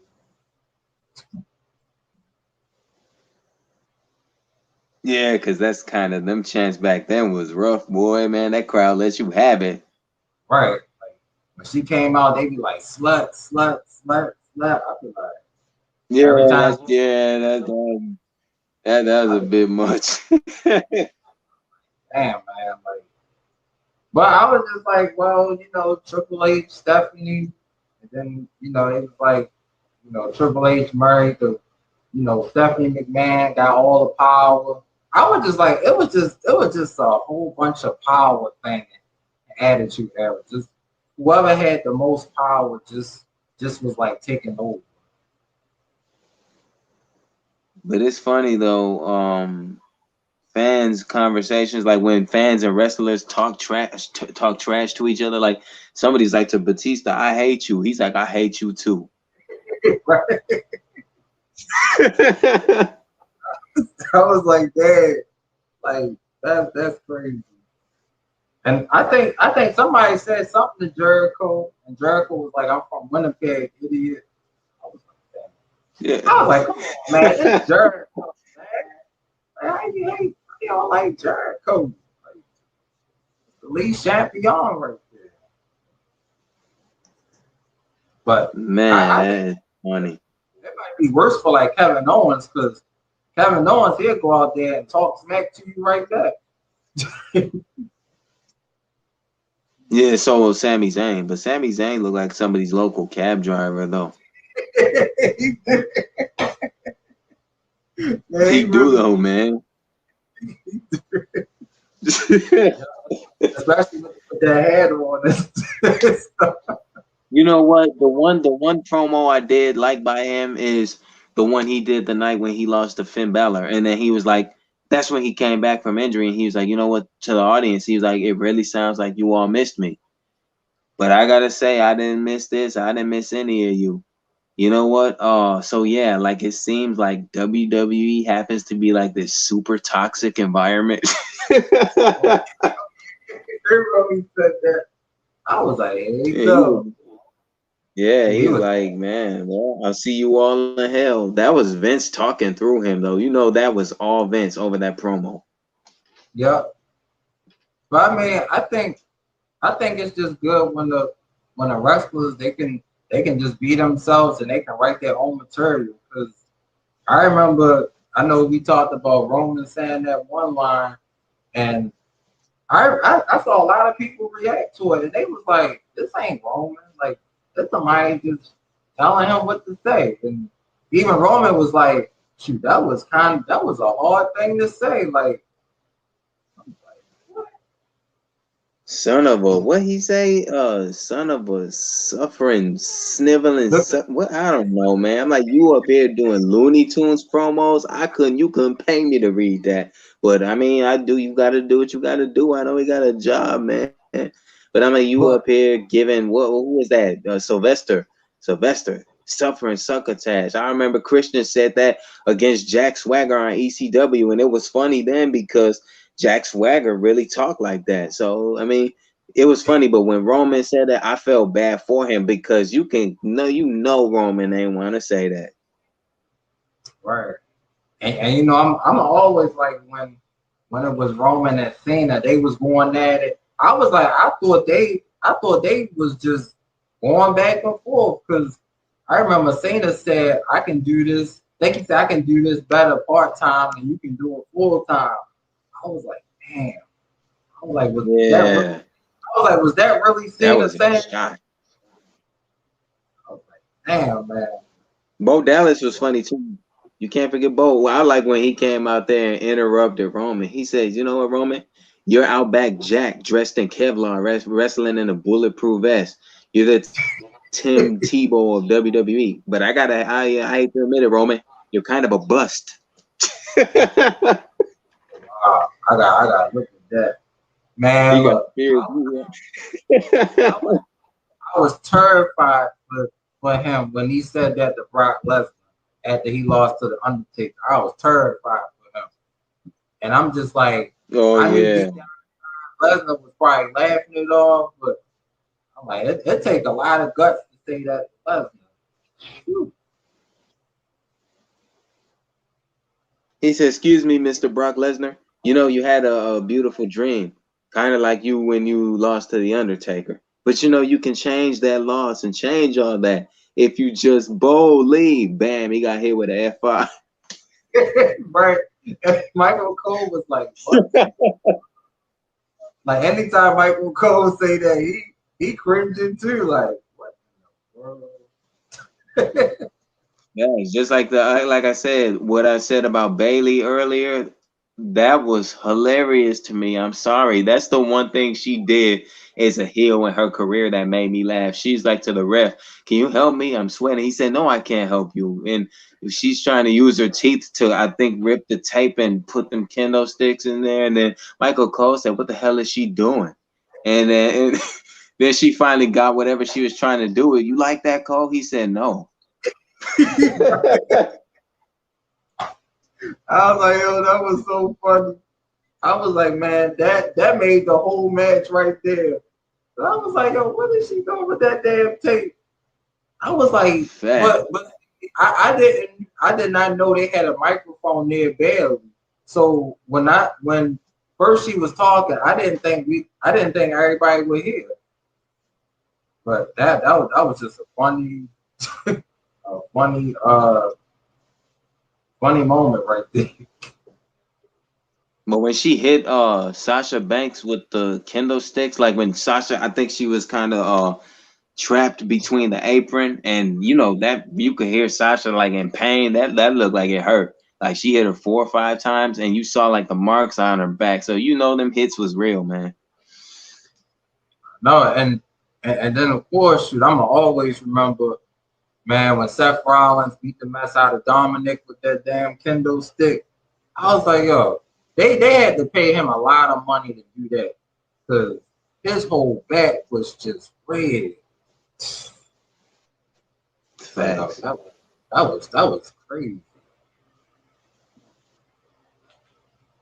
I was like, man, I just wonder how that would have been in front of the crowd because I think that was when they just had the monitors up and stuff.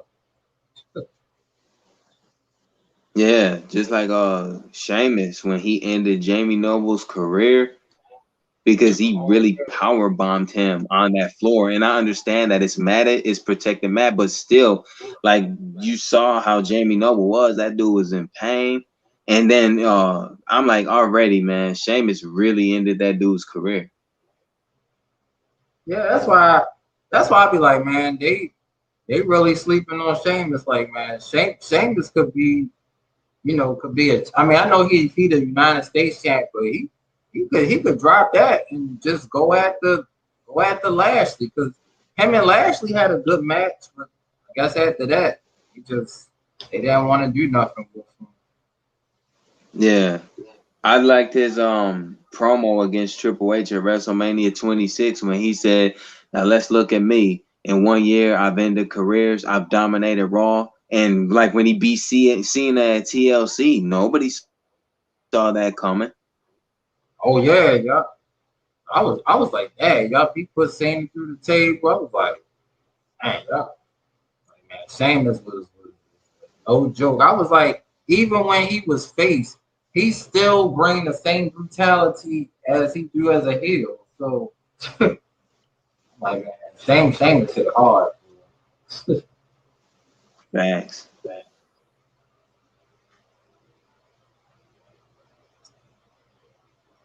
But you know, another wrestler, I ain't see him in a while. It's probably Keith Lee. So I don't know if he's on anything. Yeah, he got released, right? Oh yeah, yup, he sure did. Yup. I'm like, I damn don't man, like understand what went wrong there. Like, I don't understand that because if you remember, like, and one thing I kind of, at the time at least, I was confused because I understand they had to start making Undisputed Era lose. But when Roderick Strong lost the North American title to Keith Lee, they had him on a strong push. And then, yup, you know, he went to the main roster, and I don't know what happened there. I guess, like, you remember Kaval, right? Low key, that wrestler. yeah, yeah, For his time in WWE, he kind of left because he said the schedule didn't fit his kind of the way he did things, but they didn't have nothing planned for him. So I think that's sometimes when guys kind of leave on their own choice, which is why Austin Aries didn't last in WWE. And if you remember when he yeah. was in there, feuding with Neville, you know, he lost that on the WrestleMania pre-show, and then Neville ended up getting released. So it's kind of strange how things work out. Yeah, yup, it is. Cause I mean, shoot, Keith Lee, he was a good champion in the NXT, and I think like his first night, I think he challenged Drew McIntyre, and I thought they was gonna have a little feud, and that was like he even went up against Lashley. I was like, damn, like he was pushing him, but I don't know, it just felt like they always take little things away. Like they took his moves away. I was like, then they took his entrance music. I'm like, you can't take that entrance music. Like it's like his music in NXT got everybody on their feet. Facts.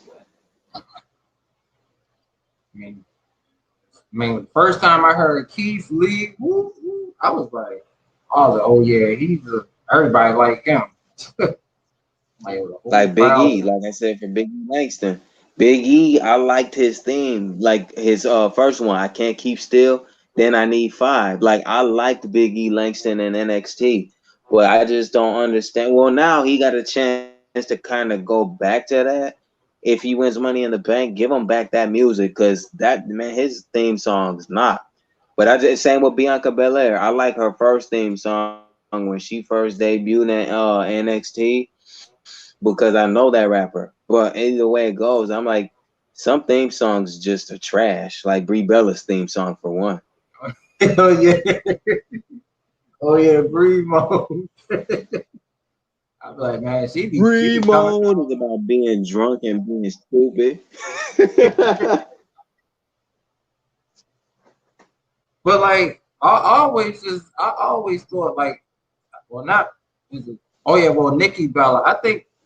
I guess if she was still around, I think that probably would have been maybe a good match, Nikki Bella and Bianca, because you know, Nikki was I know she was a champion for a long time too, but and I Yeah, think people thought it was because of Cena, but I just thought, you know, she was just really strong.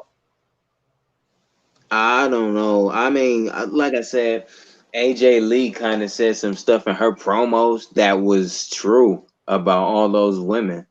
Because like she said, you know what, all you women in the ring right now just are complacent and settle for this because you're not gifted enough to be actresses and you couldn't lace up my Chuck Taylors. AJ Lee was dope, man. She was cool. I liked her as a heel. But she said truth in them promos though, because even Marie cannot wrestle. The Bella twins were still developing. Naomi can wrestle pretty decent. Cameron sucked. I'm sorry. Naomi carried the Funkadactyls. And I Oh, forget who else was. Natty. Natty could wrestle, but they even had her farting backstage as a gimmick. I'm like, that's weird, but okay. and I think it was Drew McIntyre that said like it was that time where Bobby Lashley, I think he had put a hit out on Drew. So that's why Yeah. I was like, man, Ricochet is gonna take out Drew. And like he went in the back and he was like, anybody that want to take me out right now, let's do it. I was like, man, that would have been like the perfect opportunity. But then just looking at the people, I'm like, ain't nobody back there but Ricochet. I was like, it gotta be Ricochet. Yeah, but man, Ricochet on his way out, at least after Money in the Bank, because he's not gonna win that match. So where does he go from here? Go back to losing matches, being barely on TV? It's just it makes no sense. Like Jeff Hardy. Jeff Hardy is being wasted in WWE. He needs to go join his brother in AEW, man. Yep, yeah, he should. Because I mean, unless they gonna put, because I mean, it is SummerSlam. Unless they just gonna throw him in the match against, I don't know, like Ricochet or. But you know what? I'm thinking they might have him face Cedric Alexander, because I remember him and Cedric. They started having a little feud, so I guess they might just throw Jeff on the card like that. Yeah, I'm just like that. like I ain't Prime saying Time. nothing. Oh yeah, I like Prime Time. Remember when they was with JR on commentary, and then Carlito and Shelton was wrestling, and then they was like, hey, we gotta go, JR, and they robbed Shelton Benjamin's chain, and then he was like, what are you doing? And Carlito hit him with a backstabber, and he lost the match. Yo, they stupid, man. Prime Time was like one of the funniest. And I'm telling you, to this day, Shawn Michaels, when it was Prime Time and DX backstage, Shawn Michaels was like, yo, what's up? I was like, yo, Shawn is so damn cool, man. And Triple H was just standing there. Like, I was like, yo, Shawn is so cool, man. He was. I ain't know what Shawn was saying. He was like, he said, I think he was trying to get some tickets. He was like, I need me a ticket, dealio, da da da da da. I was like, I ain't know what Shawn was saying. It was just funny. Just like Randy Orton when he was feuding with Jinder Mahal. And he says, how about this? How about I just RKO everybody and get back my WWE championship? Then I can RKO your ass back to India or something like that.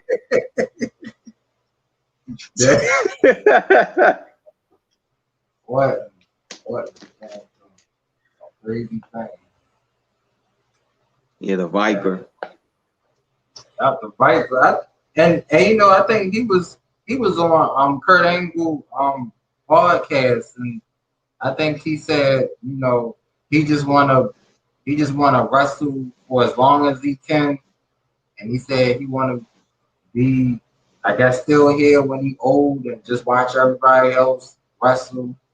I'm like, see, they got, you know, they really got something good in Orton. I'm like, look, y'all better keep him around, because you know everybody else is just like falling.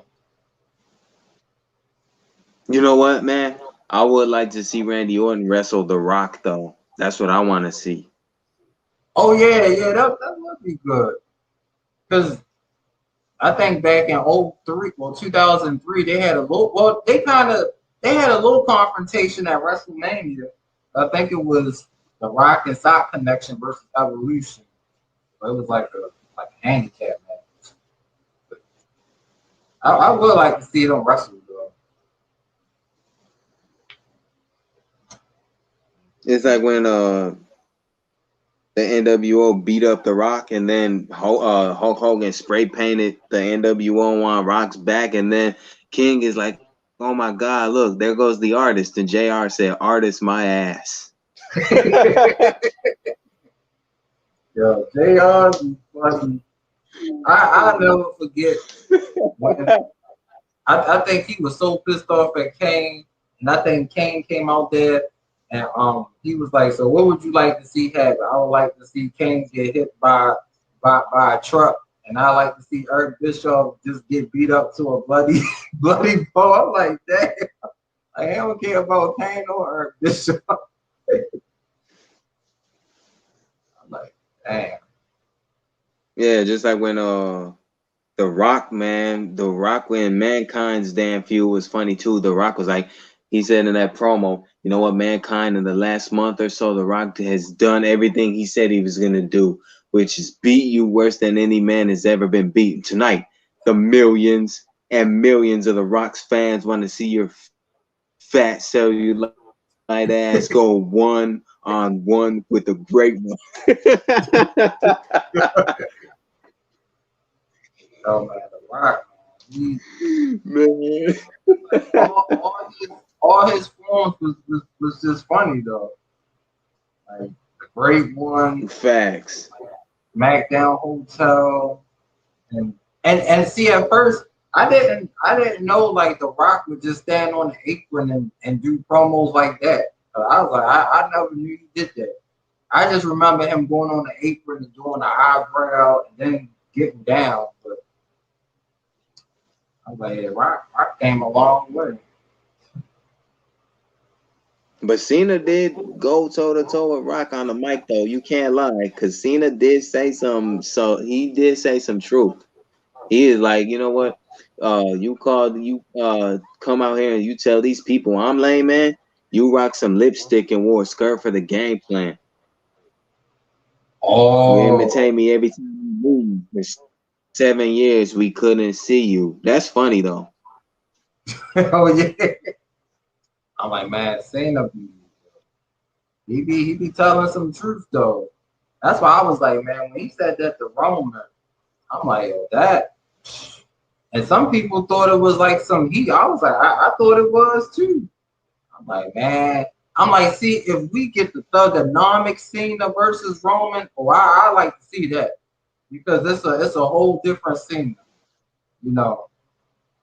Oh yeah, like he did Elias at WrestleMania 35. Yep. I was like, yep, it's a whole different scene. Because then he could come out there. I was like, man, I like to see Cena just come out there and just rap about the stuff we see about Roman now. He'll just say some crazy off the wall stuff. Oh yeah, like he did the Usos. Remember when he did that little freestyle on them because they was like, "Oh, that's John Cena, the actor, the same guy that left us for Hollywood." And then John Cena was like, he freestyled on them about y'all just look like your mugshots. How was it getting arrested? And then Jay gonna say, "Yeah, shout out to Hillsborough County where we was locked up, man."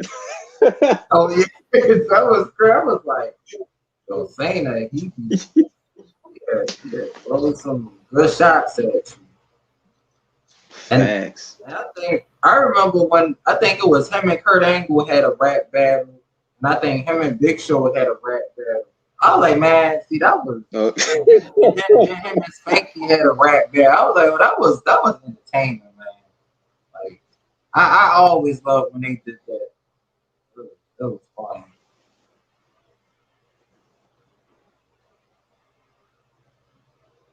Yeah, he did that at the Royal Rumble too, remember? I think it was 2003. And then King is like, "Do you like the rap JR?" And JR was like, 5 seconds of what the hell did he just say? Word to your mother. Man,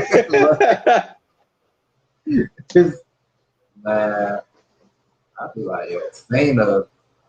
Now I remember he rapped about Benoit, Kurt Angle. I think he rapped about Eddie. I was like, man, it didn't. And then he rapped about the Undertaker too. I was like, man, he taking it too far rapping about the Undertaker. Like that was just crazy. Facts. Hey, y'all, Flex. Rest in peace, Eddie, though, man. Yeah, y'all. What up, y'all, Flex? Yeah, Eddie, man. Eddie, he will always make you laugh, and then he'll just make I guess when he turned on the crowd, he made everybody mad too. But he was funny though. Yeah. But when he did that cheating trick on Mr. Kennedy, and Mr. Kennedy did lose because the ref thought he hit him with the steel chair, and then Mr. Kennedy actually did hit him with the steel chair and said, "Disqualify that."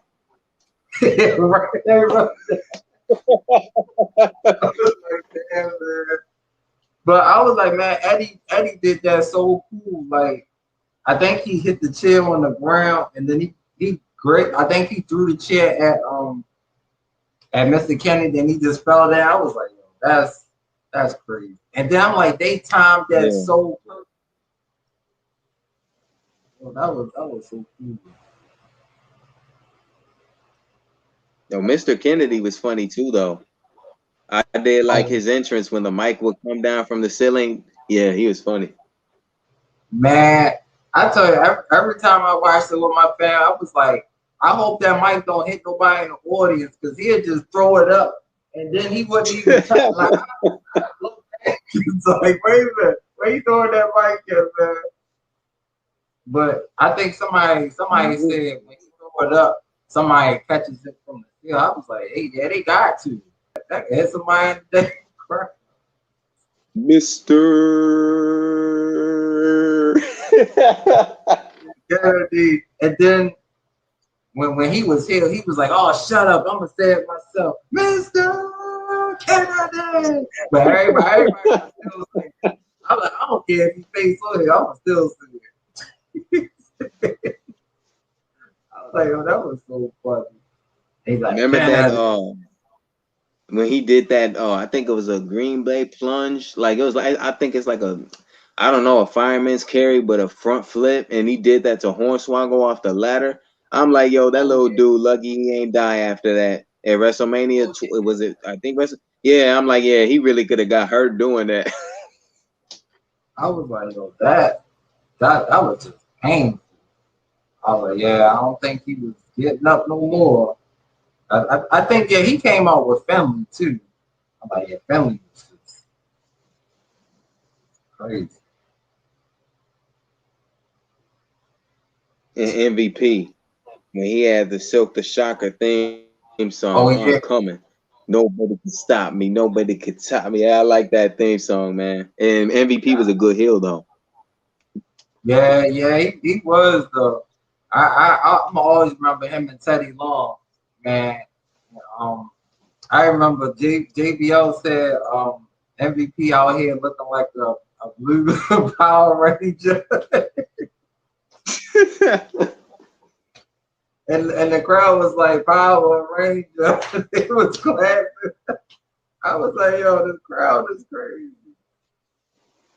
Man, I missed that. I'm happy live crowds are back though, so we don't have to get like a sound effect pop, and the crowd can actually cheer and boo.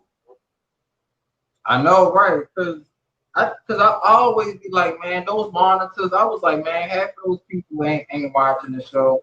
Some of them on their phone. Some of them probably watching another show. So, I'm like, we getting the fans that's really paying attention now. Remember how they was booing Roman Reigns for like 10 straight minutes before that was the night after he beat Undertaker in Mania. And when he came out there and he stood there just listening to them booing, and he said, "This is my yard now," and he left. I was like, wow. I never. He just pulled the microphone up here. Woo! I mean, I guess I just thought at the time, I was like, dang, so he beat the Undertaker and Lesnar beat the Undertaker. So I was like, yeah, eventually they was going to meet up, and that's what they did. Word. We had to see Roman Lesnar like, I think at least like 2 or 3 times at WrestleMania. Raw after Mania is really good. Usually, it used to be at least.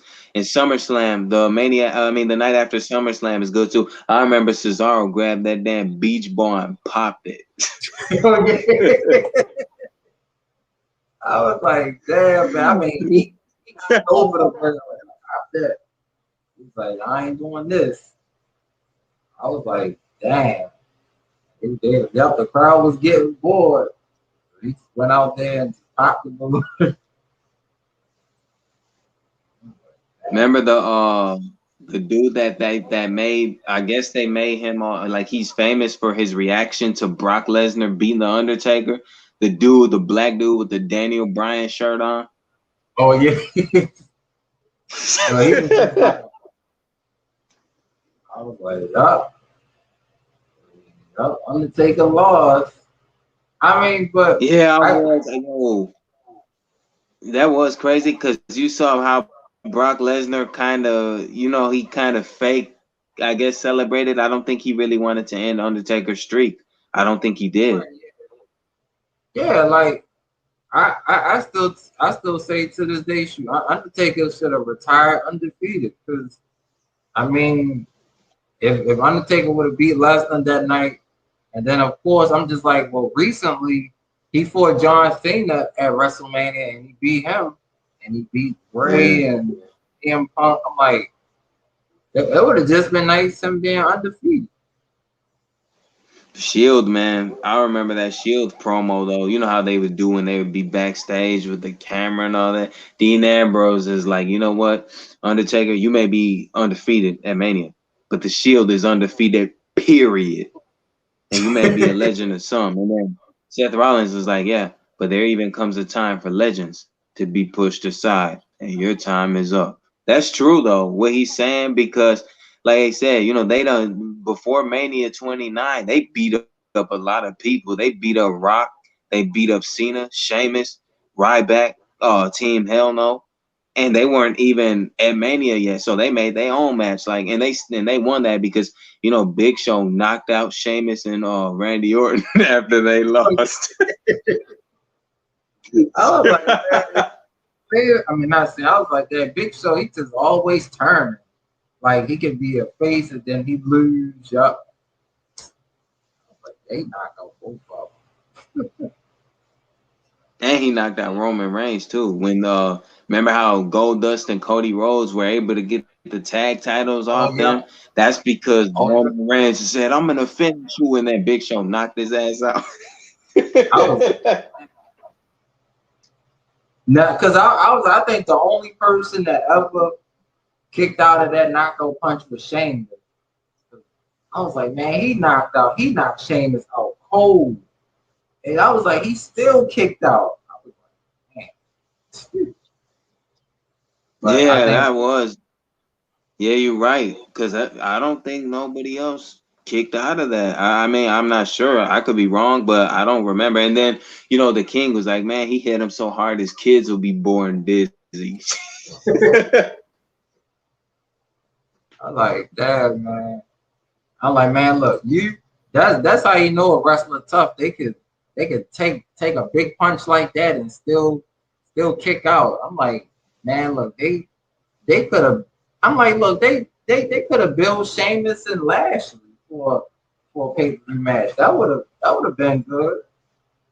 That'd have been something different.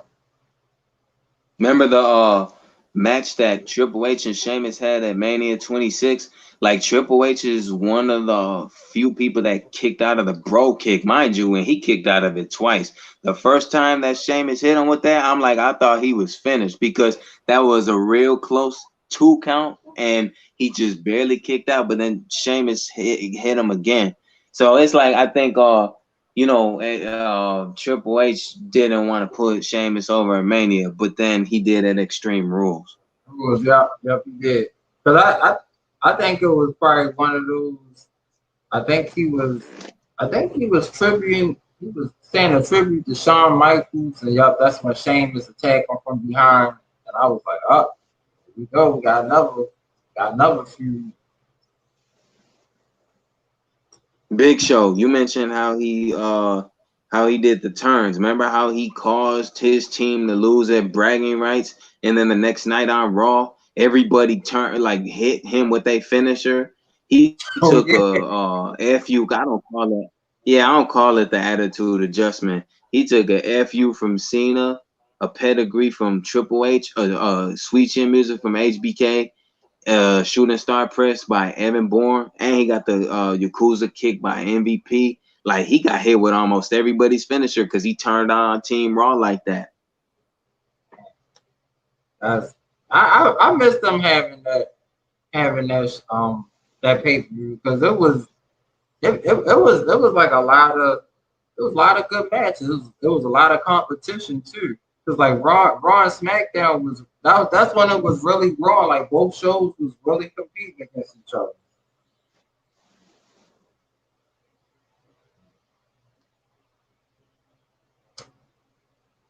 But yeah, it was definitely some good matches. So.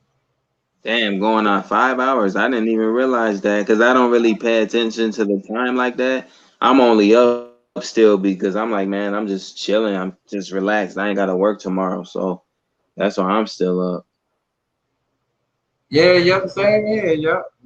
I ain't realized it What, was. when you going to end this stream, man? I could probably end it probably like in 5 more minutes because I remember looking at it and it said about like 2 hours and 17, but that was because I was watching the NBA game. But Yeah, that's right. yeah, but yeah, I just think for tomorrow I hope everything just go in our favor because Lord knows if Nikki wins and Drew wins, I don't know who's gonna get the crazy reaction. Yeah, Some I don't understand the whole Nikki Cross superhero thing because I don't know. I mean, if that was her idea, like what prompts you to want to be a superhero? Look at what it did for Hurricane. Rosie, remember he was his partner, superhero in training, and they actually was up in there changing in a damn phone booth like Superman. I'm like, come on, man. I know. I'm just like, well, I always know for these shows. I remember me and my grandma. We was like, prepare to be disappointed sometimes because some things just be crazy. Fact. But you know what? Nikki Cross can wrestle. Zelina Vega couldn't, and she couldn't as Sarita and TNA Impact. And to be honest, when dude Mystery Hacker, shout out to him, was up in here earlier, I'm like, I'm surprised Impact is still a thing. Yeah, like that's why I was kind of surprised that Kenny is the TNA champion and the AEW. I thought he might have just dropped the TNA because he on AEW, but he want to be on both brands and just be the best wrestler on both shows. I'm like, man, that's a lot of hard work, you know? Yeah, I don't understand though the phenomena behind TNA because the only time that TNA really was good is when I'm pretty sure you remember Main Event Mafia and the Aces and Eights when they had all them teams on there. That's the only time it was good. Like I love the beautiful people, Angelina Love and Velvet Sky. Like I really enjoyed all that then, but now it's just like, man, lights on, but who's home? Like TNA sucks. And I've always thought that Dixie Carter sucked, man. I don't know, man. It's just not for me. And I'm really shocked it's still a thing today because technically it's like, TNA Impact, who's financing it? Right.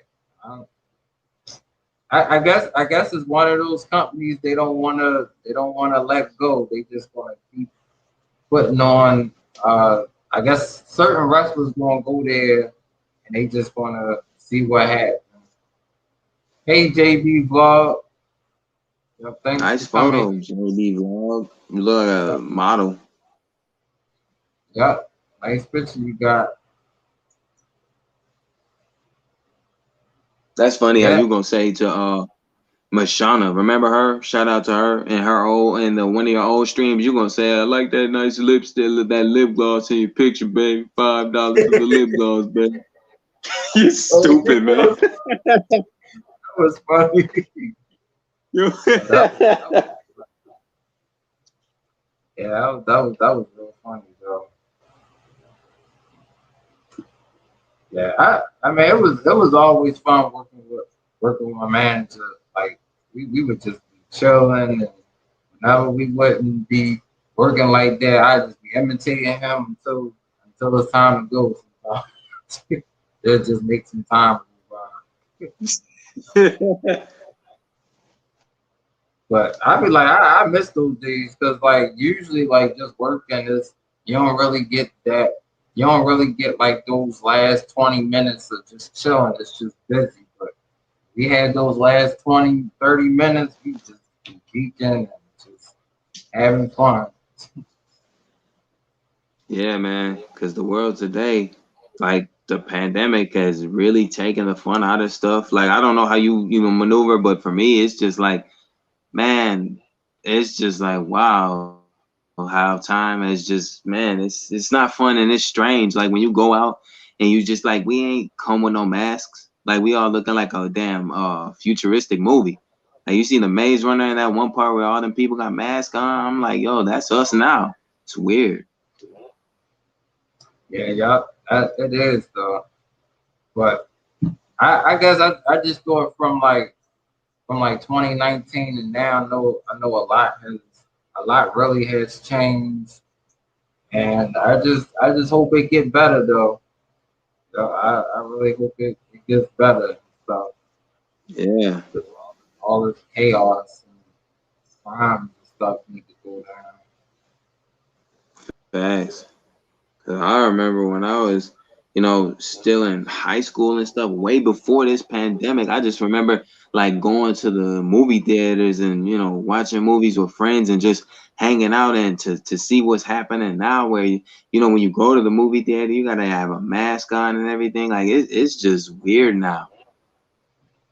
Oh yeah, it is because I never thought it would be a day where you gotta go to the movies and wear your mask, but yep, that's what you gotta do. And I mean, I think some places they issuing where you don't have to wear your mask, but you know, it's it's still pretty crazy though.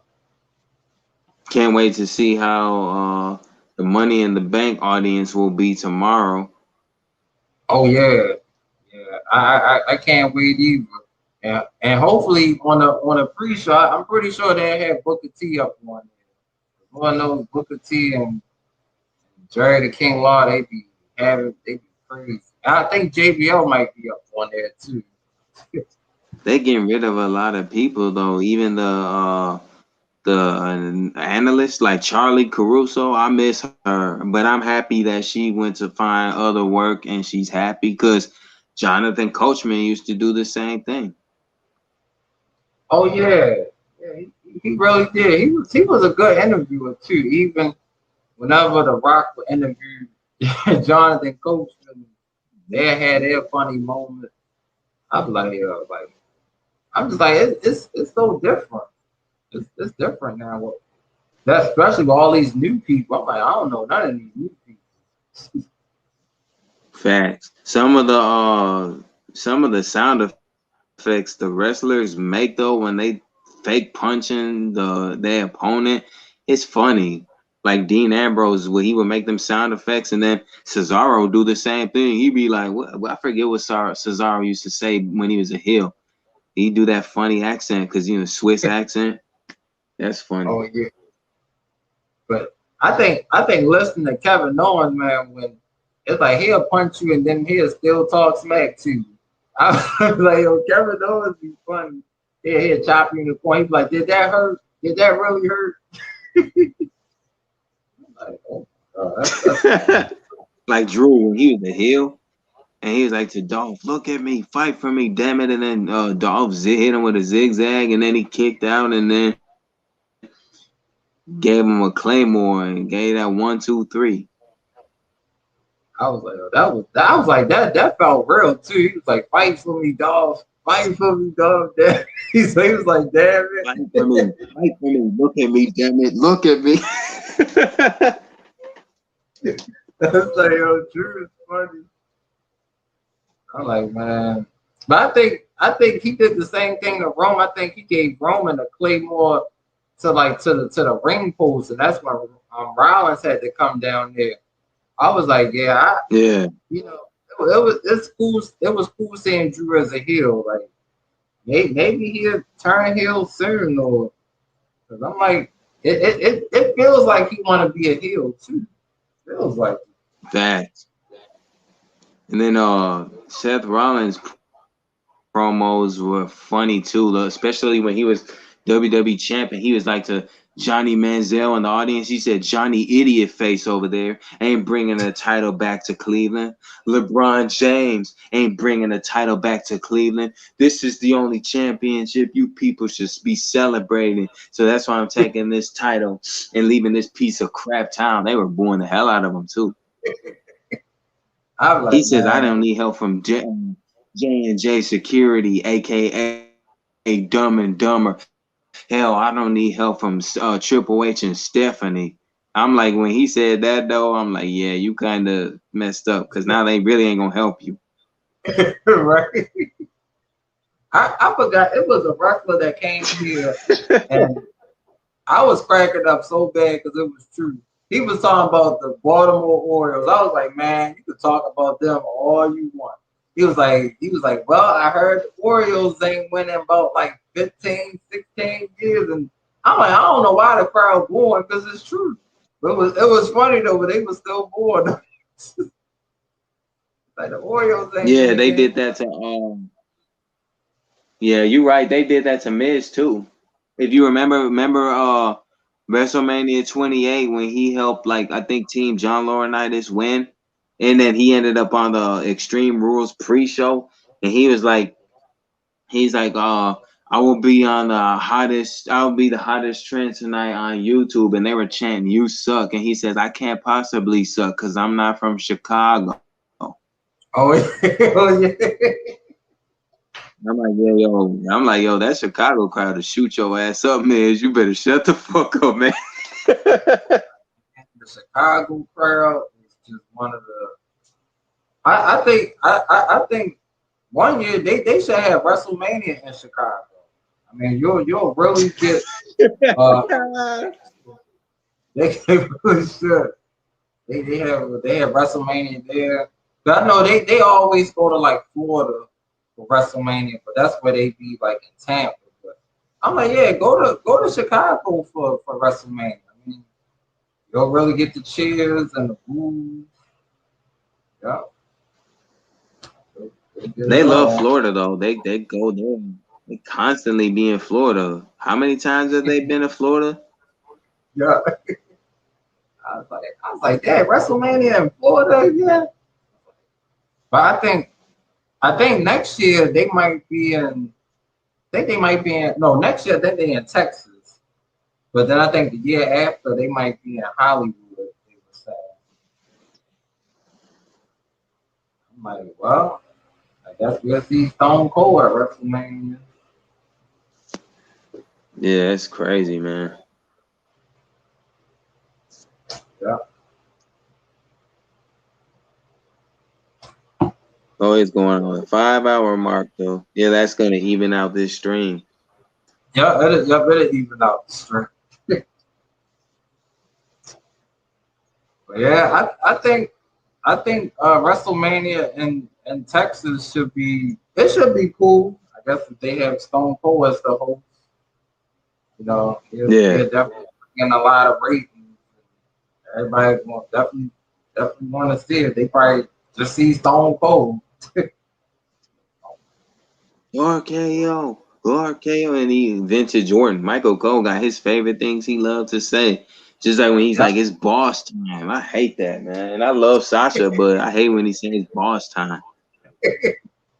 I mean, he be pumped up. He said, boss time, Sasha Banks. I'm like, I wonder why they prompt him to say, I guess, certain stuff. But at first, I thought it was just him doing it because he would just do it for certain wrestlers.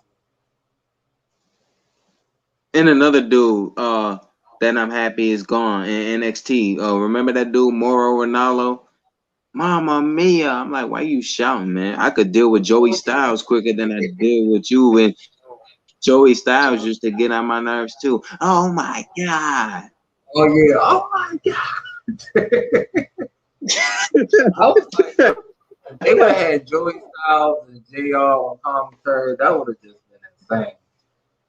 Like they calling certain matches, oh my God, like you son of a bitch. I know JR be going then when he be cursing, he don't care. I'm like, he cussing right on TV. I was like, he probably.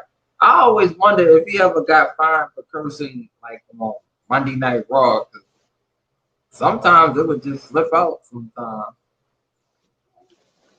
Yeah, just like when Stone Cold, when William Regal was reading his poetry, I think Shakespeare, and then Stone Cold just came out there and stunned him, and then JR was like, "Oh my god, oh my god." No, he was crazy. So I think JR he got to be like one of the best commentaries to give the reaction to the actual match. And you know, whenever he would say, Man. "My God, he's got a family," I'd be like, "Yeah, he sure do." Yeah, cause you're not going live tomorrow, right? For the Money in the Bank. Oh yeah. But I'll be live tomorrow. Probably. I probably just go live probably like around like 7:30, like maybe 30 minutes before the show come on. All right, cause I'm just asking, man, cause I see the 5 minute mark, and I know you probably want to get some sleep, cause I'm gonna try to get some sleep. Oh yeah. I in the stream. Yeah, Yeah, it's been fun though. Yeah, it's definitely been yeah, fun. no problem. Thanks for I'm letting me kick it up here. oh yeah, you're welcome. Just crossing my fingers for tomorrow and definitely for game 6 because I don't know what's going to happen. Yeah, I feel nervous because I know Chris Paul is probably just like, damn, because of the Devin Booker thing. And that's why I say things like that always make you be like, we really could have won that game if this man wouldn't have lost the ball. But that's all done now. They just gonna have to win 2 games, and they're gonna have it harder now because now Milwaukee has that confidence to be like, oh, we can make sure that these guys don't win game 6. No, yeah, that's going to be a good game, though. It's going But to be yeah, good. man, you stay safe and blessed, and have a good night. I'm gonna step down because I know how you gotta shut it down. Oh yeah. But thanks for coming up on here, though. No problem, man. Take care of yourself. Yep, you too. Peace to the chat. Peace to the chat, everybody. Wow, great stream tonight. But it's been a great stream tonight, y'all. And y'all are gonna be back today to watch Money in the Bank. And then back on Tuesday for game 6 of the crazy NBA finals, y'all. It's gonna be on ABC at 9. So y'all, I'll be there. Y'all gotta come watch that. Y'all gotta watch it with me. This is gonna be crazy. It's gonna be a crazy game. I don't know what's gonna happen, but somebody gotta win and somebody gotta lose. So it's gonna be good. But thanks everybody for watching. I'll see y'all later. Woo.